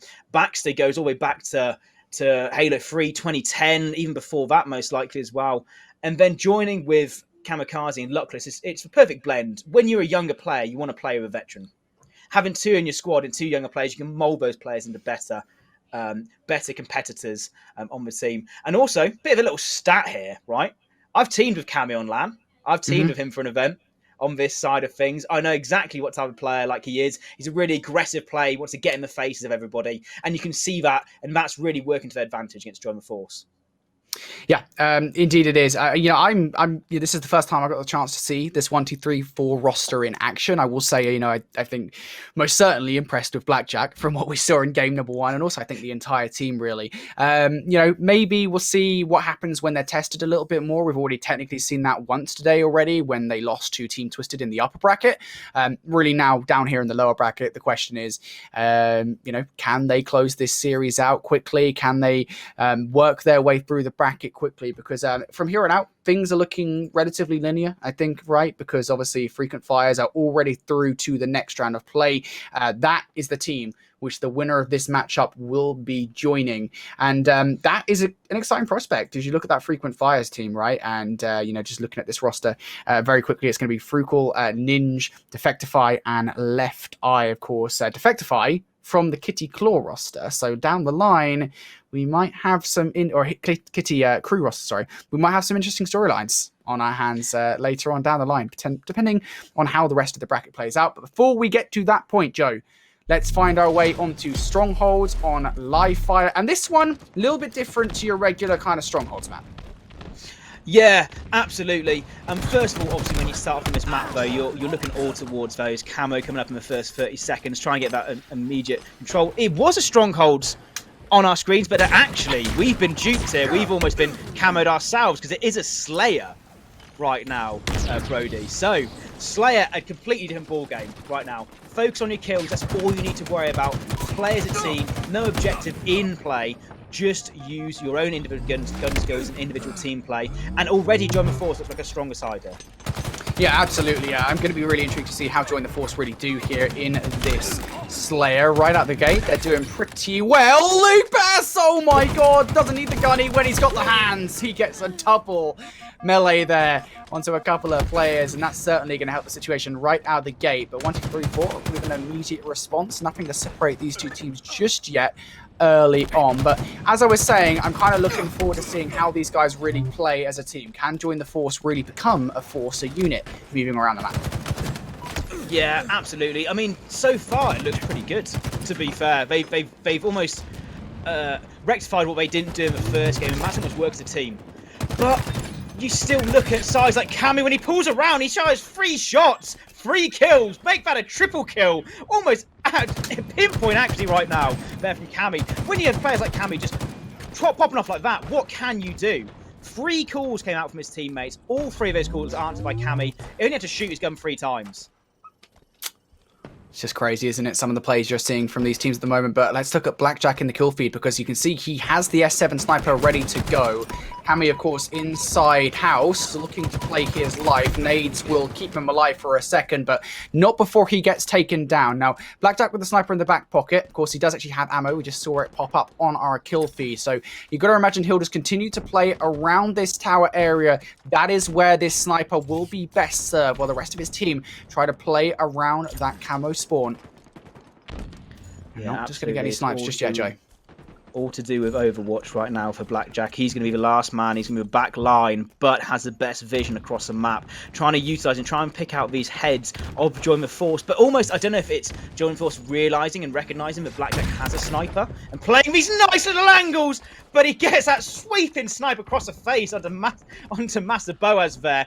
That's utilising the sniper to the best ability. Last time we saw Live Fire Slayer early on, Brody, you said about what you wanted to see was some 6 snipes. Well, again, we're not disappointed. Blackjack's still in control of this, and he's just playing the angles right now. He knows where the teams are, and he just gets the headshots he needs to get. What play from Blackjack? Yeah, Whoa. Blackjack, he is well on his way to 21 at the moment here in this game of Slayer. Oh, lovely nade as well. A new sniper is ready to go in just a second, but I don't think he even really cares. He is sniffing out every single kill here. Heatwave in hand as well. Tries to fire some up to the mid-map. Can he get this kill against Boaz? If he gets this kill against Boaz, I swear to God, he will actually be denied it, but looking for the second inside sandbags.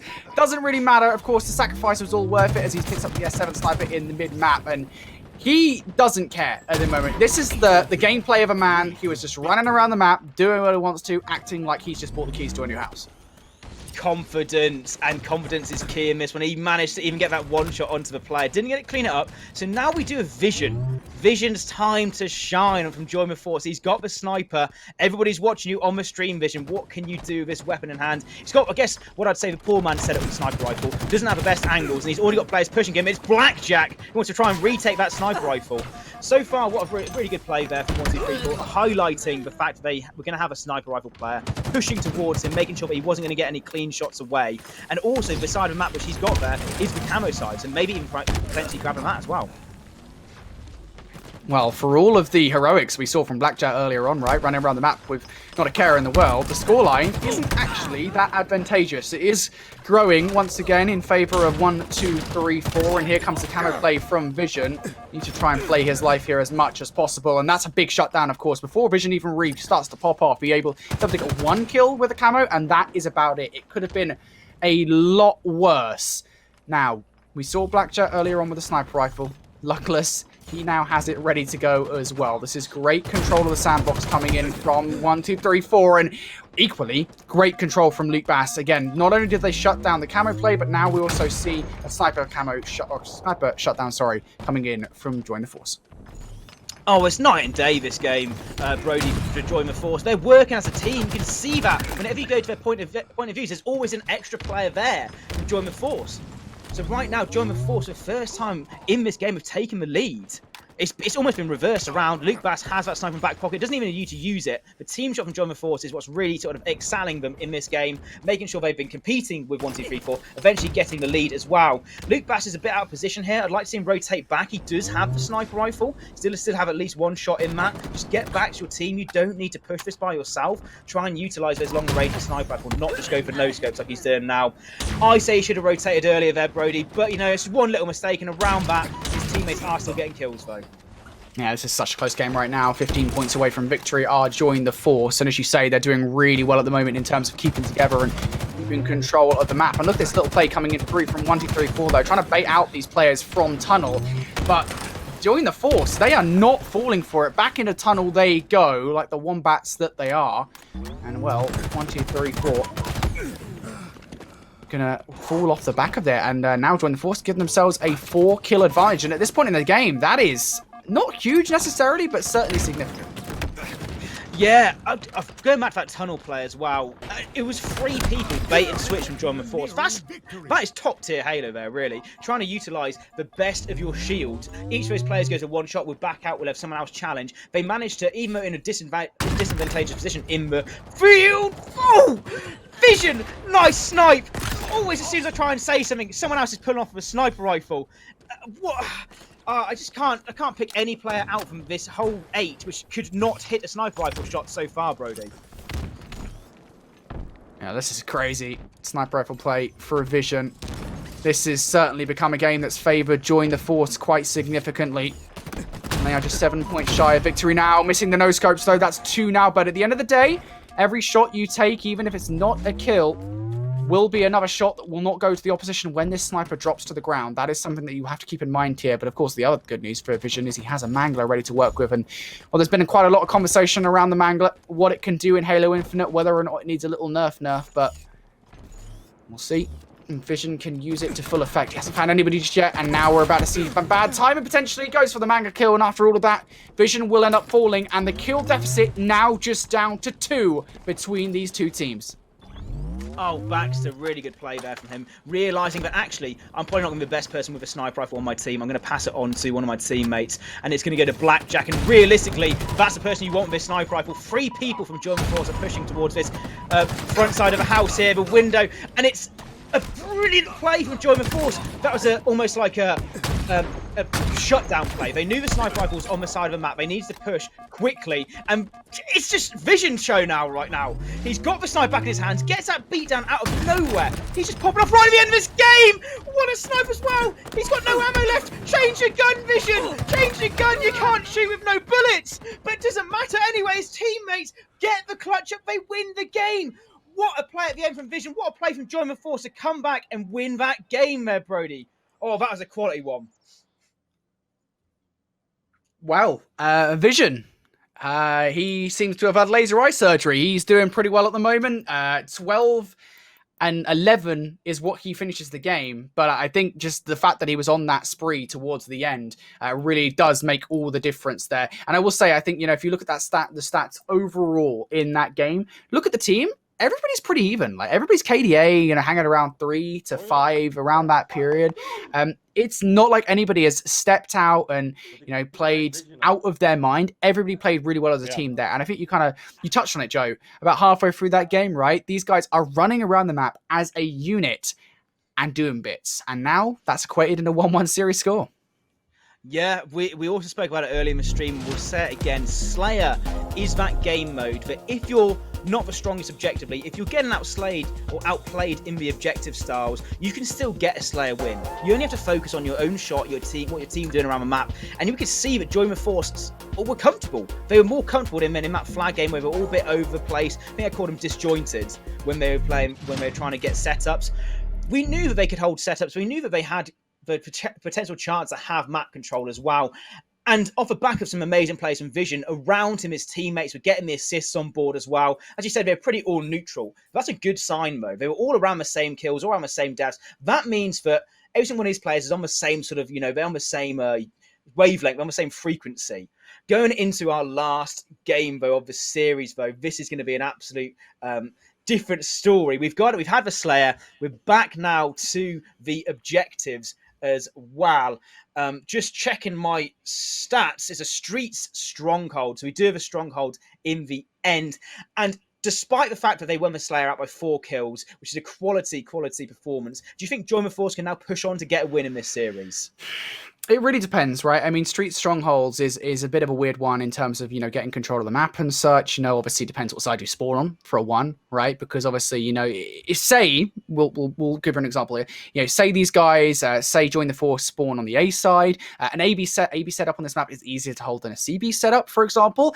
So if they were to spawn on that side, get A, get B, and then just hold on from there on out, I mean, technically speaking, they would have an easier go of things than their opposition off the spawn. But, realistically speaking, it's whether or not they can even enact that spawn trap. 1, 2, 3, 4. We saw how deadly they were over in the CTF when they're doing well with the objectives. We'll see. Honestly, I've not seen enough of 1, 2, 3, 4 to really say what to expect out of this roster other than what we saw on that CTF and then, of course, the Slayer, where they looked a little bit disjointed. I will say that much. I think from my perspective, at least what we saw was CTF, they kind of rolled over, Join the Force, if you will, and then that kind of transpired into the Slayer, where it's like, well, we're just going to try and make some flashy plays if we can. You kind of remember Blackjack at the very beginning of the game, where he was probably on a high after that 33 kill game in the CTF, and that translated to a rather messy Slayer game. I don't think they'll let that happen again here from Strongholds. It should be interesting, though. I mean, there is still a chance here for Join the Force, especially after that Slayer.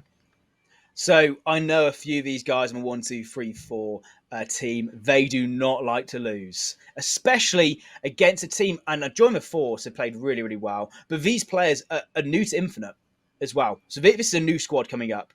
You'd expect, or in the mindset of a player who's been playing through Halo 5 at least, or maybe one of the players who used to be at the top level back on some of the older Halos, you don't want to be losing. It's almost like a wake-up call now. Maybe they were really confident. I think it's a bit of overconfidence maybe going into that Slayer game, thinking actually we outperformed them quite comfortably in the CTF. Going into Slayer, it's going to be the same problem. Before you know it, it's spiraled out of control. Now they're back to level feet, and this is a best of 3. This is the best time, though, for Join the Force. They've got the momentum on the right side. They know what they have to do. It's all on their side of the court right now. They're probably in their chats going, yeah, they're probably absolutely screaming at each other and how well they've done that first game. But they've got to come out this one.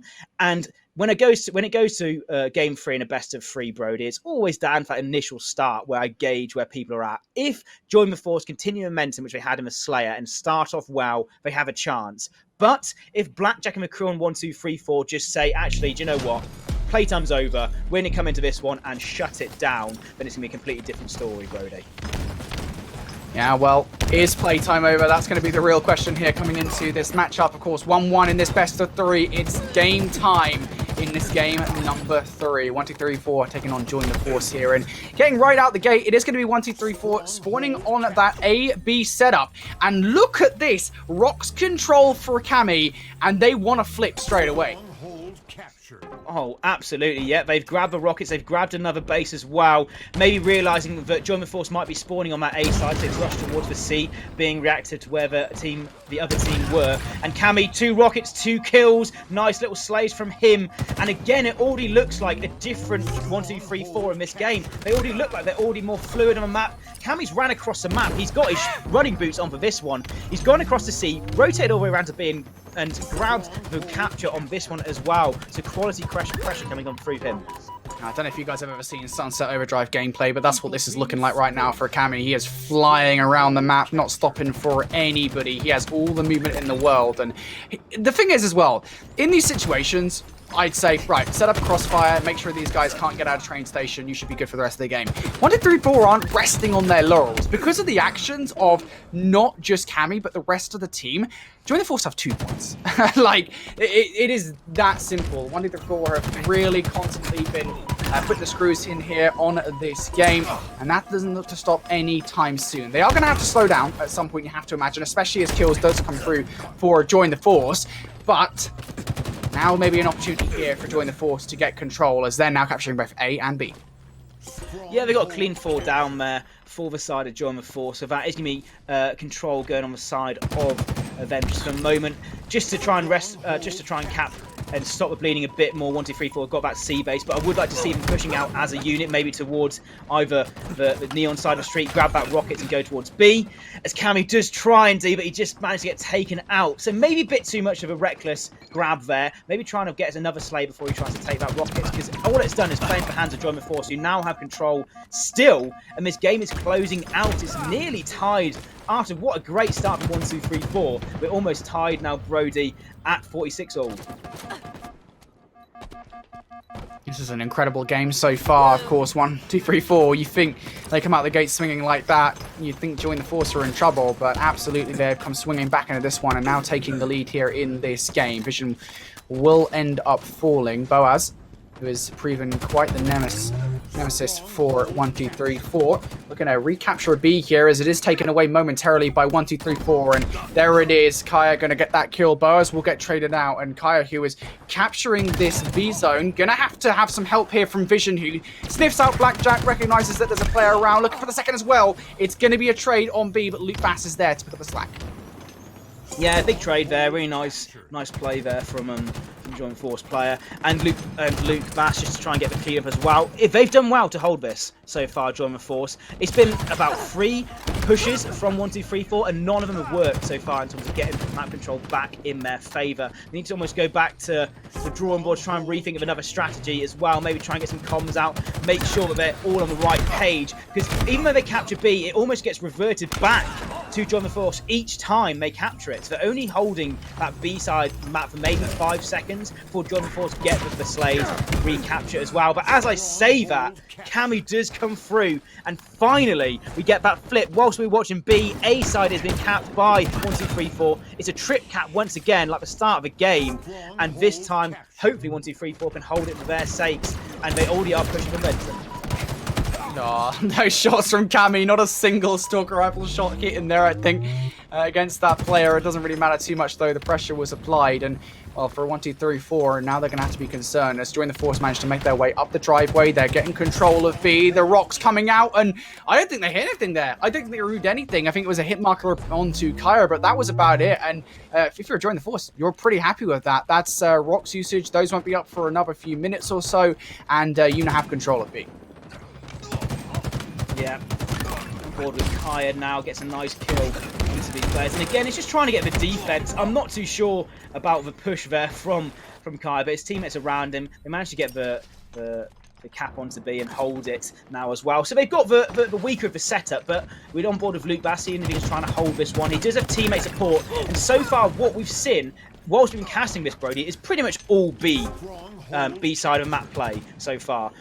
When you're on the A side of the map, you're running pretty even, Brody, because you can always just try and push towards B. It is an easier one to retake and capture from the B side. If you're spawning C, I would have liked to see Join the Force maybe just forget about the B for a second and rotate towards A. Try and flip the map in their favour.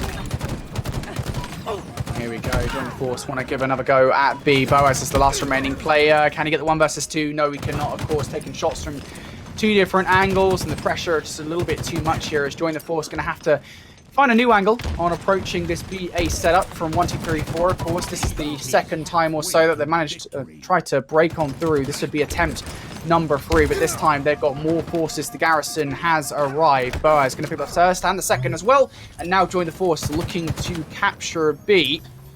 And the question is, how do 1, 2, 3, 4 react to this? Because it looks like they're going to go for C.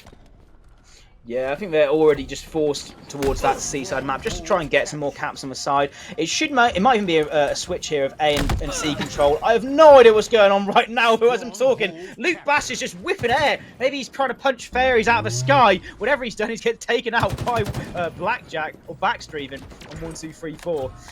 What I was saying, Brody, there, before Luke Bass decided to do a little punching routine into the air, was they sort of rotated 1, 2, 3, 4 towards C. They at least had that momentum to try and keep one of the strongholds. They flip the map on its head and they just rotate round C into B and get that capture. But again, what I've seen from Join the Force, they might be let down in this game. They can retake B. It's just their A and C control which has let them down this game. Yeah, absolutely. Although, I will say this much about Join the Force, right? I mean, they now have this AB set up. They've had a good go at this previously, so they can still come out on top here in this game. It won't be long before they manage to tie this game up, and especially when the kill feed is absolutely theirs. Well, within the realms of possibility. They do want to get control of Neon, though, because that's where the pressure is going to be coming from soon, as soon as they spawn up over towards Elbow, and this is going to be the shotgun play now coming out from Luke Bass. He wants the kill. Unfortunately, you're only able to land 2 pellets against one of these players on Neon before falling, and now both of these players going to be overflowing the action onto A. 1, 2, 3, 4, once again doing what they've been doing all game long, effectively continuing to pressurize Join the Force into making very different decision. I don't think the decisions that they want to make, they have to get C now. They kind of have to settle for that in a way. Yeah, that was a 2 split across the map. Luckless and Cammy, the youngsters and the veterans in Baxter and Blackjack, almost separate them for their forces. 2 go to B, 2 go to A. They do momentarily flip the map. But then Join the Force just come up behind him and say, actually, we'll just retake A again. We've got C control. We've got a bit of a weaker setup, but we're still in this game, putting momentum. You almost want to see at least one player sort of realise that they might be, the Join the Force were pushing towards that street side and try and look back behind them. But instead, they all rotated to B and then got shot in the back. Vision onto these rocks. Of course, it would be extremely useful if they were able to get them. Of course, that might be the key to breaking on through to B. Cam in the mid-map wants to get 1 kill. Unfortunately for him, again, it's one of these situations where you've got to look in multiple directions to grab these kills, and unfortunately, it's not to be. Luckless underestimates the height there of this A strongholds area. Will not be able to jump on it, at least or initially. Gets on it eventually, though. Now looking to capture A. And then back and forth we go. This is Strongholds at its finest here, Joe. These guys just back and forth constantly as they flick control of all 3 of these points.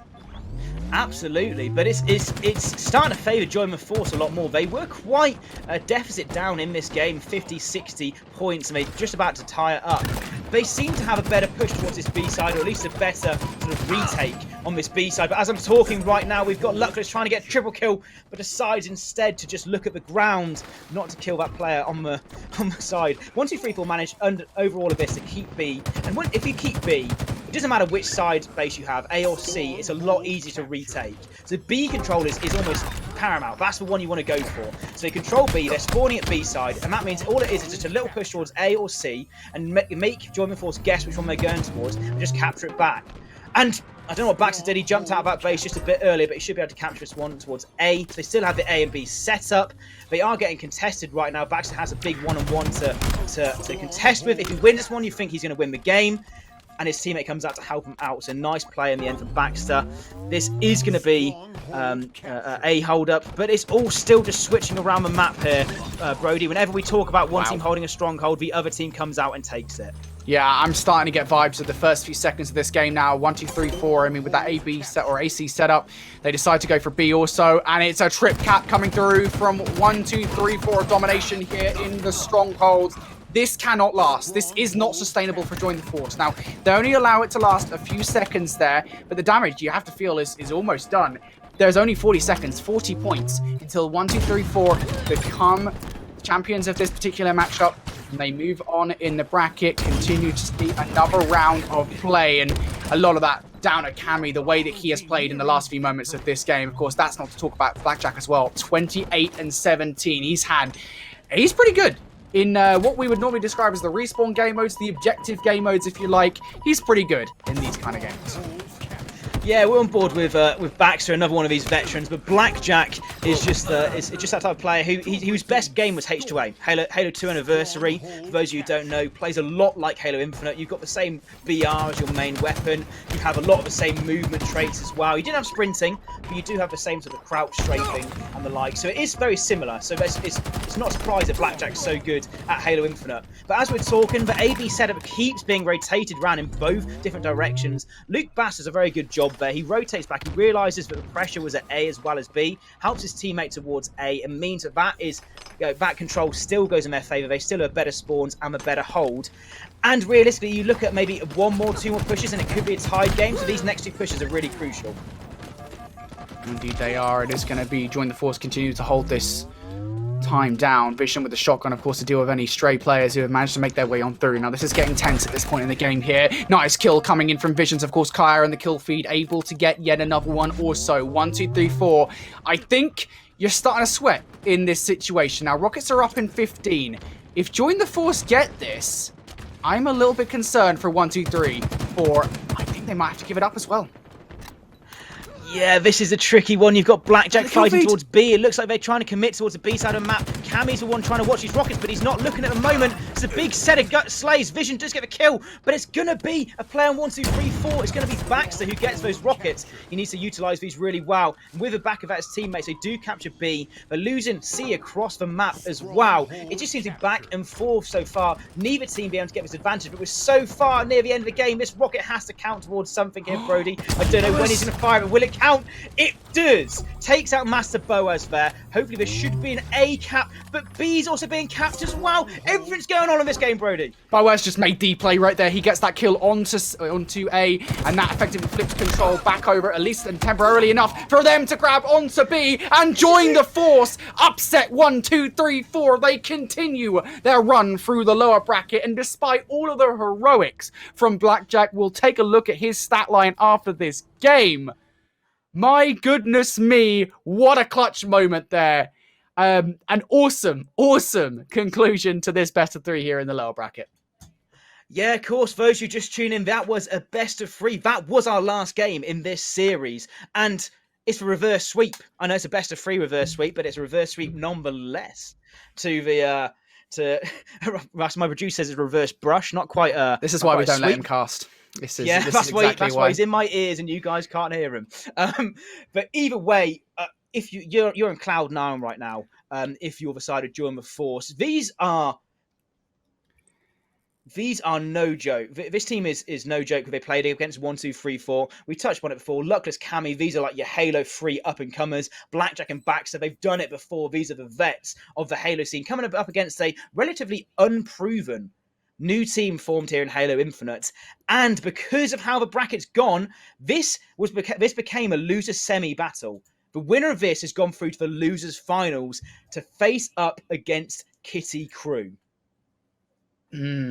That's going to be an interesting matchup, right? Kitty Krew is their next opponent, of course. They barely lost to Team Twisted in the upper bracket final. I think, yes, it was a 3-1 victory for Team Twisted, but, at the end of the day, Kitty Krew were just such an incredible team there. In that upper bracket final, they played so well. You've got to talk about the CTF and the Oddball that were extremely close. But I guess we'll cross that bridge when we come to it. We'll take a look at our final scoreline here in the series. 1, 2, 3, 4. Take an L, and I am surprised. I will say that much. If only because of the fact we look at the CTF at the beginning of the series, and I thought off the back of that, this might well be a rollover, because even though that's a 2-0 scoreline, it was dominant in the sense that it never really felt like Join the Force had any control in that Aquarius CTF. Come the Slayer, though, it felt maybe that 1, 2, 3, 4 are taking their foot off the gas a little bit. But then, of course, the strongholds. I mean, I think, if anything, you can't make any excuses whatsoever. That is just a really great performance from Join the Force. And their opposition 1, 2, 3, 4 to an extent. But at the end of the day, one team won. And it was not 1, 2, 3, 4. So congrats to Join the Force. They're moving on. Yeah, we saw a different Join the Force in that game 2 and 3. The Slayer, again, was in favour of 1-2-3-4. They had control at the first to mid part of that game, but they lost it, and it eventually spiraled out in towards a Joe Force win off the back of some snipes from Vision, as well as his teammates sort of rallying behind him and getting those clutch kills they needed to. I'm shocked. I've known the calibre of players on this 1-2-3-4 squad. I don't know how long they've been playing together, but regardless of if they even formed as a new team for this event, as like a bit of a pickup squad, you still expect them to be putting on a show. They did very well, but Join the Force have come out of nowhere, and they probably just found out as well they're going to be in the losers finals. They could have a chance to be in the grand finals, one series away. But that series against a team we casted earlier on, being Kitty Krew, they fell to the Call of Duty players, or former Call of Duty players, now Halo players, since we've claimed them over here, of Team Twisted. After the break, we will see who will conclude in these two games as well. Kitty Krew didn't have as long as wait we need to, but also, Brody, we have a bit of a giveaway here. We do. Talk us through what is going on. What do the viewers have a chance to win? Well, I tell you what, Xbox Series X, everybody wants one. Everybody wants an Xbox Series X, of course, for good reason. There's some awesome games on that system currently available, including, of course, Halo Infinite. But the best part about this giveaway is that we have a Halo Infinite Xbox Series X limited edition console ready to give away. Of course, these are not widely available anymore. Xbox Series X consoles are not widely available anymore, let alone the limited edition Halo Infinite consoles. It's beautiful. The touch of the Xbox button makes a nice Halo-esque noise. So if you guys want to get your hands on one of these consoles, all you got to do is go over to the Europa Halo Twitter. That's at Europa Halo. There's going to be a tweet there with the giveaway. I believe it's currently the pinned tweet of the Twitter account. Make sure you follow the account and like and retweet that tweet. And if you want some extra entries to the giveaway as well, all you got to do is subscribe to the Europa Halo channel via the link that's in that tweet. So again, at Europa Halo on Twitter. Come help us out, and we'll help you out as well by giving you an opportunity to potentially win a giveaway for that limited edition Halo Infinite Xbox Series X. Just saying it gives me chills, Joe. I love the look of that beast. It's a beautiful, beautiful machine. Yeah, I mean, Microsoft have done really well with a lot of the Xboxes in the past. There's been Halo Reach, there's been Gears of War Xboxes, but this Infinite one is it's slick. The new Xbox Series X almost looks like it's something from space anyway, but adding it with this Majolnet armor-esque sort of design as well. It just looks. I'm jealous. I'm jealous whoever wins that console. But as Brody said, I couldn't put it by myself. Go over. There's a pinned tweet at Europa Halo on Twitter. You got to like, you got to follow, you got to retweet. If you want that extra bit of luck, those extra entries, subscribe to the Twitch channel as well. And whoever wins that is going to be absolutely chuffed. Now, another thing as well, just before we get into into our ad break, just before the losers finals, HaloLesson.com has been our sponsor for today. And I mean, coming from a former Halo competitor myself as well, this is just such an amazing tool for any budding, aspiring Halo competitors new to the scene or old as well. HaloLesson.com provides provides lessons for €20, an hour, from some of the professional players, from some of the European professional players in our scene. Mister, who's on Kitty Krew, who's now in our losers finals. He's one of professional players. You have other players who are on partnered teams as well. Like you've got Snipe Drone on Ascend, for instance, as well as some of the players from HMCA, which is one of our top 4 teams in the Pro Series. All of these players are the best of their craft. They know, they've been in this scene for a very long time. If you want to improve, if you want to get that extra step up as well, that's the thing to do. Go to halolesson.com, get one of these coaching. Could be one-on-one, just you and the pro as well.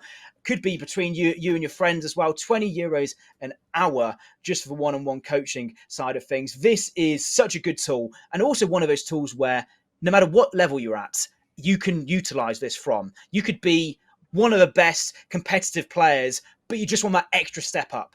You could be a new player to the scene who doesn't know where to start, maybe doesn't even have a team, but can actually get a good footing in the scene just off the back of this HaloLessons.com as well. So really cool to see them sponsor us here at Europa Halo. And this cup so far, Brody, has been an absolute quality blast to watch. We've had some amazing games. The storyline so far, whoever sits and plays Team Twisted in that final is in for a game for sure. Next up after break, we've got Kitty Krew versus Join the Force in our losers finals.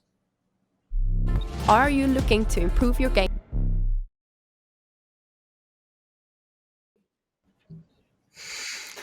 Ladies and gents, welcome back to the Europa Halo stream. This is the 4v4 Kick-Off Cup. We are now deep into competition so far.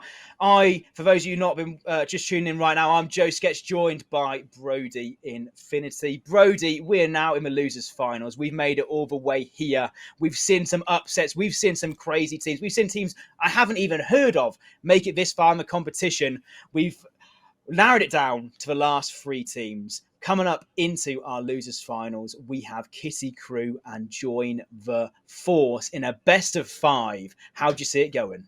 Yeah, this is our best of 5s now, Joe. So this is going to be super interesting to see really how the rest of this tournament plays out. We're down to our final 3 teams. Now, specifically in regard to this matchup, of course, Kitty Krew, we've seen quite a lot of them today. I think this would be the 4th match of theirs that we casted. I think it was 3 matches straight that we got to cast earlier on when we saw the progression of theirs through the bracket, leading up to that fateful matchup versus Team Twisted that didn't quite go their way. Now, we'll stress, beyond the strongholds on Recharge, that was game number 1 of that series. It was an incredibly close affair, even in regard to the Slayer, of which they managed to win.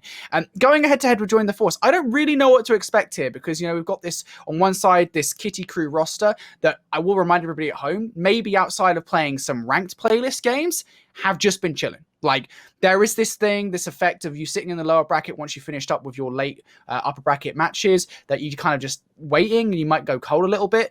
You contrast that to a Join the Force team that just upset 1, 2, 3, 4 in a stellar best of 3 matchup. What a conclusion that was on Street Stronghold.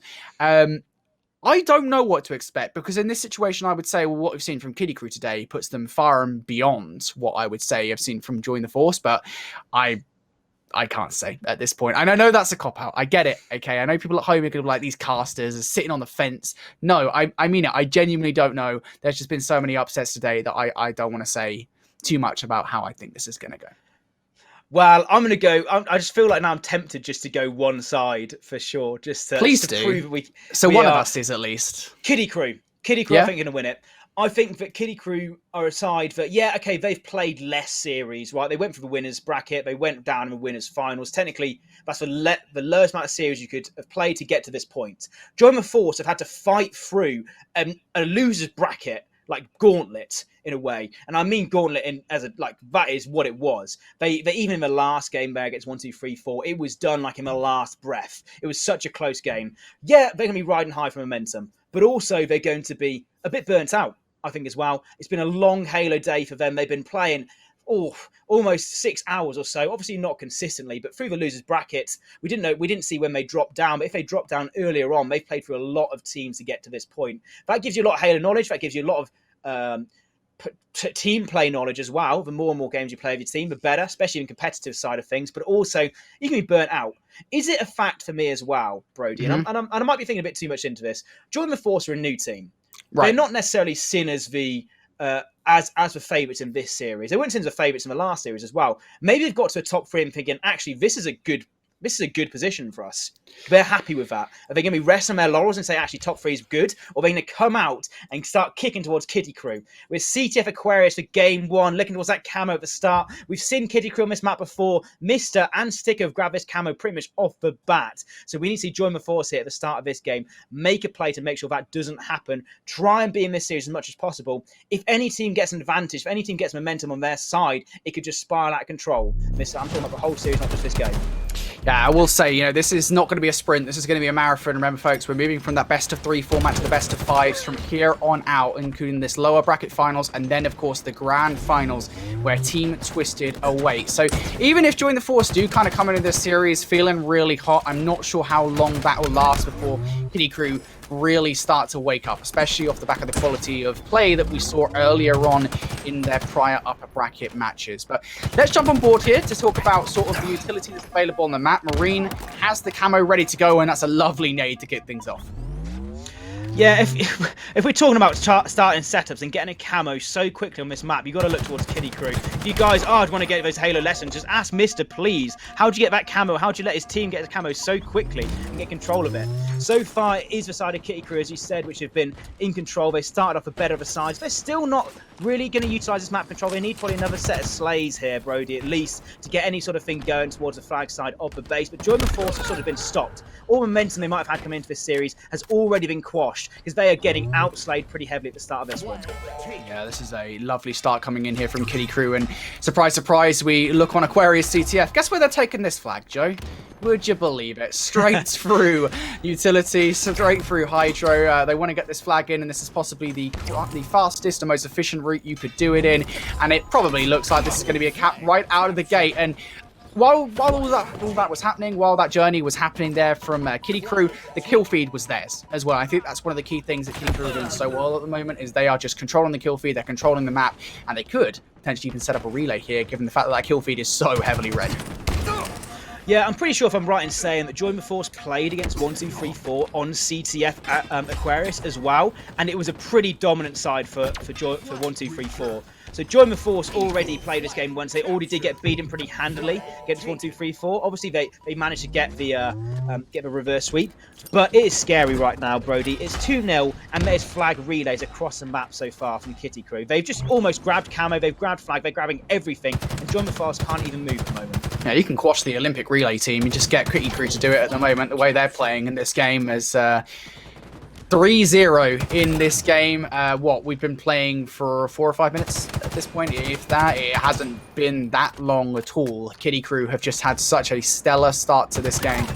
And it only looks to be getting better here as the pressure keeps on applying with that camo finally depleting to the point where it completely disappears. At this point, damage done, right? Join the Force need to stop the bleeding somewhere, and finally, they might be able to do it as Boas picks up 2, but is immediately traded out, and that flag is gone. Potentially, finally, it is stopped before any more damage can be done. Yeah, there should be a return, really. Outcast was baiting that flag a bit there. It was a nice run in the end from Sticker. Vision does get one out himself, but they need to sort of focus on this return, because now Krew are respawning. They're getting back on the map. They're getting the slays they need to, but eventually it is going to be a return from Luke Bass, who does well to get the slays, get a touch on his flag to keep it running for his team. It should be a dead flag right now as Krew get control, but there's a bit of life there from Join the Force. They do manage to get some map control. They did get a flag on the go. They need to bounce off that and get some more slays, try and get some more position on this map, and just try and get into this game, Brody. Yeah, I think this is just Krew playing really good CTF at this point in time. You know, they're 3-0 up here. At this point, I think they can kind of rest as well. Obviously, you don't want to rest on your laurels at any point, but when you're 3-0 up in a CTF, the onus is no longer really on you to do anything in the game. You've given yourself a massive safety cushion to just try and play the rest of the map as more relaxed as you really want. And here we see Krew on a bit of pressure. Join the Force looking to push their way on through. Boa's going to have to retreat towards the mid-map. The kill feed now going to be Join the Forces as they're able to take down 2. You're surely going to see a pull here, and we will. Yeah, kill feed all blue there. Luke Bass the one running the flag, but despite the fact they grab the flag, despite they have map control, is actually going to be Sticker with camo, and he gets the slay, gets the kill on the side of Luke Bass. He's done his job. Get out and dodge, keep the camo alive. They might grab the flag, but you've got the better all play with camo. You can push afterwards. So he's done exactly what he needs to do in that situation. Brilliant play. Bit of a sloppy play maybe from German Force. Maybe they didn't expect the position they were in terms of pulling that flag as quickly as they did. They sort of left camo up top with 3 players around it, which Sticker managed to grab at the end of it. So nice play across the board there from Sticker. He does get the return as well. So despite the fact they had this one pretty much in the bag, German Force still not capped that flag. Yeah, that was their best chance so far in this game, and the camo plays from Mr. as well as some heroics from the remainder of the team really putting that flag capture out of reach. And the worst part about all of this is Marine has pushed his flag all the way up to their fridge side of the map. Outcast might be able to grab this as well and put it in for the cap. What a play this would be if Outcast can make this happen. At least get 1 kill, it would make it realistic, but I think Luke Bass will be able to get a return on that one, and they will. But again, all of that time spent from both Krew and Join the Force on those pushes That's good for Kitty Krew. I mean, they've already given themselves that 3-0 start from the early game advantage. They are more than happy here to just sit and have that engagement because it's just wasting time bringing down the clock in this game. It's such a big deficit for Join the Force to get back into this game. It almost forces them to play an uncomfortable style in terms of where they're trying to push as much as possible, because they have not just one flag cap down, they have 3 flag caps down. That's a flag cap in every 2 minutes, basically, for them to get this back into this game.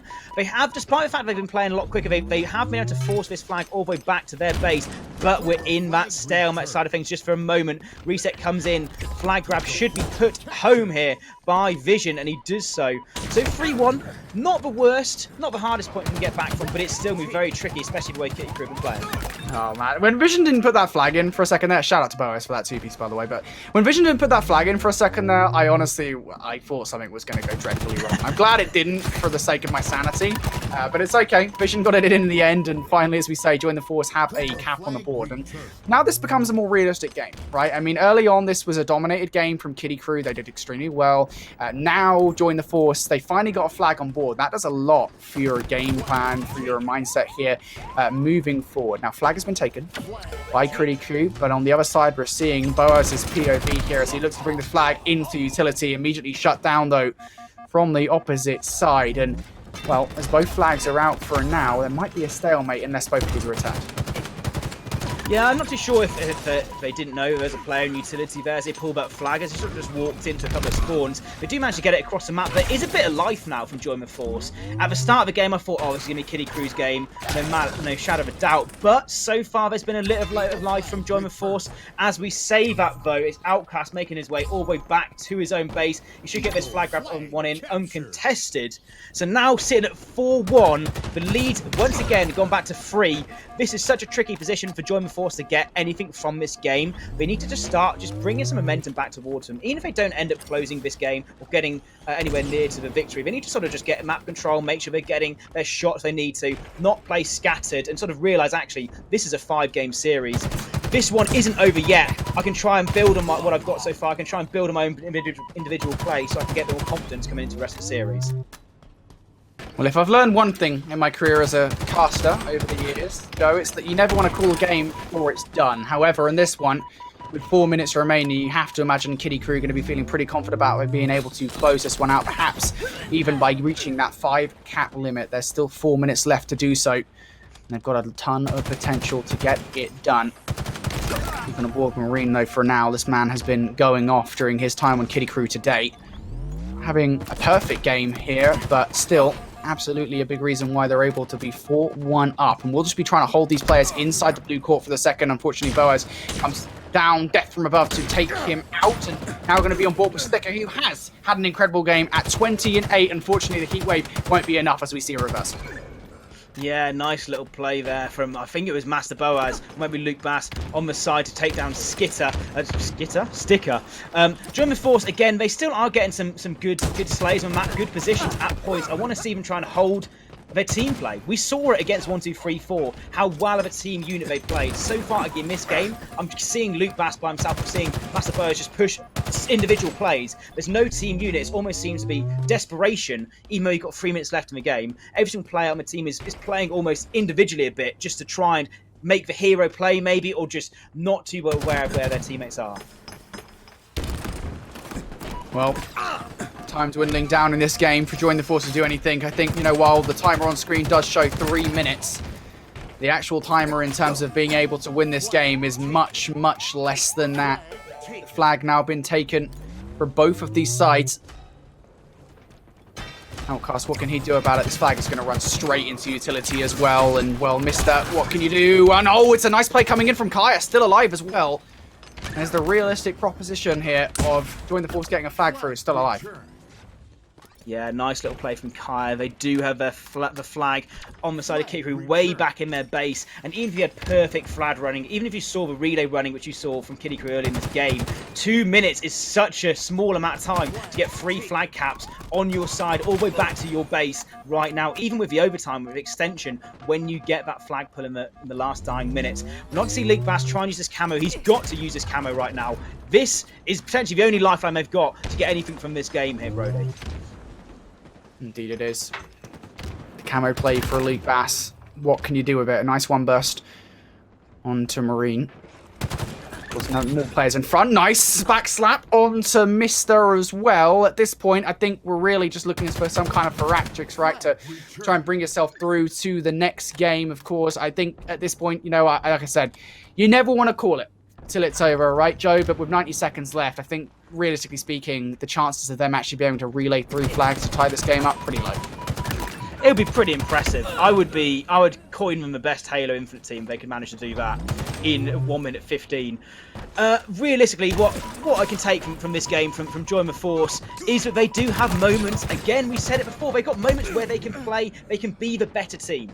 So they have a chance in this whole series overall. They do manage to grab a flag near the end, near the dying breaths of this one, but they need to utilise that. They need to again play as a buddy system in a way, not just play individually, not just have moments of playing as a team, have a game playing as a team. That's how they won against 1, 2, 3, 4. I know Krew are better, a more strong opposition, but they haven't been out of it in the full sense in terms of they have times where they're under control. Oh, nice play coming in from Mister. Really feels like the full stop here on this game as, well, they want to try and get this return in, stop any more bleeding.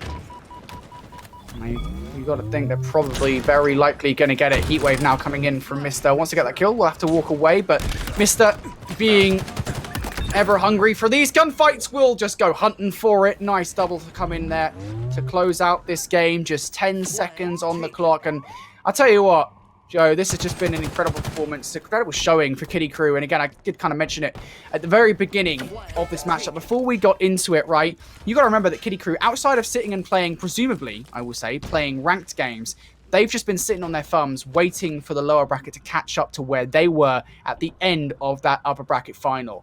Coming in cold, that is about as good of a game as you could ask for.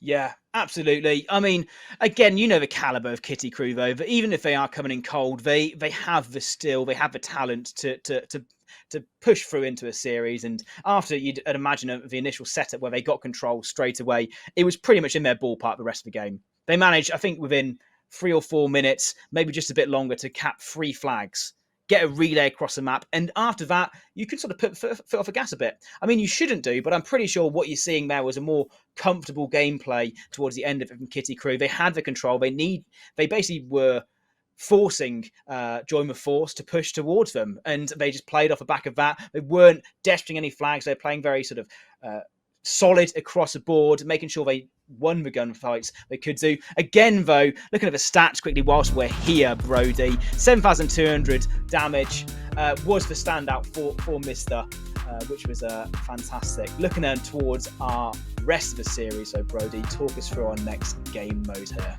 Yeah, so we'll look over towards this best of 5, and I am going to get this right this time, because as always is the structure in a best of 5. Slayer will be map number 2, and we are going to live fire for that one. Now, Krew, earlier on, I believe this is the map mode combination which they were able to take away from Team Twisted in that upper bracket final. So we know they are good at live fire on Slayer. At the very least, we know they're good at Slayer. I think that's the bottom line here. Regardless of what map it was, they played really, really well on that Slayer in that upper bracket final. It was a close one, mind you. I think it was a 50-46 victory, I think was what the final scoreline was over there. But that was off the back of a late game surge from Team Twisted. Earlier on, it was just basically a blowout at the very beginning of that for Krew. So they are very good at this. You know, the confidence that they're playing the sandbox, we know they are extremely good at that. And on a map such as live fire, there is a ton of stuff to play with. You know, you look over towards the middle of the map, you've got your snipers to play with, you've got your overshield also ready to go as well. And then over towards green side, you've got your repulsors, your mangler. There's a lot to play with here in this particular sandbox. And that plays into the hands of Krew. I do want to mention, though, the game which Join the Force won against 1, 2, 3, 4, the first game the Series A won, was also a Slayer live fire. That's true, yeah. As well. 50-46, they came back. They had a late resurgence to win it as well, which was a very good, so it's a very good play from them, but also it gives them confidence going into this one. The fact that they've already beaten a team which they got just dominated by in the first game, effectively. They lost the CTF against 1-2-3-4. They came back in the Slayer. Can they do it against this Kitty Krew squad, Brody? I don't think so. It's going to be as easy. I still back Kitty Krew to win this one. Overshield sniper rifle just plays into the hands of someone like Mister, someone like Sticker as well. And also Kitty Krew are a lot quicker team. They are a very quick side. They almost pressure at every single situation they can do. They did the same in Halo 5. They're just known as a very quick-paced team. They're not going to allow German Force to get any sort of foothold in this game.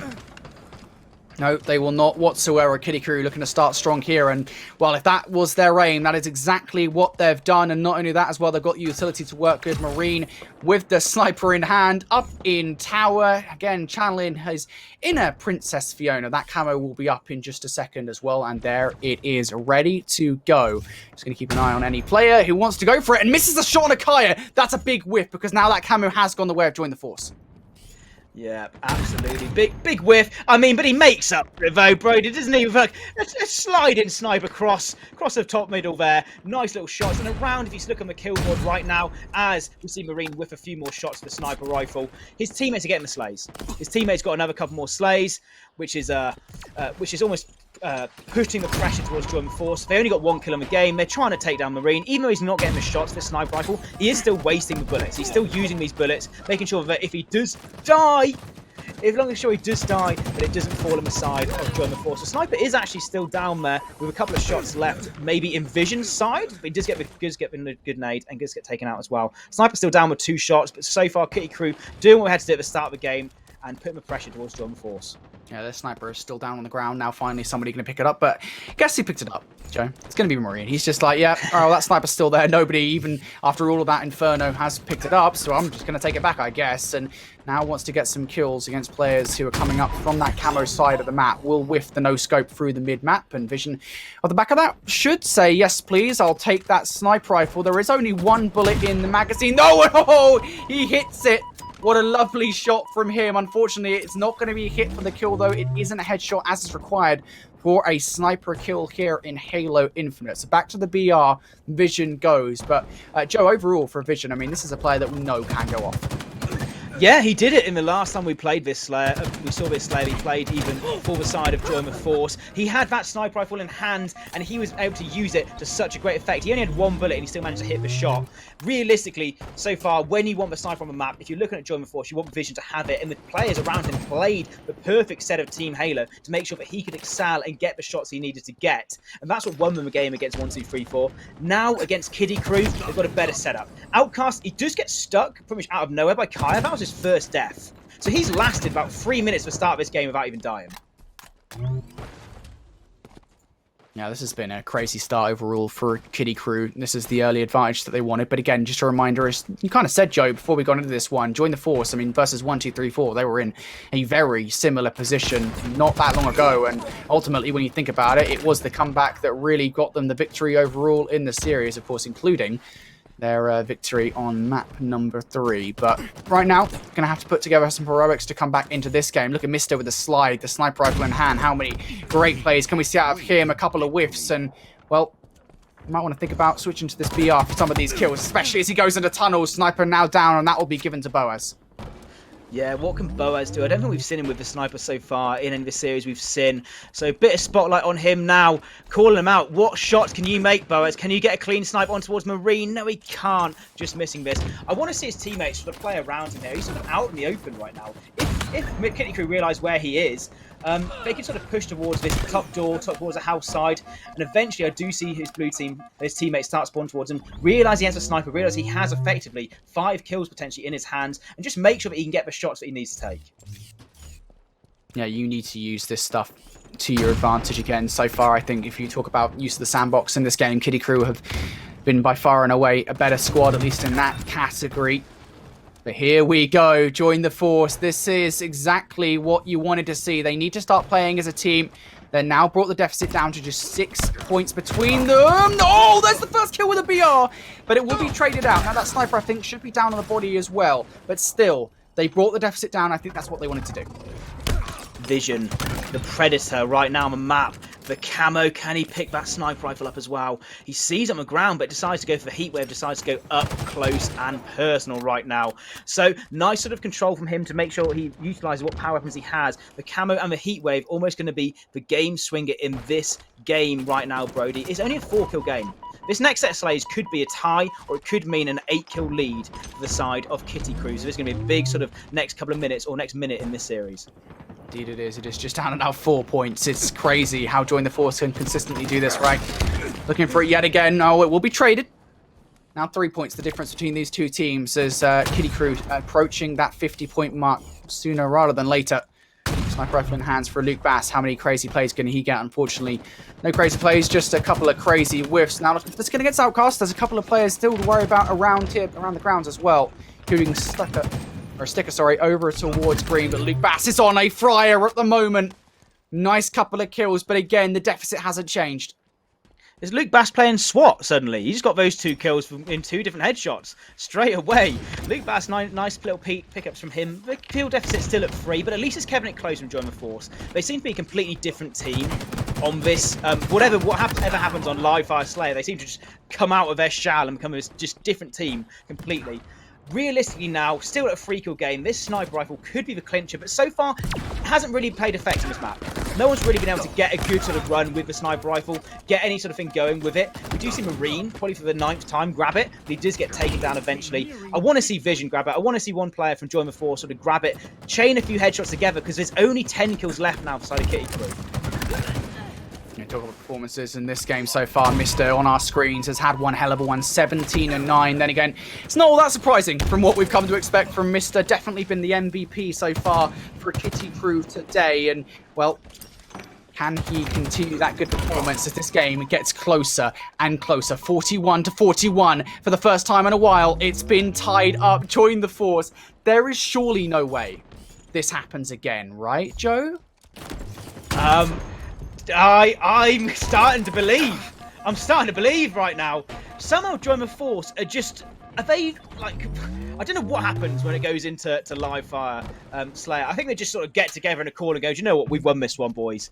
And they just sit down and they must have played it a lot in ranks. They must have played it a lot in scrims to get to this point. It's still a tied game. We're still on board with Master Boaz. He should get this cleanup. He should make his team start to get the lead. He's got the sniper. He has the faith. 5 kills left, and he has 6 shots. Can he nail a head here? He does get the clean on the Outcast. A nice snipe coming through from Master Boaz. This could be the game right here. He can chain some of these shots together. Yeah, these individual one-on-ones, they absolutely matter here in the closing moments of the game. 46-45 now. One player decides to push out of tunnels all on their lonesome. Mister, what a mistake that was. As now they're on 47-45 advantage to Join the Force. 48-45 now, looking for 49 and 50. Can they find it? A 4-kill advantage, Kitty Krew. You need to be perfect from here on out, but Mr. Boaz, has he found the route to get it done? He can't get it, but it doesn't matter. Somebody else will, and Join the Force get it done. 50-47, what an epic conclusion to game number 2. And Joe, I just didn't expect that. Once again, it's exactly what we saw in the last round of play. Join the Force, not so great CTF to start things off. They effectively get dominated, but here on Slayer, on Live Fire, they get it done.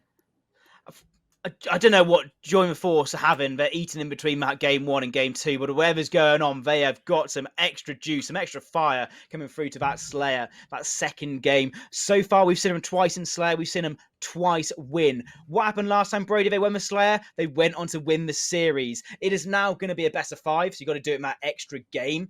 But these guys are here to play.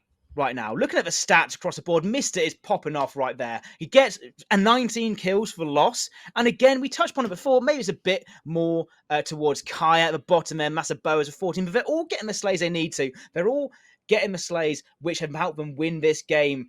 And overall, I am unshocked with the upsets we've seen so far in this tournament. It is crazy, isn't it? Because I think, the big thing about this Join the Force roster is coming into this, from all of the notes that we put on paper, in the morning when I woke up, I was like, right, well, here's the teams that I'm looking at today. Some of them maybe didn't even make it into the tournament and didn't make it past check-in, sorry. some of them have been upset already, but one of the teams I definitely didn't have written down on those notes was Join the Force. And you even said, you know, when we were talking about who are Join the Force, who is this roster that is coming through and kind of sweeping their way through the lower bracket, we didn't know. Now we do. They're a pretty good roster, it would seem. And I'm highly impressed with their team play, especially in those Slayer modes. But no more Slayer now, at least until game number 5, which might well happen. It is definitely on the cards. We now move over towards game number 3, Joe. Yep, Streets Oddball is going to be our game number 3 as well. We're going to see a bit of Oddball on the stream once more. And realistically, I'm looking towards the CTF game at the start here. And if it was anything to go by from the time we saw Join the Force versus 1-2-3-4, you'd think, oh yeah, well, you know, 1-2-3-4 dominated that CTF. They went on and they should go and win the objective again. But this time, again, the momentum swings. It was 50-46 when Join the Force played 1-2-3-4 in Live Fire Slayer. This one it's 50-47. They're going through to another objective game, and it was a swing where Join the Force won last time. I'm almost turning into that on the fence now because I don't know who's going to win it anymore. I'm going to stick with Krew because I know the quality of these players. Right. I think that, again, they lost a round earlier on in one of our winners' semis, and then they went on to win the series pretty comfortably as well. Maybe it's a bit of a wake-up call again. Maybe these guys, as you said, had a bit of cold hands going into the series, been sat waiting for a bit. Maybe they went and had their dinner. They're feeling, you know, a bit fatigued after just chilling for a while. Hopefully for them and hopefully for this series, they sort of perk it up and Join the Force continues showing us what they've got as well. They have played out of their socks so far, Brody. Yeah, indeed they have. Absolutely they have. You know, I will say, you know, looking at the rest of this best of 5, you know, for Krew losing that Slayer, I think at the moment, looking at really where they're at overall in today's tournament, I think that seems to be maybe their Achilles heel, in a sense, right? At least from that matchup, it didn't really look like it was in their favor. Put it that way. Then again, they did end up winning that Slayer versus Team Twisted. So who knows at this point? But regardless, I think, you know, moving forward into this Oddball, as you already said, we don't really know what to expect from Join the Force when it comes to Oddball at the end of the day. It's the game mode we didn't get to see in their last best of 3, where of course they shocked 1-2-3-4. So I honestly don't know how the rest of this is going to go. As you say, I kind of want to be with you here in that we know what to expect from Krew, right? I mean, we've seen well enough of them to say, all right, well, you know, here are their strengths, here are their weaknesses. And Oddball, I think, is definitely not one of their weaknesses. So we shall see. But for Krew, of course, now they have to go for at least the strongholds and the Oddball if they want to close this out in 4. Whether or not Join the Force will let them, or maybe even take those maps themselves, that will be the question. But we're going to be moving on to the streets here for Oddball. And once again, it's going to be all about that central spanker. It's going to be all about that Bulldog on the other side towards Neon. But, Joe, I'm just really pumped to get into this. Oh, I am hyped right now, Brody. I am ready for this series. This is what we want to see when we go into the losers finals. We want to see 2 teams fighting out to get into that placement grand finals. Just fight for that little bit of €100 up for grabs as well. Bringing us towards that HaloLessons.com for helping us out and sponsoring this tournament for us. And off the back of that, these teams are both have a really good chance. They're firing on all cylinders. Join the Force have got the momentum on their side. We've got momentum in the casting booth because we are absolutely loving this right now. Love a bit of Halo, and I love when it even goes down to those close games. So far, we know Krew, they've played the Oddball. They know how to get the setups from what we've seen so far on stream. Can they do it again against Join the Force is what we're going to be finding now. That's a question, isn't it? Oh, that's unfortunate right out the gate as well. You know, we always talk about how good are you with the utility, how good are you with the power weapons on the map. Well, Kai Dev decides, right, I'm just going to try and shoot these rockets out as fast as humanly possible. And off the back of it, well, nothing will come of it, realistically speaking. Krew will be the ones with ball control. They're trying to make their way over towards back PD. Now, that would be a bit of a futile effort from Sticker. I think he realizes that sooner rather than later, but it's a little bit too late, as now it's going to have to be Marine to save the day. Will with the initial melee, one more player to deal with around the back line, and Krew able to really recover that fumble as Marine picks up 2.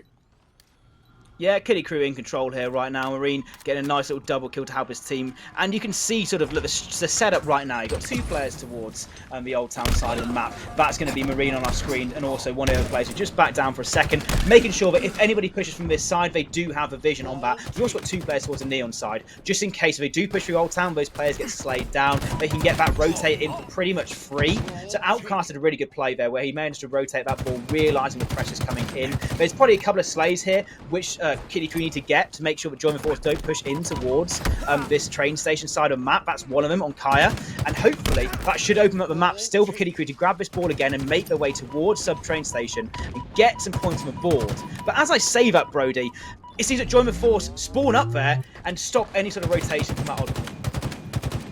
Yeah, but it's going to be Kitty Krew in the lead right now. They are playing this round much, much better. But of course, as we well know from the Slayer, never a good idea to count Join the Force out, even when they're behind by a large margin. Kitty Krew can still give away this round. They're looking to try and hold on to ball control, but with Boaz over here with the shotgun, can he get the kill? Yes, he can, and he gets away with his life as well. Good value coming out of this Bulldog for now. Pressure now be coming through once again from Neon, from that arcade side as the ball respawns. Yeah, Ball is going to be in control of Join the Force most likely. So I would like to see that his teammates sort of be pushers, like forces or bodyguards towards Master Boaz there, but instead they sort of just backed away and let him just sort of rotate by himself. That allowed Mister to come in and grab the rockets, take out that ball player, and rightfully so he decides not to just hold that ball. Realises there's a player around him, realises he has the Bulldog and the rockets, so he should be better utilised without holding the ball, make sure when his teammates come in. Right now, though, the spawn's in favour of Join the Force. They should be able to get control once again if they can root out Outcast from this position. Indeed. Outcast trying to play his life here. He won't really need to as Mister. Can we just point out Mister for a second here in the heat of the moment? He is 14-5. Like, this man is just constant. When is he not on a good game? Like, that is my question. I can't recall a single time where we've been on board with Kitty Krew and he isn't doing well. Yeah, I mean, he must average about 50 kills a game at this point, you know, but realistically speaking, probably averages about 20, at least in the games. We saw him hit about 35 early on. This is the first round of Oddball, and it's not even been a close affair so far, and he's already got 15 kills. That's how much of a domination he's pulling on right now, and because of that, off the back of that, and him and Marine also popping off, it almost just adds that extra force, that extra momentum on the side of Kitty Krew. It forces Join the Force to even play around Mister, and he almost becomes a valuable kill in this side of things. But right now, no one's been able to take him out. He's only got 5 deaths, 16 kills to bat for his team, and he's the real reason why they've won this round 1 any second now, Brody. This has been an absolute one-sided affair. Yeah, I mean, that is basically it underlined, isn't it, really? Kitty Krew looking so good there in round number 1. They gave Join the Force, what, 3 points overall? It wasn't a lot, was it, really? As now we go into round number 2. Can Join the Force really come back into this one? And who else to jump on board with but Master Boaz to kick things off. Nice rockets for a 1. There'll be more kills around very soon. Unfortunately, we'll get taken out from behind, and I think those rocks will now go towards Kitty Krew. Yeah, doesn't manage to get the shot onto Vision there, does Marine, but his teammates have got the oddball. They've got control just for a moment before getting taken down. Join the Force have got to make something work here. They've got to try and get a setup. They've got to try and get some momentum on their side, because so far in that first round, it was all Kitty Krew. They still have yet to almost grab the oddball on this round. They're 2 rounds in with only 3 points of the oddball. Obviously, this one's early doors. We still haven't seen any team get a setup so far. I'd like to see Kitty Krew sort of play this adventure, try and push out Join the Force in this Old Town, play the numbers they have right now before bringing that ball back to train station. We've got 2 more slays here, and they should be able to cleanly get that back. It's going to be Marine who's running towards mid-map. I don't know about that play, because he could get shot from about 4 different angles. Just get cleaned down. And eventually, it's going to be Join the Force who grab this ball. Indeed it is. Join the Force now with control of the ball, and now with control of the game as well, as they take the lead here. Now, I'll be interested to see kind of where Join the Force bring this ball. Generally speaking, we've seen teams trying to bring this back towards PT. That is the safest place, since it's very hard to land nades in there effectively and, of course, get control at the same time. But saying that, Kitty Krew seem to have broken in with pretty much ease. Their entire squad going to contribute towards that push with kills, and now it is Kitty Krew in control of PT, in control of the oddball. Looking pretty good off the back of it as well, but there will be immediate pressure still yet to come from both sides of the map. Yeah, luckily we've gone board with Marines. I was about to highlight him. He's coming in behind Luke Bass and Master Boaz. Master Boaz is my player I want to watch right now because he's in a position to really make a play. Mister is the other one who's just been taken down, so he should be able to just get this ball quite cleanly. It's a really good position from him, actually. He decided to rotate Neon by himself and sort of pinch Krew into this corner. As you said, it's very tricky to sort of hold the ball in that position when you've got so many different angles they can come from. And Masabo's plays his life, realizes his team across the map from him, and he should be able to get a brush through. But now we see Sticker on board with the Rockets, so would like to see him try and utilize his advantage, try and get behind his team and make sure he can get some clean kills with the one rocket shot left.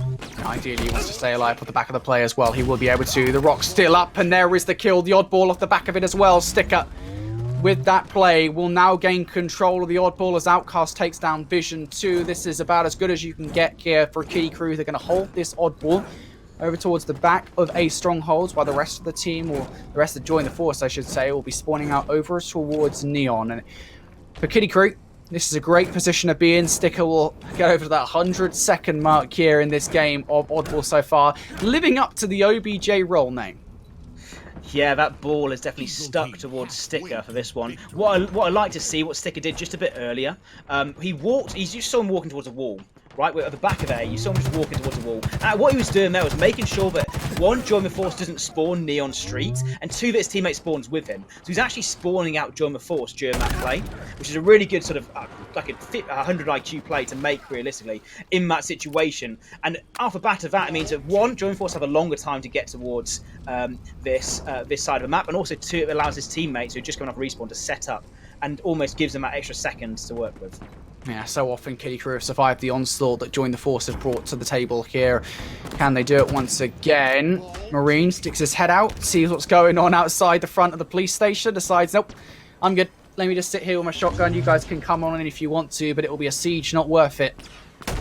Here they come. Shotgun bullets missed. He's only able to get one. Big plays with the repulsor coming out there from Visions enables enough time so that Luke Bass can come on through and pick up a couple of kills. Pressure enough also to make sure that Krew are no longer earning time off the back of that play ball. And Krew, though, still holding on. Join the Force, try as they might, cannot get control here. Joe, it's just constant back and forth. Yeah, big man Steve, Outcast of Nerves of Steel, winning that 1 versus 1, doesn't whiff his melee, and that allows his teammates to spawn up, re-grab the ball, and we're looking pretty worried right now if you Join the Force fan, because they are only 20 seconds away from losing this oddball, losing this game free, and Sticker has the Rockets in his hands as well, Brody, and he's about to meet two players and meet 2 kills as well! Nice little shots from Sticker. Big play from him, but around the side of the map, it is going to be Kaya who tries to push in. Does get a shot down, and another double kill from Sticker as well. Make that a triple, potentially. He just misses that last shot, but oh, he is heating up towards the end of this game, Brody. And this should be the one. Should be all she wrote. Krew coming out on top. Sticker, he had 117 seconds over Jay, but he also had the slays in that last round for sure. Yeah, that was a good play from Sticker. I'll say that much towards the end here. Absolutely went off in the closing moments of the game. But as you already pointed out there as well, the OBJ efforts that he brought to the table for the roster, just incredible. Let's take a look at the stats then at the end of the game. And I think, surprise, surprise, really, the 2 players that we were pointing out that did stand out, in the overall objective and the KDs and such. And actually, Marine, he wasn't exactly quiet, but definitely had an incredible game there at 21 and 10. Really, that is a team effort where everybody's going off. That is the best way we can describe it. Look at the KDAs of Mr. Marine, Sticker, all above 10. You look at the opposition, they're all in the minus figures. Big shout out to Outcast as well, 17 assists, putting down those shots, getting the assists and team play that his team needed. Oddball on the street goes pretty much the same way as CTF on Aquarius there, Brody. It's going to be Krew all the way. It wasn't even close, realistically. Join the Force have a lot to play for, really, in the Strongholds. If they won the Strongholds against 1, 2, 3, 4, realistically, if they win this Strongholds game, I could see them play the Slayer game a lot more closer, but it's another objective game. Halo, even though you have those Slayers, you said the Call of Duty players don't really like it. the best of 3 or the best of 5 is always going to be dominated by the objectives. You're always going to have 3 or 2. It's always been majority in the series, and it's going to go on to strongholds now. As I said, we've seen Join the Force winning it 1, 2, 3, 4. I'm still backing Kitty Krew though. Yeah, I don't know. Here's the thing, right? I don't want to underestimate this Feel the Force roster. You know, clearly they got some force on their side. You know, Yoda's behind them. I don't want to underestimate. That's all I'm saying here going into this one, especially after that Slayer, which was a monumental effort from them. That being said, I think the big problem I think that Feel the Force are going to have here is their efforts, I think, are really team-based. Like, the whole team, in my opinion, really has to go off, and that is when they're at full strength. We see that in the Slayer when they're able to play, not just in this series, but in the last one as well. You know, it's when they start playing as a team and really start exploiting some of the mistakes of the opposition. Kitty Krew can have individual plays. That's not something that, generally speaking, you often talk about in Halo, but, you know, you have these individual plays coming through from players like Mister, from Marine, from Sticker. I don't know why I'm naming them individually, to be honest. All of them have had their moments, and as we go into Strongholds on Recharge, this will be one of those maps where those moments can absolutely turn the tide of any given game. But, of course, when it comes to Strongholds on Recharge, what are we looking at here with the sandbox for these two teams to play with? Yeah, Strongholds Recharge. Realistically, first of all, you're going to have that sniper, the camera towards the bottom side of the map, and the sword as well. That's the sort of a key plays you're going to be making on this side of things. The camo being the big sort of game changer. Always stick towards the power-ups, always crucial in Halo, and no matter what iteration you play. What I want to see, though, the best power-up you can have, Brody, is a good team. And I want to see good team synergy from one of these sides. We start off on board with Outcast. He's one of the players which I call the glue to a roster, and I still back that. He got 17 assists in that last game. He's already making plays towards his team. He'll do the dirty. He'll do the objective. He'll make sure he gets the slays which his teammates need. And for Join the Force, they might need to go towards the dark side here, Brody. Might get that dark side of the Force to try and get some inner momentum, get some sort of inner play towards them. And they do start off with a triple cap.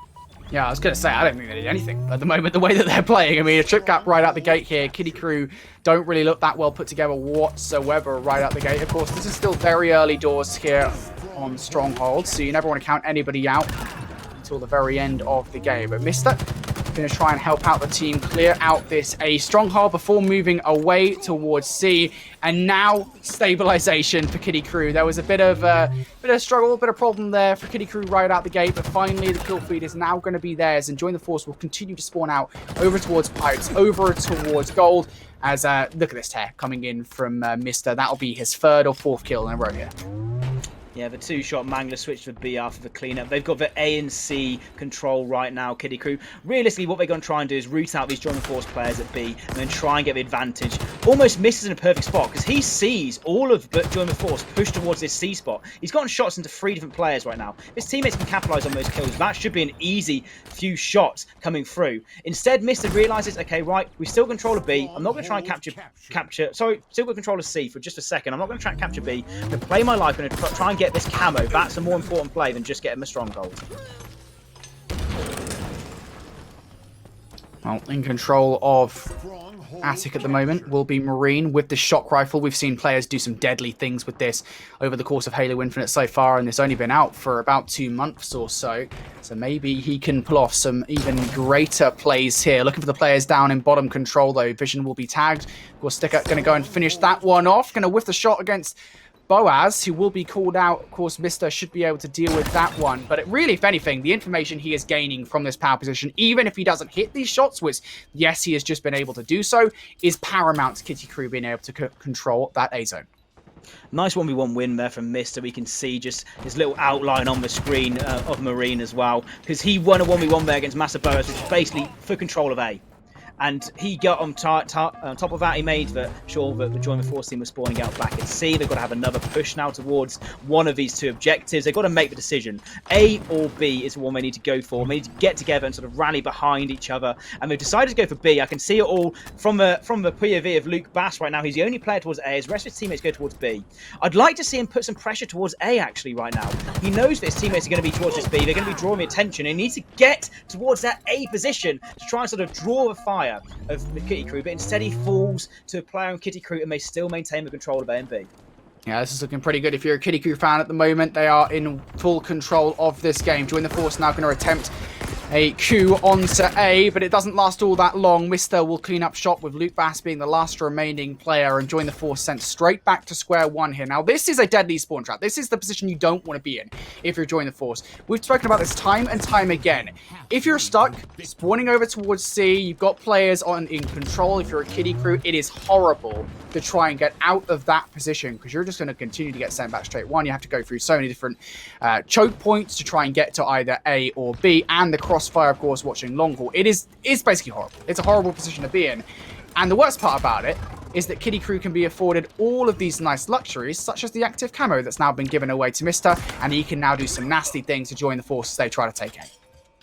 Mr. is scary with just his melee, let alone with a mangler in his back pocket and active camo in play as well. He's just been controlling this A side for at least a minute and a half right now, trapping these Join the Force players in C. They still are trapped in C right now. Mr. is going to push in towards C with his camo, just try and put the pressure towards Join the Force, make sure they can't get away with anything right now. And again, look, it's pushed Boas right back, it's pushed Luke Bass back towards their own single base. They're not going to be capping any points, and they're almost drawn back towards C. Mr. only got the one kill there in the end, and they do capture A, but he drew two players' attention back towards that C base. Yeah, Kitty Krew looking pretty good here in this game. Of course, that play that we just saw up top there in control is inspired by Spider-Man, has joined the Force down to just one player at the moment. This may have flipped this situation, but I don't think Kitty Krew will be resting on their laurels for all that long. They want control of A. They want to continue to apply the pressure in this game, and I think it won't be before long before we get back to the regular old status quo here. Kitty Krew not going to allow Join the Force to get control of C without consequences. Outcast wants to get it right back in his favor. Luke Bass, can he deny it? That's going to be the big question here. Nades galore. I think Outcast might just have to give this up to help Sticker over towards B.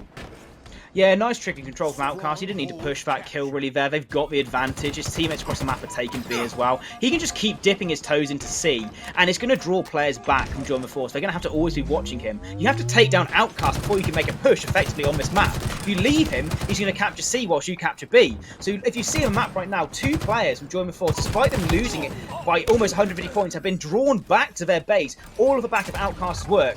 Right now, we do have Sticker again with the camo, and they are just pushing this advantage they always have. They're going to hopefully try and get C in this position. They should maybe get it. And Sticker's going to play a sneaky little life here, trying to just contest for a second with Master Boas in this B spawn. I think it is important to note there is a moment in time where, once again, Kitty Krew in full control of all three strongholds. That is really just, I guess, a synopsis of how this entire game has gone so far. Kitty Krew have just looked so good. And they only need 35 more points to close this one out, and they will be meeting Team Twisted once again in the grand final. But Join the Force, going to hold them off now into this B stronghold. There is an opportunity to come back into this game. I mean, we have seen some wild stuff in Halo Infinite so far, so it isn't out of the question for them to get back into this game. At the end of the day, Strongholds does afford people those opportunities, but you need to get control of the kill feed, and so far they haven't done that. No, and in fact, it's been the opposite way around. Kitty Krew have been grabbing the slaves they need to get to retake this A. And it was pretty easy going for them so far, just like this game has been. I don't want to take anything away from Join the Force. They played fantastically so far. And this stronghold, it's just about trying to get now from Join the Force. They're not out of it until that ticker goes towards the end of the game. You see that game over. You're now out of the game. You can completely stop the opposing team from capturing anything. And you can see just every now and again a flicker of, oh, we've got control, Join the Force. But it always seems to be, they're never comfortable. They're never comfortable, Brody. They get these control, they might have 20 seconds maximum, but they're never in a position where they can hold it for a long amount of time. Yeah, they're absolutely not, and they are just 15 seconds away from taking an L here. Marine, he knows that a rotation would do it. Just get yourself on the C, apply even more pressure. He's anticipating that somebody's coming from behind him in Hydra. Of course, that would potentially be incorrect, if anything. He is the escape artist here, and that is going to be one hell of a piece of art coming out. Kitty Krew, they're able to take the stronghold. They book their place in our grand finals. Oh, and what a grand finals that is going to be, Brody. But let's just talk about Join the Force quickly. What an event they've had. They've made it through for losers finals, but effectively unknown players in the scene. They've upset against some of what I would consider veteran, potentially the next sort of up-and-comers, or close to being the up-and-comers, near the top of the amateur scene, for sure.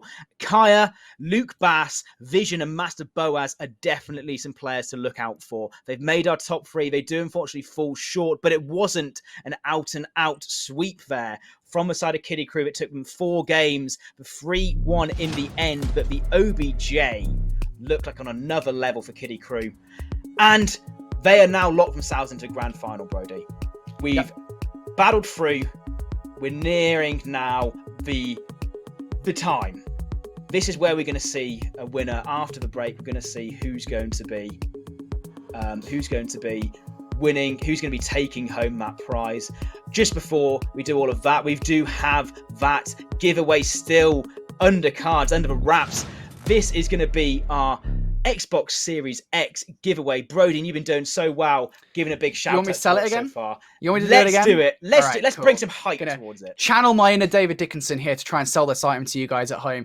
Basically, there's a really cool Xbox Series X that we've got ready to give away over on our Twitter at Europa Halo. Of course, it's a limited edition Halo Infinite Xbox Series S. Yes, those ones, they are super awesome. You can't get them anymore. You can't even get Xbox Series X regular units anymore right now, but you can't get those Halo Infinite ones. If you want a chance at getting that beautiful limited edition console, all you got to do is enter the giveaway at Europa Halo. Of course, I believe it's currently the pinned tweet. Make sure you're following the account, you like and retweet that tweet, and if you want some extra entries as well, you can go follow the link that's included in that tweet, which will give you an opportunity to subscribe to Europa Halo. That's what you need to do for, I think it's 10 extra entries. Again, really awesome. Go do that giveaway, guys. It is well worth it. But Joe, our time together, I mean, it's sad. I feel like, you know, I don't even know. I just feel really sad. I haven't even got a metaphor to describe this situation. It's just that sad to me. It has been a roller coaster of a series as we've casted, the emotions, the hype that has been brought to the table as well, Brody. It's a shame that I won't be here for the grand finals, but I'll be passing the baton after the break towards someone equally from the Call of Duty scene, someone who is a friend of yourselves as well. And I mean, if I wanted to pass a baton onto anybody, it would be someone who you've had the chance to cast with before, someone who you know very well. Talks about who's coming on afterwards. Now that I've got to be taking my leave in just a moment. Yeah, just very quickly, we do have Seymour coming in Joe's stead, of course, who cast a bit of Call. Everyone hates this from it. They're like, Call of Duty is taking over Halo. They're coming in, they're stealing our players, they're stealing our stream. The EU guys, he's not even EU guys. This is what we're doing to your stream. We're taking over. Colin's a lovely guy. He's coming in to kind of, you know, save the day, as it were, and we unfortunately have to say goodbye to you, Joe. It's been a pleasure casting you today, mate. I've loved every second of it. Yeah, likewise, Brody. Big shout out as well towards everybody behind Europa Halo. They have been putting in the work. This has been a massive tournament so far, and you've got you've got the producer Spilly, who's been in our ears the whole time, makes some questionable noises every now and again, but most of the time it's been very insightful towards what he's been saying. We've got all of our social media team and the admins as well. They've had a top quality job. They are some of the best people and the best people for the Halo community scene as well. But this is it. I've got to say goodbye to all of you guys. It's been fantastic. The EU community has came out in droves to come and support Europa Halo, and that grand final is still to come after the break. This is Joe Sketch signing off. Brody, you're going to take us through that grand final. I hope you continue the hype, and Colin Seymour comes in here and brings some himself as well. See you after break. Are you looking to improve your game? Welcome one and all to the grand finals of the first Europa Halo tournament of 2022. The 100 Euro kickoff event has reached its conclusion. I am so excited to be bringing it to you guys. Now, just very briefly, we've got a bit of housekeeping to go through before we get into this grand finals. First of all, just want to say, before we got into the break, I mentioned that unwittingly that I was going to get a pizza after this cast. Now, I'd like to point out, we are not sponsored by any pizza companies here, but who we are sponsored by is HaloLesson.com, of course. Halo Lesson, they've been kind enough to sponsor this event. So if you guys want to book a Halo lesson with a Halo Pro, you can go do that at halolesson.com/booking. Really awesome site, really awesome service. You guys should go check that out. Right. So now you may have noticed, this isn't Joe. We did say we were getting rid of him. We've either downgraded or upgraded, depending on your point of view. It's Colin Moore, Seymour. How you doing, buddy? I'm doing fantastic. You know, getting the cast of the grand final, getting an excellent opportunity. I mean, it's been fantastic Halo so far. I have been in the chat paying attention to all the matches that have been going on, and now I get to see it firsthand. So, I mean, not complaining here, Brody. Yeah, we also did bring in a Canadian to do this. I apologize for this because obviously Europa Halo and stuff. You know, you're technically there's an extension. You're part of the Commonwealth, right? So by extension, you're there, which is okay. That's the asterisk of which we've got you in. All right, so. That being said, grand final time. Let's discuss the two teams here. Now, obviously, you know, Colin, I know you've been watching in the wings for the last couple of series or so. Team Twisted versus Kitty Krew. This is a matchup we already saw once in our upper bracket final. There, it was a 3-1 victory to Team Twisted in what was a Team Twist. You know, really, I don't think anybody expected Team Twisted to make it to this point in the tournament. Obviously, they have just done extremely, extremely well. And now, obviously, before we get into discussing the teams, just a reminder for everybody at home as to the formatting for grand finals and such. This is a double elimination tournament. That means there is a bracket reset in effect. So, Team Twisted, because they're coming from the upper bracket, they only have to win one best of 5. But for this Kitty Krew, they have to win 2. That's the lay of the land. Colin, just want to talk about Team Twisted first. Obviously, from the Call of Duty scene, you'll be well aware of these players. Oh, yeah. I mean, they look so good here in Halo. Incredible. I mean, you know them, I know them. I'm sure people in chat who have paid attention to the Call of Duty scene for the past couple of years, they're going to know them too from the EU side. Very seasoned veterans over here and taking their skills, not just from Call of Duty, but transitioning them over to Halo as well, Brody. And it's paying off finally. You know, it took a little bit, but here they are in their grand finals now. They got Kitty Krew up against them. We saw how this went last time. We're going to be going to CTF on Aquarius for our first map. Now, I tuned in to the last end of this matchup back in the upper bracket finals. And what I was seeing is Team Twisted just dominating map control here as a collective squad of 4. So if you're looking at Kitty Krew right now, they need to come out and they need to control Aquarius right off the bat. Stick it to Team Twisted early. Yeah, indeed they do. That is really how this needs to go for Kitty Krew and for Team Twisted. You know, momentum is going to be a big factor here in this series. Of course, it is a very real proposition of being burned out, especially with the prospect of 2 best of 5s to kick things off. But look at this from Team Twisted. Colin, they've gone straight for this flag. Not a care in the world. Petey's just gone for the base like, yeah, I'll have this, mate. See ya in a bit. Bye. Into utility they go. I think he might be in the clear. PD is flying right now. Oh, a little bit of a fumble, but still in the clear. As the team playing lead blocker right now, they are going to get a very early cap with 11 minutes and 16 seconds still on the board. Kitty Krew trying to rally up to find a counter cap, but Team Twisted, they defend their base strongly. Yeah, great start overall from Team Twisted. Of course, not only getting that flag in, but stopping an immediate counter coming through from a Kitty Krew. And as far as a start goes, this is about as good as you could possibly ask for, right? Tane looking to get a rally going on through. Unfortunately for him, not only him, but PD will fall as well. There is some response coming on through from Disarray here. He uses those dynamic grenades to take out a player inside utility. And I think even if Disarray doesn't manage to get this any further than that 50-yard line, at the very least, Colin, right? I mean, he's got it to that point, so the rest of his team can kind of pick up the slack. Stick of finessing himself is going to walk away with a kill onto 1. Soon traded out. Flag still alive. Finally going to run out of that wick, so it is returned back to its base. Team Twisted, they have to siege this out once more. We're on board with Mista. Looking to clear out this blue base. Finds 1. The beatdown's going to be good. So 2 players down right now for Team Twisted. Good chance for Kitty Krew to rally up.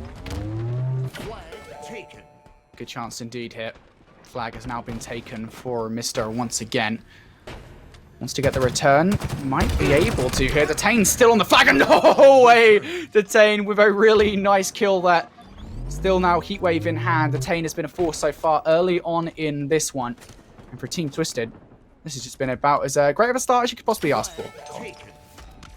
It doesn't get really better than this, but Krew are doing a great job at keeping pressure on Team Twisted in their base, Brody. And, you know, it just takes one little slip up from this Team Twisted to find that equalizer that Krew needs. But Pete now with this camo lurking about is going to be in behind. Some good shots, some help from Nolson as well to clear out Marine.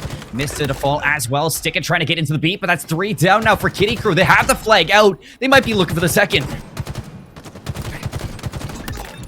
Oh, Petey will actually end up getting that kill there, looking for get another one on the board versus Marine. Surely not three. Oh, no. Surely not. The triple is denied that much, but I'll tell you what, that was a very close shave there. And I tell you what, Pete doesn't actually need the triple in that situation. All he is doing is just wasting time so that Krew can't get past that front 10-yard line, can't even get past their home base. They are stuck in utility and really not utilizing all that much of the map. And for Team Twisted at the moment, I mean, this is very similar to the situation we were literally just having with Krew and the team that they just faced in our lower bracket final. I mean, what we saw there was Krew just being kind of what we thought would be cold, off sitting around, waiting for the lower bracket to progress to them. That didn't happen. Team Twisted now in much the same position. Again, we thought maybe they're going to be cold going into this matchup. That hasn't happened. They've come out swinging. Honestly, the complete opposite. They are as warm as could be. Nolson's going to find Outcast, so flag under control in their base. Missa is going to find that trade, but sitting at that 50 line mark, has to double back. Disarray catches them on the exit now as Team Twisted recap their flag back to their base. Disarray keeping that pressure up in the middle of the map as Team Twisted are now looking to take control of this active, which is about to be up.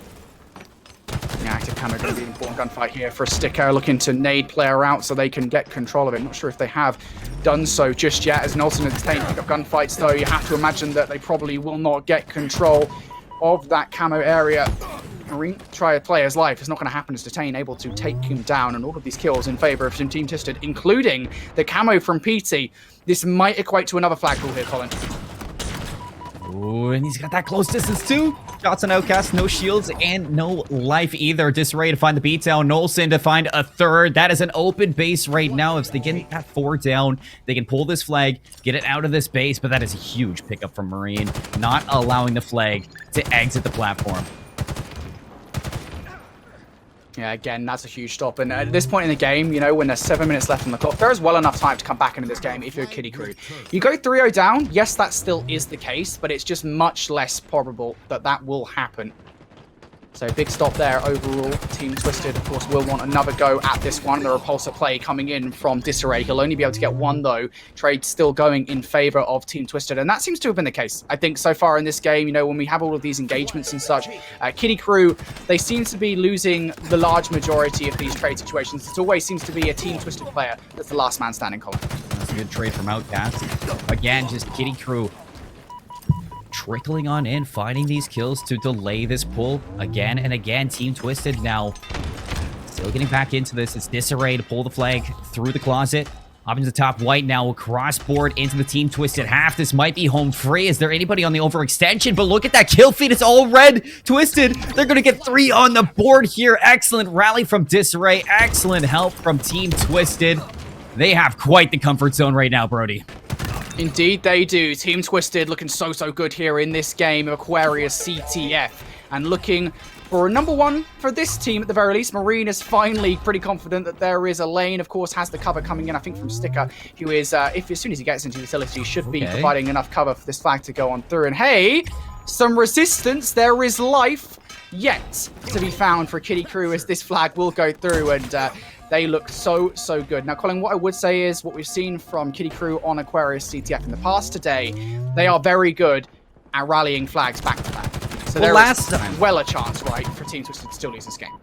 There is. Last time we saw them, just in the last lower finals, playing against Join the Force, it was Mista and Sticker who were slaying out. Look at this board this time around. Mista, 15 and 13, doing an excellent job right now for Krew, but it's Sticker, 8 and 15, not having that same performance that we saw them dominate Aquarius CTF last time around. And you look, they've rallied 2 in a row. They can get stuff going. If Sticker picks this up, Krew, they could potentially turn this whole game around and throw Team Twisted off the rails. Deary me, this is looking all the more probable now. What an insane start to our grand finals this has been, guys. Make sure you're following us here on the Twitch for all action Europa Halo. more like this certainly to come. And this is just the first tournament of 2022. And Team Twisted, what a debut they have made here into the new year. Hitting with the flag now, one of the players we've had a chance to highlight many a time throughout today. We'll only be able to get 1 kill, but that might just give Team Twisted the breathing room they need to pull that flag away. 3-2, 4 minutes and 20 seconds left. IreScotEng trying to finesse his life in the back line, has a teammate as well, so just protecting their base at the moment. As things have kind of slowed down, you can see the respect starting to form here for Team Twisted. As Krew are showing themselves that they can fight back. IreScotEng, big one-on-one inside their fridge. He's going to pick up that heat wave, goes for a second, outcast the beat down back. As the trade's still favoring Team Twisted, but they haven't yet taken that map control. So you can see the active camo coming up. It is again going to go to PD here. He pops it, looking to escape. And this could get dangerous now for Krew. Another active camo for Team Twisted. Indeed, PD, once again, I think he's been the player to grab the active camo for Team Twisted time and time again here in this matchup. Also has the repulsor to work with. Good help from IreScotEng and Detain also trying to play that camo, trying to play his life. It will not happen, but of course, I think if anything, all he really needs to do is waste time so that Detain could get this flag up. Is he going to try and yeet that upwards? Yes, he will. The grab is there as well. Oh my goodness me, Team Twisted, they've got this game down to a T. They are playing Infinite how it was meant to be played. Showcasing some quite minute abilities right there. Now Team Twisted back in the comfort zone of a 2-point lead. As you can see, Outcast on our screen, looking to find a few kills to open up this base. Not going to happen. That nade going to drop him extremely low. A second from Detain. And it's going to be looking like Krew have to go back to step 1 to flooding on into this base. 2 minutes and 56 seconds to find something. Heat wave in the hand of Sticka is going to find that beatdown. Look at Missa in that kill feed showing up as well. So it's 2 down from Team Twisted. They're going to have to turtle a little bit. Look to now fight out of their base. This is going to be a couple big gunfights coming up soon. Indeed. Kills coming in now for Krew.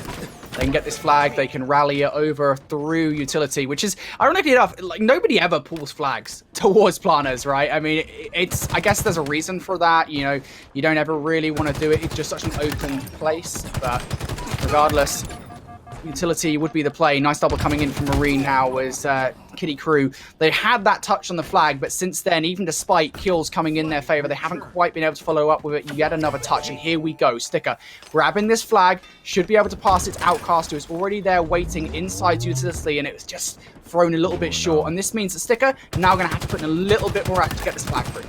Look at that again. The camo gets pulled. I don't know if they got it off because it was IreScotEng who had it in hand. And now the pull trying to come through. Nolson's going to slow this down. Marine for the trade. And again, they're going to rally this out. They're going to get it out of their utility now. Sticka looking to play frontline right now. Defend these players from Team Twisted from pushing out of their base. And it looks like they're going to be home free. Here we go. 4-3. Minute 36 left. Krew back in striking distance. This grand final just will not stop. It is a constant strain of action here. Team Twisted now 1 flag advantage versus Krew. 1 minute 20 left in this game. It is more than possible, and here is the play, potentially Sticka getting in from behind, looking for this kill in the mid-map against IreScotEng. That at the very least has revealed his position. Peter will take him out though, and on the other side we've got Detain pulling this flag on through. Remember folks, it is a 5-cap limit here in Halo Infinite. They get this in, they will win the game and send us over towards a game number 2. They haven't got it in just yet. PD looking to save this play. The flag has been grabbed. Green will take down IreScotEng, and PD wins the 1 versus 1 in the mid. This flag is still alive. Like it's too Sticka. You need to get these shots. No, Nolson finesses away. Still 1 shot. Outcast gonna find it with the BR across that map. Gonna be traded out from Detain. Last player in the base is gonna be IreScotEng. He's gonna pick this one up, and he's gonna end Aquarius CTF 5-3. Hats off to both teams. We can only get 1 victor at the end. What an incredible start to our grand finals, Collins. We couldn't have asked for anything better than that as Team Twisted come on through and play that to perfection. We'll take a look at the stats in just a second here. At the end of that one, something I did notice was Detain. 29 kills, just 1 shy of the 30 bomb, a 15.3 KDA when all is said and done. And that is just such an epic performance. But it isn't just him, right? The entire roster there did go off. MVPT, of course, once again, aka PD, 8.7 KDA, 24 kills to his name. And on the other side as well, you know, just to give a quick shout out to the other team, Would you believe that Mister has 6k damage once again? Yes, he went 19 and 22, but I'm just not surprised. He is constantly topping those damage leaderboards, Colin.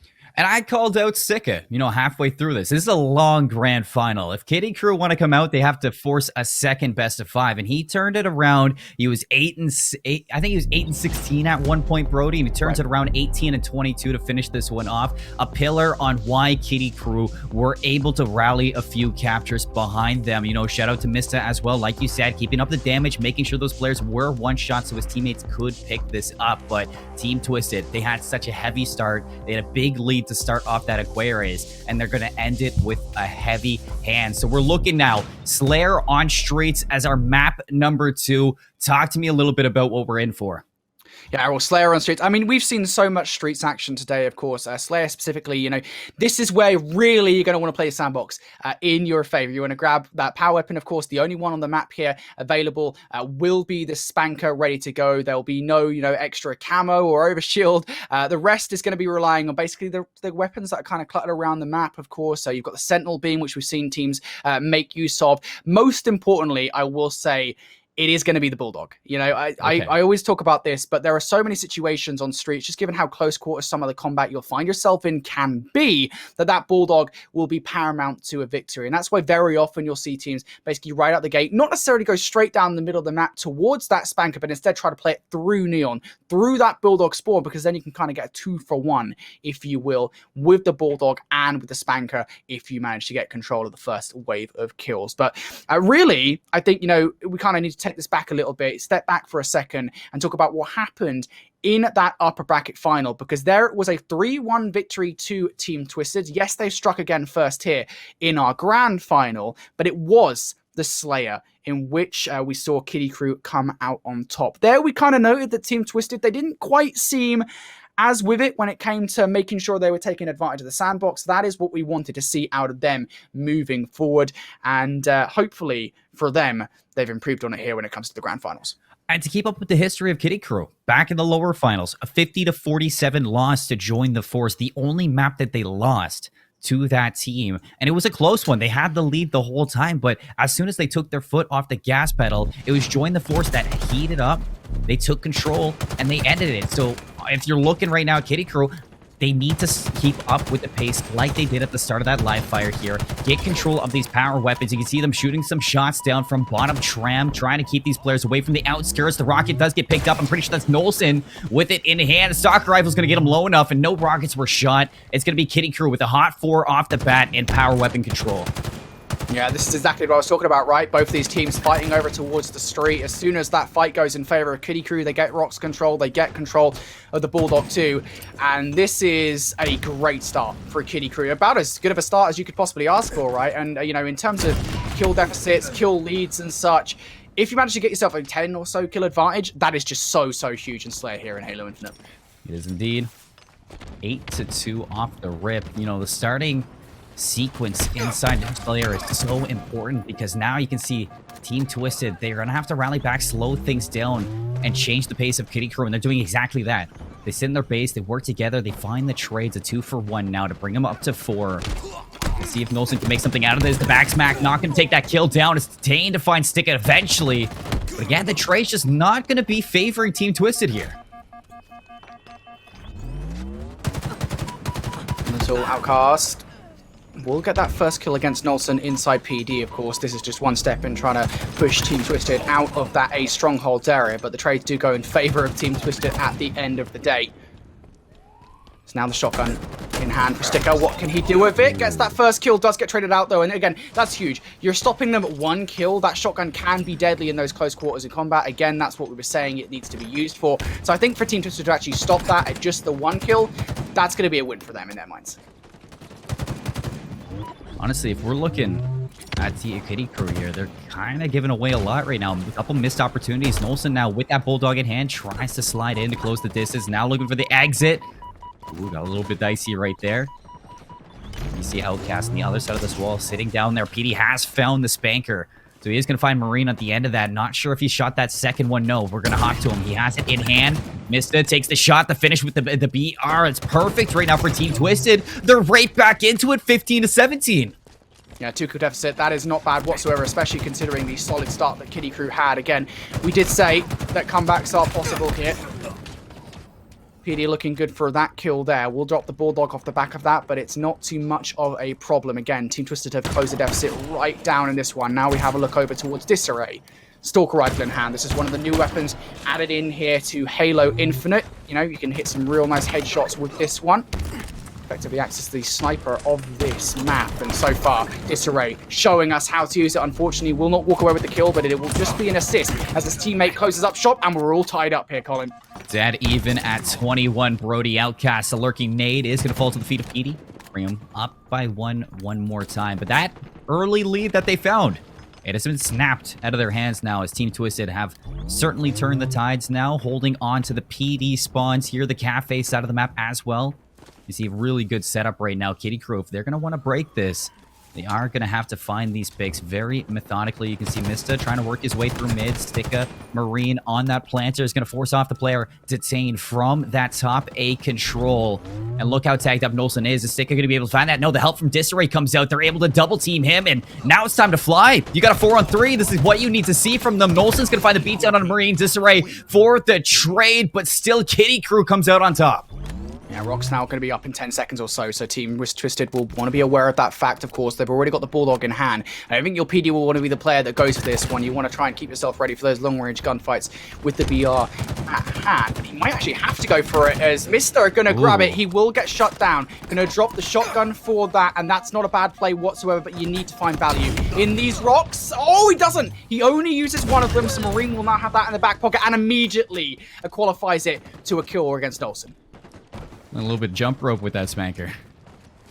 And now that Bulldog's still down, so nobody's going to have it. Outcast working alongside Marine. They double team Detain to now take their lead to 2. You can see Team Twisted spawning bottom tram here. PD inside ATM. Eyes on Disarray with that stalker rifle, but no shots are going to land. The fight's going to be taking place down inside that driveway ramp. Detain going to be there, but a lot of respect right now out of Team Twisted that they're starting to fall back into the same play that we saw at the start of this.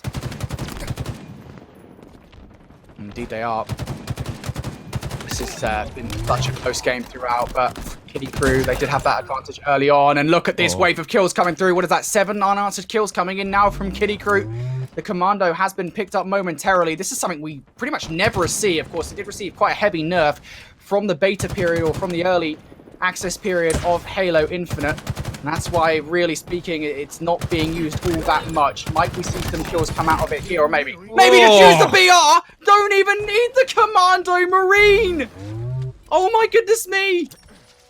He has been absolutely surgical right now. Looking for a little bit more. Tagged up way too low. A little bit cocky on that one. Nolson's going to put him 6 feet under, but ending that streak that he has, single-handedly taking his team up to 9 points of a lead. That is huge right now. It's astronomical because they're at 40. They only need 10 points now to even us up in this grand final. Krew looks so good right now on streets. Nolson and Marine are going to trade some Outcasts for the difference maker. That's 3 down right now for Team Twisted. The smack in the back. Sticka finishes off Nolson. Lets him know a little bit. They're about almost at home free right now. 44-32.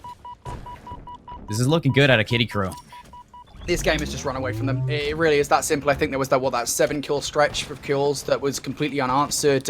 Absolutely helped. The Marine went off when he did, right? It's just accentuated that advantage, which Krew have been able to build up. Now, let's not count them out of this one just yet, but you're now starting to see the sandbox go against them as well. You're looking at Marine with the rocks in hand. This will be a free kill as long as he utilizes it correctly. And, well, there it is. Another player up top as well, which he has spotted out, looking to get this kill.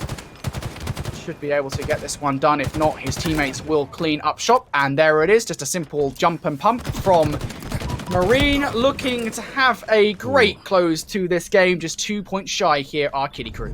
I can't wait to see his stats, Brody. That whole 7-kill stretch was mostly him as well. So it's going to be great to see at the end of this, but they need 2 kills now to finish this one off. Only 1 at the end of it. Mystic and Marine in a big one-on-one here inside red. Disarray very cautious of taking this fight. You see the drop wall is going to be up, blocking off that driveway. PD taking some fire from that B balcony. Nolson again finds Sticka, keeping Team Twisted in this, but here they come. Mista finds the beatdown, and that's going to be Shrieks, evening us up at 1 in the series. Well, well, well. Would you look at that? The tables haven't turned for this, have they at all? As Team Twisted and Kiddie Krew trading off maps in the exact same way they did in our upper bracket final, of course, although both of these maps were extremely close. Up until about halfway point here, as we look over towards the stat lines, I don't think anybody on this Kiddie Krew roster particularly went off and stood out amongst everybody else so badly to the point where, you know, they carried the team. Everybody had their part to play, but of course, we do have to give Marine a shout out for that kill streak he got. Yeah. It was absolutely huge. The 3K towards PD made all the difference, and it really, again, it accentuated the lead that he managed to get. It was a 7 killing spree that we were talking about there, Colin.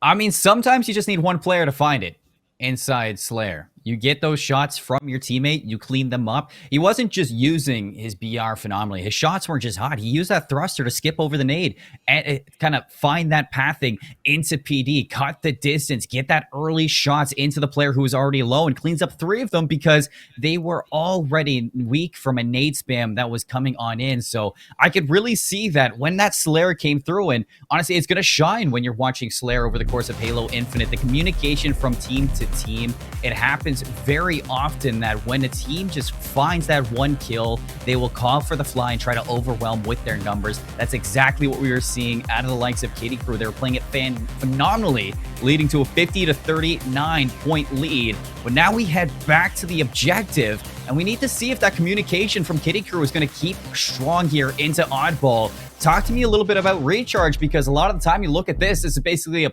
playground of power weapons.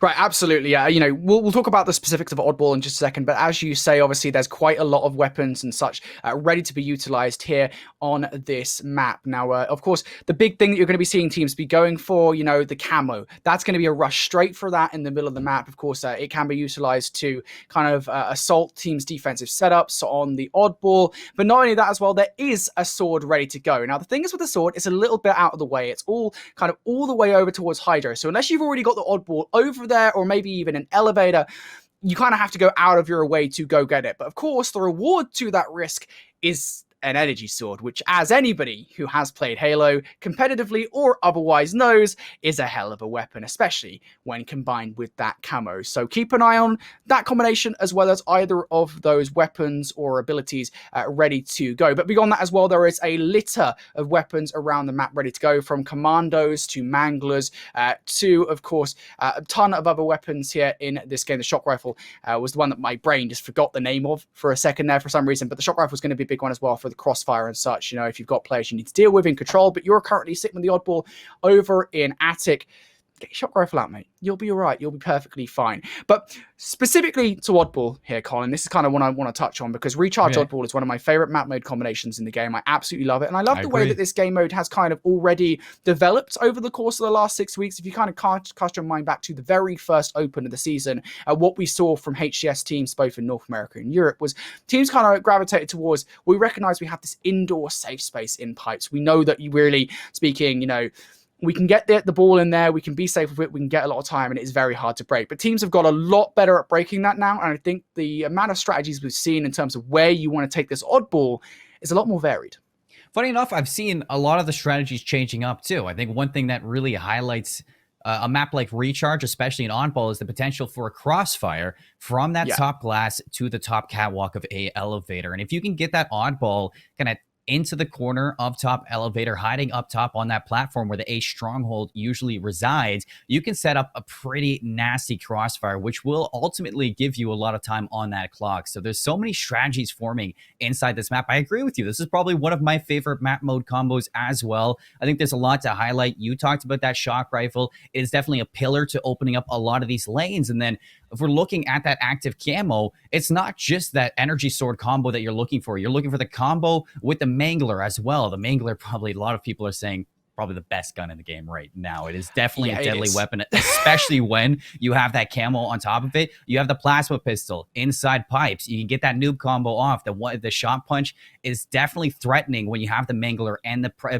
plasma pistol on the board in the same map. So when you look back to those power weapons, especially in Aquarius CTF, it was Petey constantly dominating that camouflage for Team Twisted, ultimately leading to a lot of captures for those flags in the map. So when you're looking at Oddball on recharge, and if Krew wants to take an objective off of this Team Twisted team, you need to see them start putting a lot more emphasis on that camo play.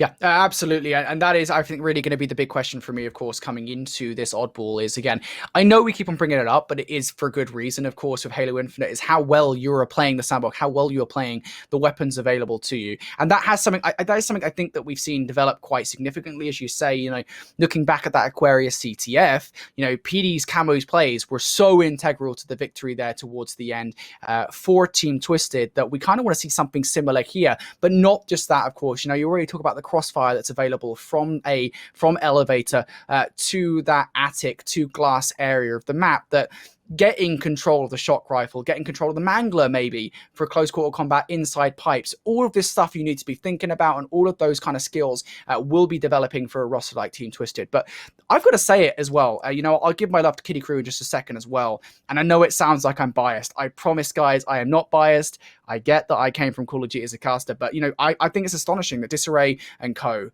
Team Twisted, they have been able to transfer their skills so fluidly, so perfectly from Call of Duty esports to Halo esports. I mean, they haven't missed a beat, really, I think. And the improvements they've made over the last few weeks have just been astonishing. You know, they went from, I think it was a top 24 team, albeit with a different roster again, in the very first open event, second one, top 16, third, top 12. Now, they didn't make it into the Pro Series, but nonetheless, that is an impressive set of improvements. And I think this is yet another kind of feather under the belt to say, hey, we are a threat to be established here in Halo esports. Watch out for us. You need to be worried. I mean, it happens all the time, and these players are only going to be getting better and better. I mean, most notably, it's been Halo players moving over to Call of Duty, but this time around, I mean, you do see a lot of them transitioning back to it.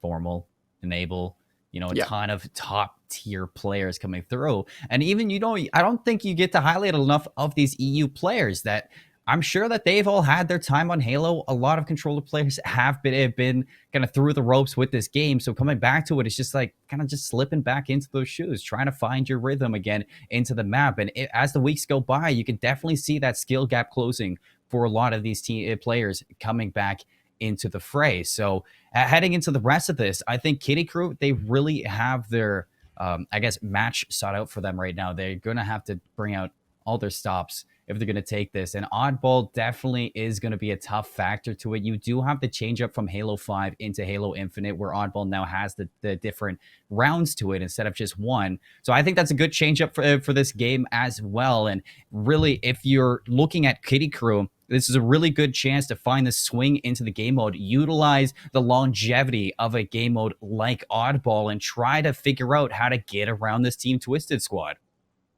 Yeah, absolutely. And, you know, shout out to this Krew roster as well. I think, you know, this is my debut Halo event here in EU. Same for you as well, Colin. And I can say at the very least that my first impressions of a number of these teams, I have absolutely loved casting over these players. You know, shout out to these guys, Mr. specifically.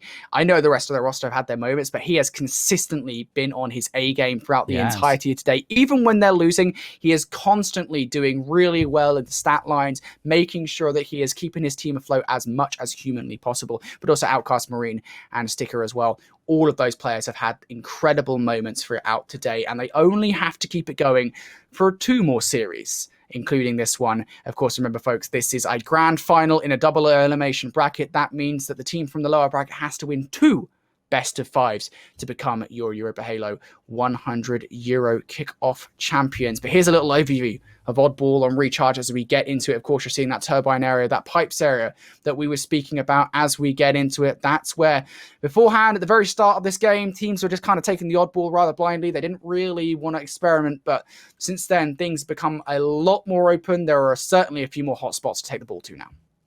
As I highlighted, folks, Pay attention to map control. Pay attention to utilizing that sandbox to the full extent with the power weapons. Crossfire's extremely deadly here, especially from where we're seeing at the moment. This top catwalk to the top glass, it is going to provide pretty much a 50% overview of this whole map rotation. But if you look at that feed, Sticka finds a hot 2 picks off the bat, and he's going to get that camo at the end of it.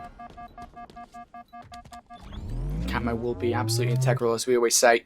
I want to grab that as quickly as humanly possible, and Krew more than happy with this position. Here's that crossfire that we were talking about. No shock rifle in hand for Marine, but I don't think he particularly cares at this point in time. As long as he's covering the cross and doing his job, he'll be more than happy with this position. Now, the Tane did get across the way. He's called out and immediately dealt with. I love this from Krew right off the bat. The way they are playing this right now, Colin, it is pretty perfect. It's absolutely perfect. I mean, this is how you need to play Oddball on the map, and Team Twisted are struggling just to take these gunfights. That is an unfortunate nade off of the grapple hook. Marine's going to eat that right off the bat. He lands right in his lap, and you look at this swing from Team Twisted. They get a quick 3 down. They should be able to pick up this Oddball. They just need to get rid of Mista.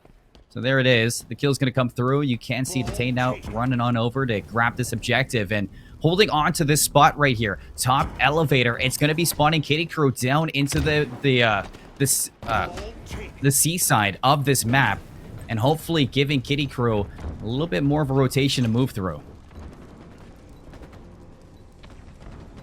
Team Twisted now rotating back over here towards pipes. This ball won't be in a spot of bother, of course, as Nolson will be spawning out towards a long haul. But I think for Detain at the moment, thinks, all right, well, look, I might as well do some damage myself here instead of just sitting around with the Oddball earning some points. I might as well try and get some kills. Now facing a bit of danger, though. Those players forcing him out of pipes.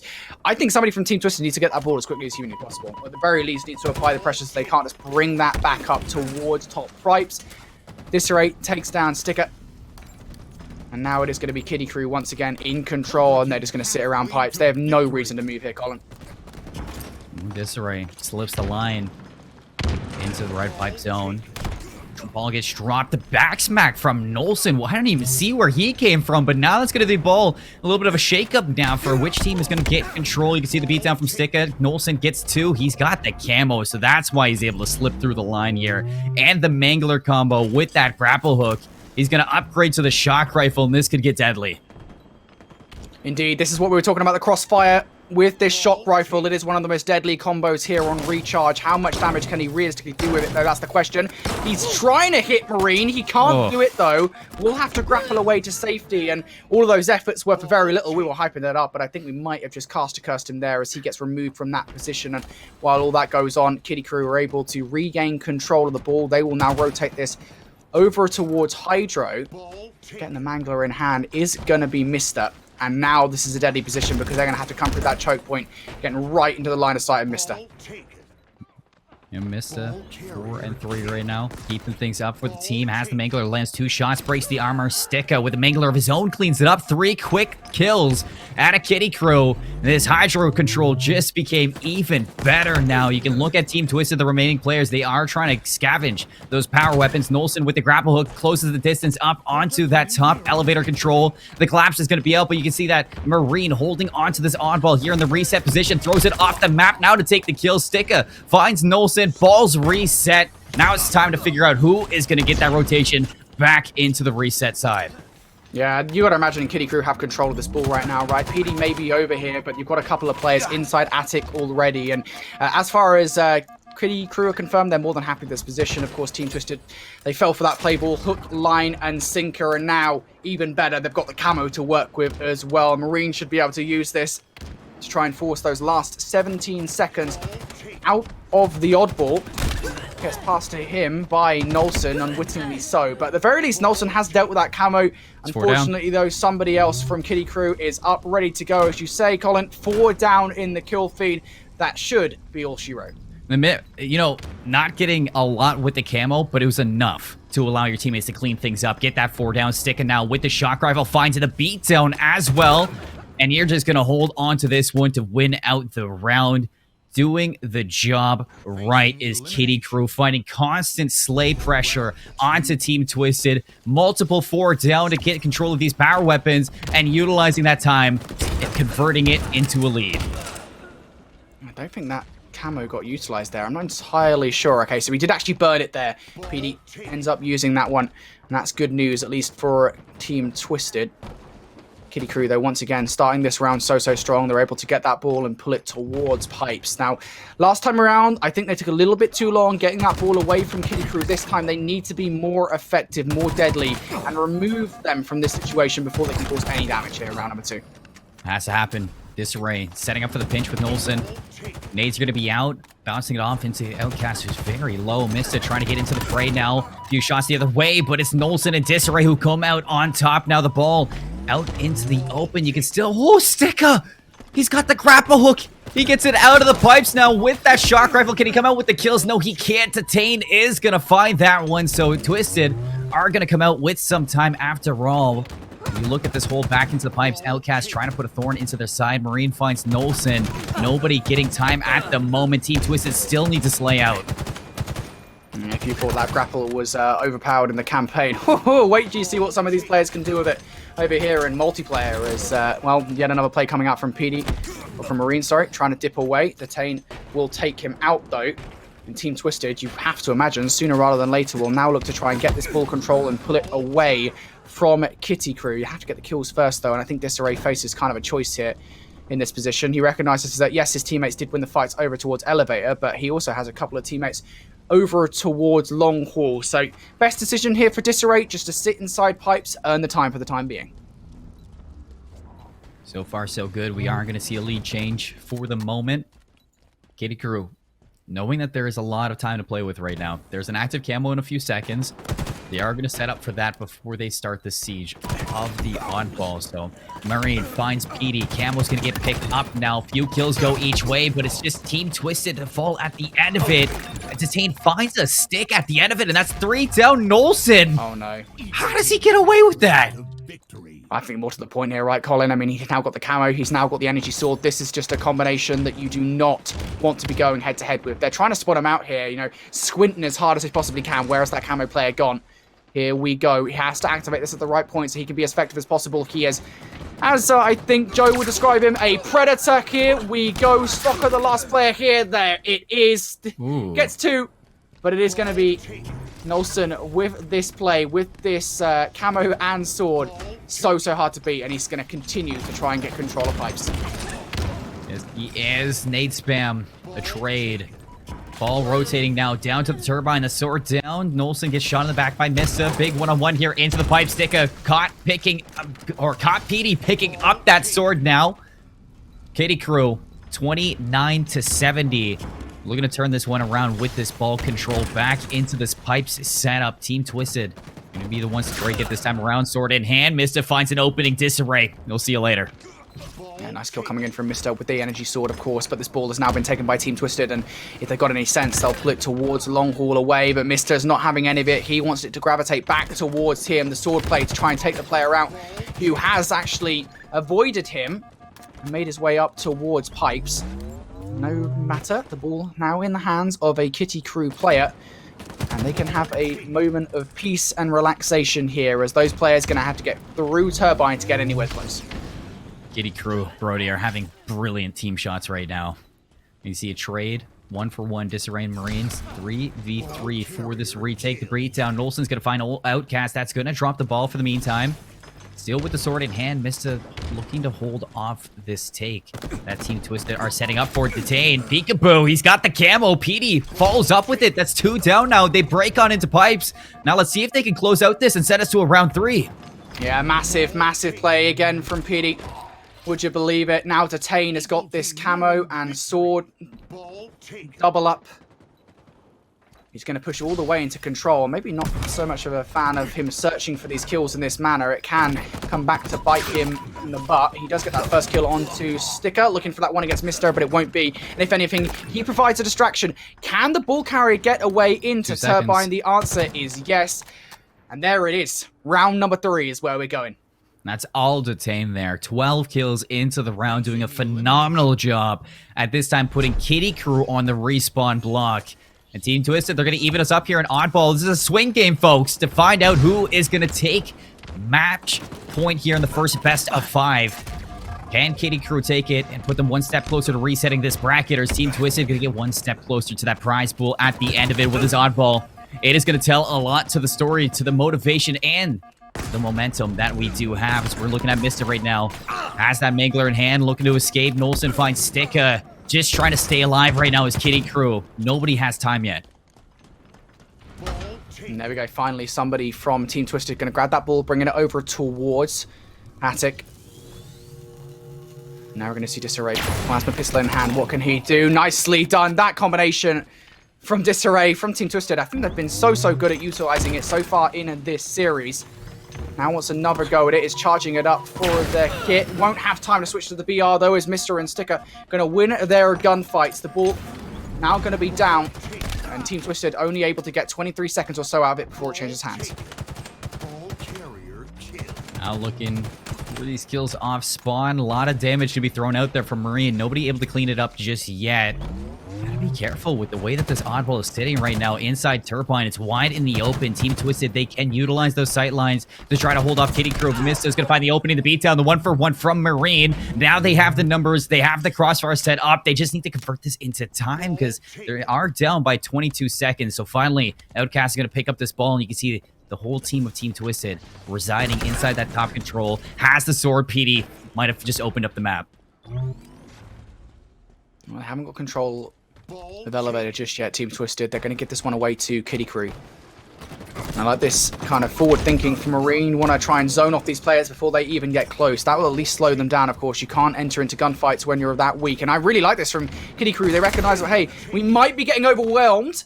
Now just going to go straight for the rotation. At the very least, going to try and playball it, and that's exactly what will happen. They're aware that Detain has the sword. There's no point even trying to win those engagements. Absolutely brilliant, I'd say. Brody now trying to just flip the map once more. Disarray able to pick up Marine before he gets into safety. Go Team Twisted. You know, the play ball does come through, but no harm done just yet. Still a 2-point lead. Detain still has that sword beatdown. Not going to finish things out. In fact, Nolson still managed to get that second one off, so still trying to feel this one out. Still trying to find these kills to get this control. We're looking at Marine now to hold off these players inside Elevator, but this is more smart play. Just trying to stay alive and delay the inevitable, which is going to be Team Twisted putting a siege onto Pipes. Fight for the ball inside Pipes. This is an incredibly close round, and unfortunately for Mista, the ball goes right into the hands of those players trying to make their way into Pipes and hold on to it. Now Disarray going to spawn over towards Elevator. That should give Twisted an idea that, hey, there's still some pressure around inside this Pipes area. Now, once again, scoring is going to be Nolson. Colin, this has just been such a close game here. And once again, Nolson looking to extend their advantage. Players spawning out over towards C, and I really like this. Proactiveness, get it over to Hydro. It is a good spot to hold it, and we can't even get it there. I mean, really, Brody, it's just teams throwing haymakers at each other, going blow for blow right now in this very crucial round of oddball. This ball sitting just below that stacks. Outcast going to find one, finally getting it through that repulsor tunnel. Disarray and Sticka, they do trade with Detain, finding the stick now. Outcast trying to just hold off these players, wait for the rotation to come through from your teammates, but so far it looks like Team Twisted will be able to get control of this in Hydro. You just need to take down Marine. Oh no! The repulsor play! We've been waiting for something like that all day long. We've had some spectacular moments, and a repulsor play into the water is absolutely one of my favorites. That is definitely going to be something we're going to have to revisit later on down the line in the show. For now, though, the ball has been reset, Colin. At this point in time, Team Twisted, with 2 minutes left on the clock in this round, they have control, not just of the ball, but of this round overall. And the camo back in PD's hand, finds two. So do Kitty Krew. Ball down, bottom elevator. Nolson's going to pick this one up. 51-28 as things are starting to find a lead here for Team Twisted's half. The sword's going to be dropped. Thicka happy to pick this one back up now. Repulsors all the way top elevator. The nade is going to be good to flush out Nolson. Ball gets dropped by Marine. As the kills coming up from Kitty Krew. They've struggled so far in this round 3 to turn these kills into time. Right now, the setup might be exactly what they need. Again, it's PD to open up the map in a pinch from bottom elevator. Disarray finds two. The ball's going to be down once more. This is perfect out of Team Twisted. Team Twisted doing so well. Here comes Sticker, though, with the sword, trying to ruin their day. Ball. Looking for it. Of course, Disarray with the Mangler is ready for any push. And look at that shot from Disarray. Lovely. Really well done against Sticker. The ball is not quite in control just yet, though. They're not happy enough to grab it. They don't want to score any points right now until they know they have map control. And this Mangler in the hands of Disarray, not going to get any more than just the first kill. And, well, Krew, they're not giving up here, Colin. It is just so constant, this battle for this ball. Almost double the points right now of Krew. Is Team Twist. Oh, not really what you wanted there. If you stick it, is going to end up grabbing that. Throws the ball out to bottom battery. Now wide in the open for the rest of his teams to come off respawn. Throw some shots out here. Shots in. Top ropes. Back smack. Perfect out of there. Back into the hands of Krew. Is going to be this oddball 65-37. But Krew struggling to find some semblance of control inside Recharge. Team Twisted are dominating in the power weapon side of things. Yeah, that's what we said we wanted to see from them. Team Twisted doing so well with the sandbox here in the game. Again, surprise, surprise, PD has loved having the camo when it's been up. And guess what? It is up this time around, though. Marine will grab it. And he does get taken down straight away. Now, at the very least, it has been burned for Krew, but time starting to be in their favor, as a matter of fact, as they hit the 50-point mark in this game. It's just such an incredibly close game of oddball. Looking over towards Sticker on the minimap, you can see him starting to face the pressure. Marine trying to help out from Turbine, but Sticker actually manages to yeet that ball over towards Turbine before falling. That's huge. The players inside Turbine just hoping to come out with this one. But that time that Sticker got now, 30 seconds left in regular time here. Things are getting close, 65-58. Krew, they need to start getting some time or else Team Twisted, they could just burn the clock. And there's going to be Marine in control of the ball. Here we go. They're about to take the lead here in this round number 3. Just going to drop it down to try and deal with Disarray. They do it. Can Marine survive now? If not, just try and play time so that the teammates spawning out over towards control will hold on. But Nolson, massive 2, trying to get that ball back over towards Pipes. This tug of war for the oddball continues here as now Team Twisted have managed to bring it over to themselves inside Turbine. They've still got a fight on their hands. Oh my word, Brody. A 1-point victory for Team Twisted here, 67-66. You see what Krew were trying to do there. They grab the oddball. They get that 1-point lead, drop it into the pit. They hope that they can end things there, but Nolson comes big with 2 kills just on that pit jump up through that active camo side of things. He grabs that ball, gets them back into the lead, and drops it with 7 seconds to count. Absolutely breathtaking play out of Nolson, finishing off this game 29-26. So getting those kills up on either side. I don't think kills were the problem here for either team. It was just constant pressure at a Team Twisted to maintain control of the map. Indeed it was. Let's take a look at the stat lines then. I don't think we're going to see anything too special, but beyond that, just the consistency of these two teams throughout the entirety of that game.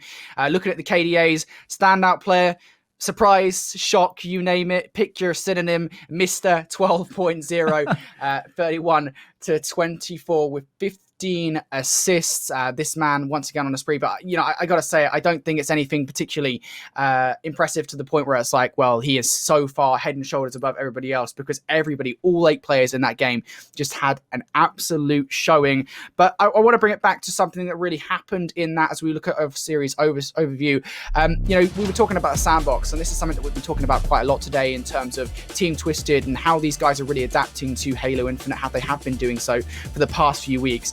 I'd say that was phenomenal from Team Twisted and, of course, from Krew as well. Both teams were utilizing it as well as they possibly could. I couldn't agree more.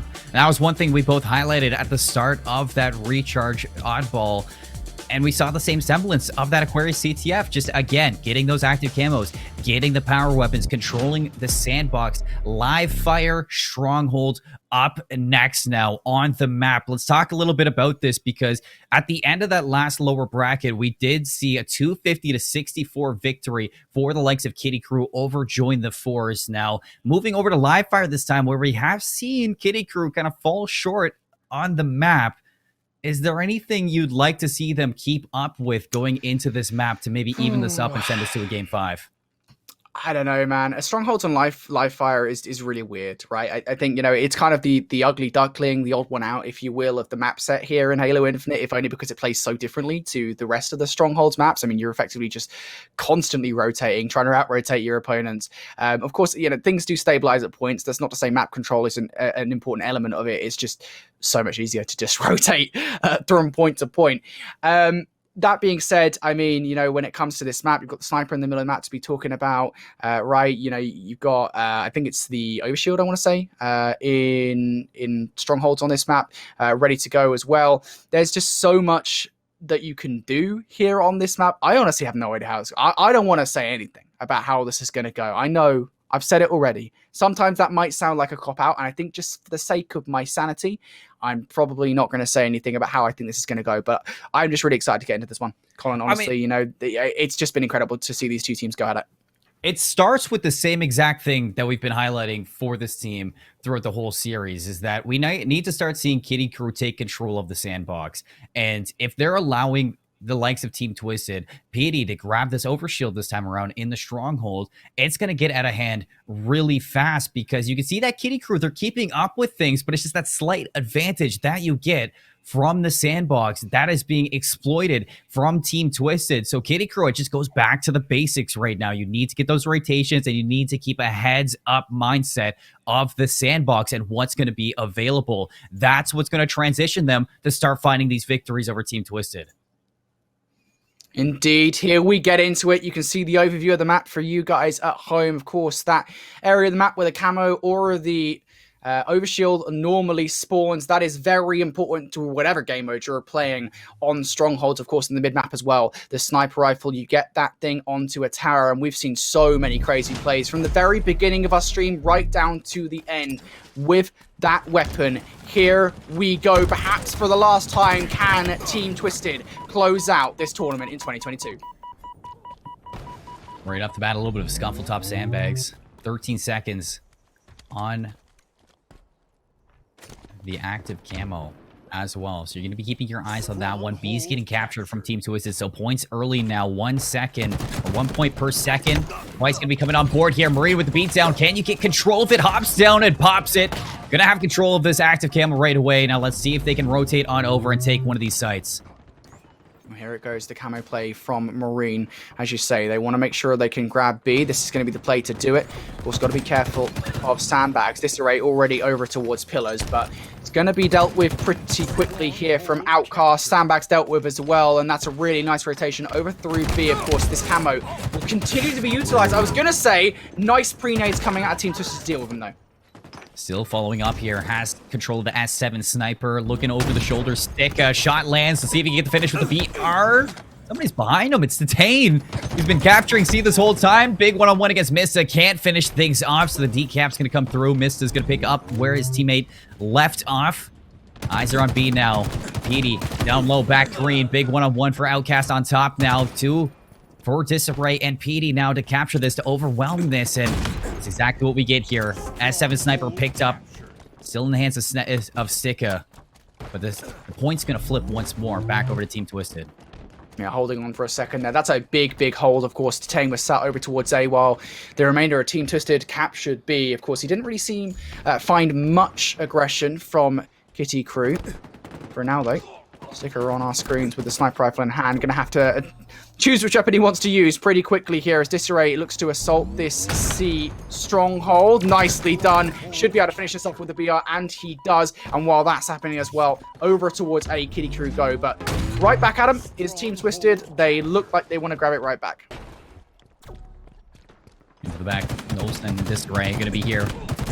Jet's line had a Stika. He finishes off onto Disarray, now capturing the B site. There's the player still here. It's Knowlson. Finds that back smack, the contention, and recaptures the site for Team Twisted. An AC setup right now as we're on eyes with Outcast, looking to take control of this nest bridge. Hops on down, picks up the exit of Detain.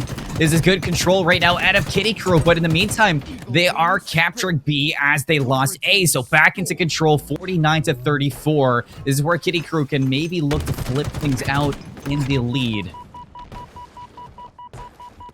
Stronghold captured. Well, there we go. Once again, trading stronghold points here is the name of the game on strongholds on live fire.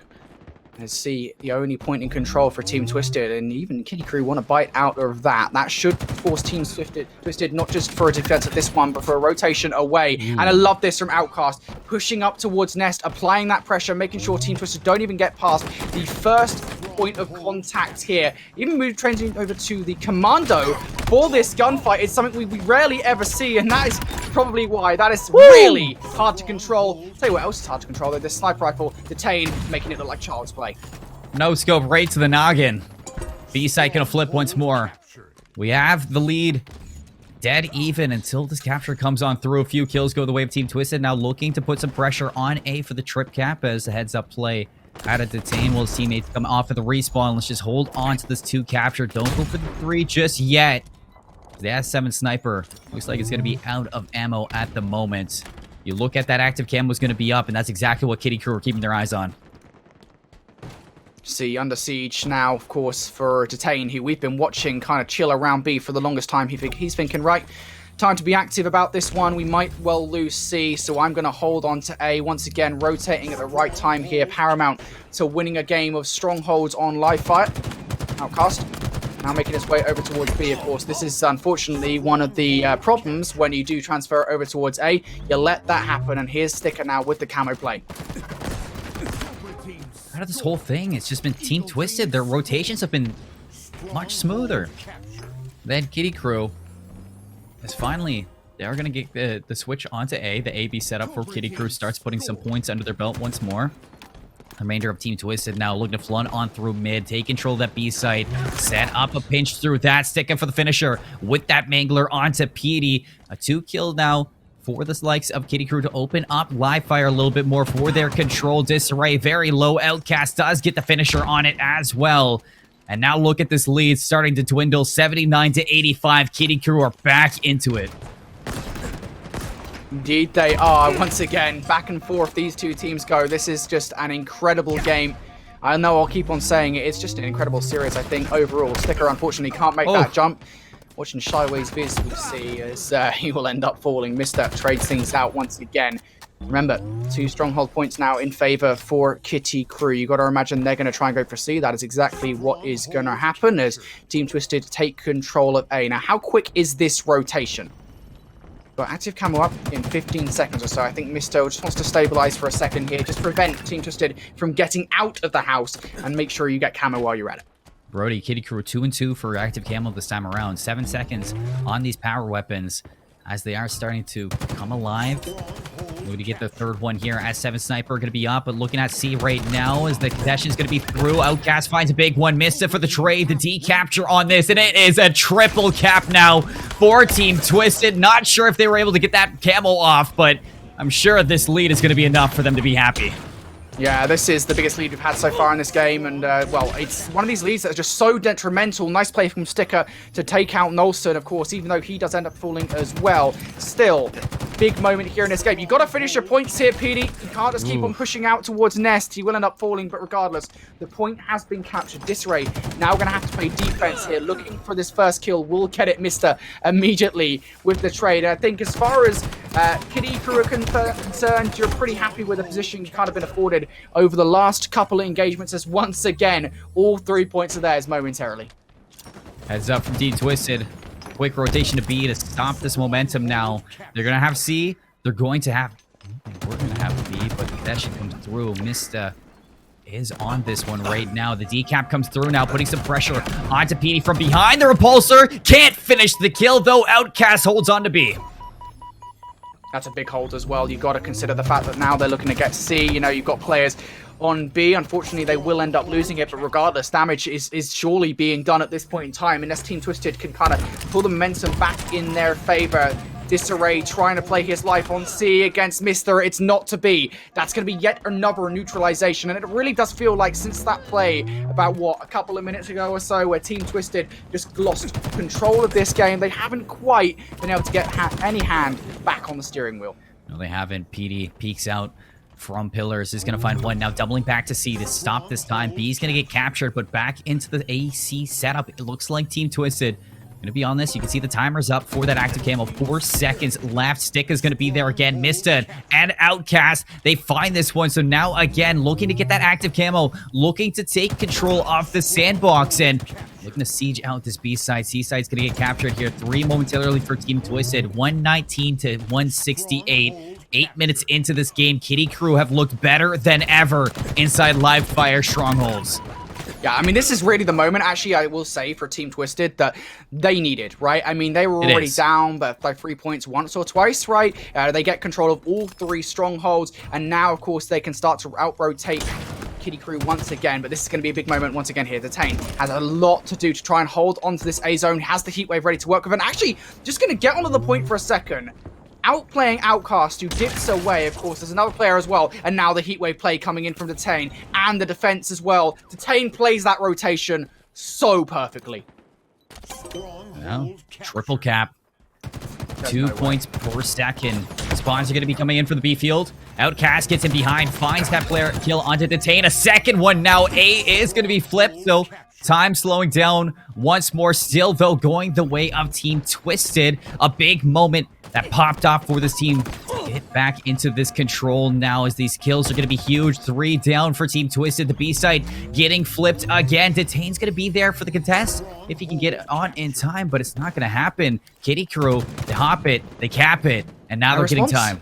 There's no response as well. I mean, so often you'll see what this team, immediately Team Twisted at this point would be like, right, we're going to get onto B. We're going to get onto A here. We know that we need a second point, but they have been stopped at the front door. Nobody allowed in, and now Kitty Krew are starting to get time once again. That is going to be viewed as another big swing moment here in this grand finals, in this game of strongholds. But Disarray swings around the corner with a sniper rifle and opens up the door that they couldn't quite get through before. A now going the way of Team Twisted, B going the way of Team Twisted, and we have another swing moment in this game. Back and forth the pendulum goes, and Kitty Krew nor Team Twisted can quite get an iron fist on this one. Brody, this camo, it might be the last one. That's a huge pick from Disarray. Can't find Stick, and though the sniper getting put to full effect right now. Oh, goodbye, Outcast. Petey's gonna get the repulsor on out. B-side still under control of Team Twisted. 205 to 196. Just a reminder, if you're just tuning in for the very first time, Strongholds, you need to get 250 to win this one out. And if you're just tuning in for the first time, Team Twisted 1 map away from being your victors here. Can you find it? No, Petey drops. Luckily, Nolson was there. Mist is going to get cleaned up. Still, the 3 cap's going to be through. This might be it. This might well be it. Team Twisted, they have looked so good all day. Former Call of Duty professional and top amateur players making a hell of an impression in their first tournament of 2022. Congratulations to Team Twisted. They are the first Europa Halo tournament champions, walking away with that €100 prize pool, and it is so well deserved. I want to know, Brody, what switch just flipped for Team Twisted, because they were not missing. At the third quarter of that stronghold, they took full control of the map. They were hitting the shots with the sniper. They were finding the active camo. And most importantly, their rhythm has just been so much quicker than their opposition. Their rotations were on point. Their control of this game has definitely leveled up into the new year. They are looking fantastic. A well-deserved victory here for Team Twisted. Let's just take a look here. I mean, we're going to go to the series overview actually before we look at anything else, just to show you guys how this grand final really did play out. And if you watched the upper bracket final, well, this is a pretty familiar affair. Of course, 3-1 it was to Team Twisted there. In the exact same fashion, of course, the game modes were kind of shifted around a little bit, as is always the case with Halo Infinite Esports.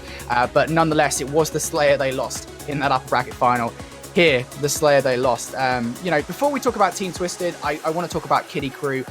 To me, Yes. They have been highly impressive. You know, individually speaking, every single one of them has had their moments. But as a team, which I think is arguably more crucial, they have reacted extremely well to the roster change that they've kind of had to make after the Pro Series #1. Of course, they placed top 12 there. They wanted an improvement. They bring in sticker to the roster, and they look so good. They look incredible. Asterisk here, I suppose. At the end of the day, they might not have had to face off against the same opponents they might have done in the HGS Pro Series, given the fact that some of the top teams weren't able to compete today. But regardless, I think this is an incredible showing for their ability moving forward.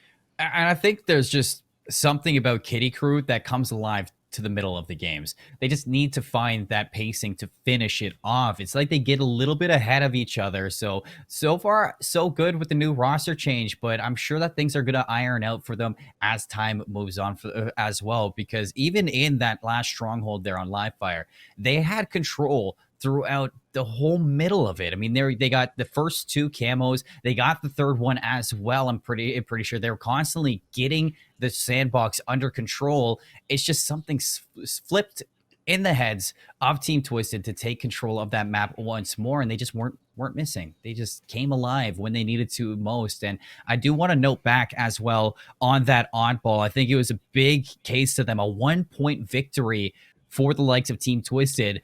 If that went the other way, I can only imagine the momentum that we would have seen coming out of Krew going into that live fire. But they did clutch up. Nolson got those last 2 points, and as close as it was, it's a testament to what these two teams are and how close they are in skill. I don't think a 3-1 scoreline really tells the tale.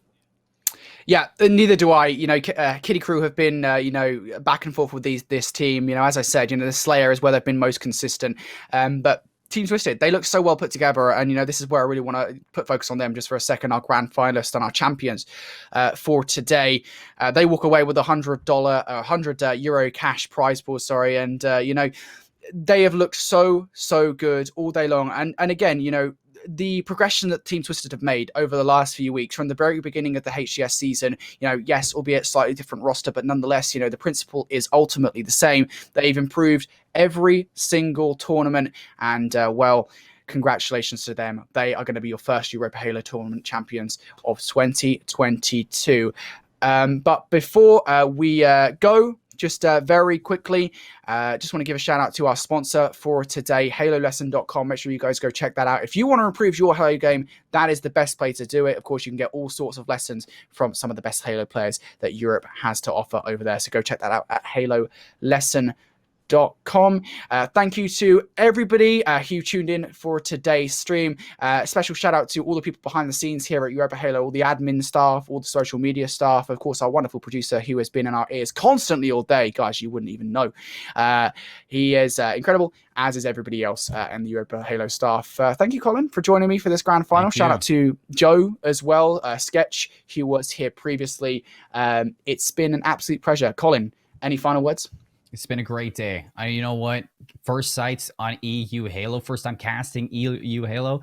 No complaints from my end. The seasoned veterans from Call of Duty, they change things up. They pick up the pace. They find their first win together here in the grand finals. And you know what? Putting on a good show as well. No complaints from me. It was a good day of Halo. Yeah, and just very quickly before we go again, just a reminder for everybody at home, there is an awesome giveaway happening right now on the Europa Halo Twitter. Make sure you follow at Europa Halo. If you're not already subscribed to the Twitch channel, or make sure you are, because obviously that helps you with that giveaway going on. So go check it out at Europa Halo on Twitter. Like and retweet that tweet. Follow Europa Halo, gets you involved in that giveaway for a Halo Infinite limited edition Xbox Series X. But from us here on the Europa Halo stream, thank you so much to everybody for tuning in for this tournament today, the first one of 2022. It's been an absolute pleasure. Thank you again. We'll see you guys for the next one.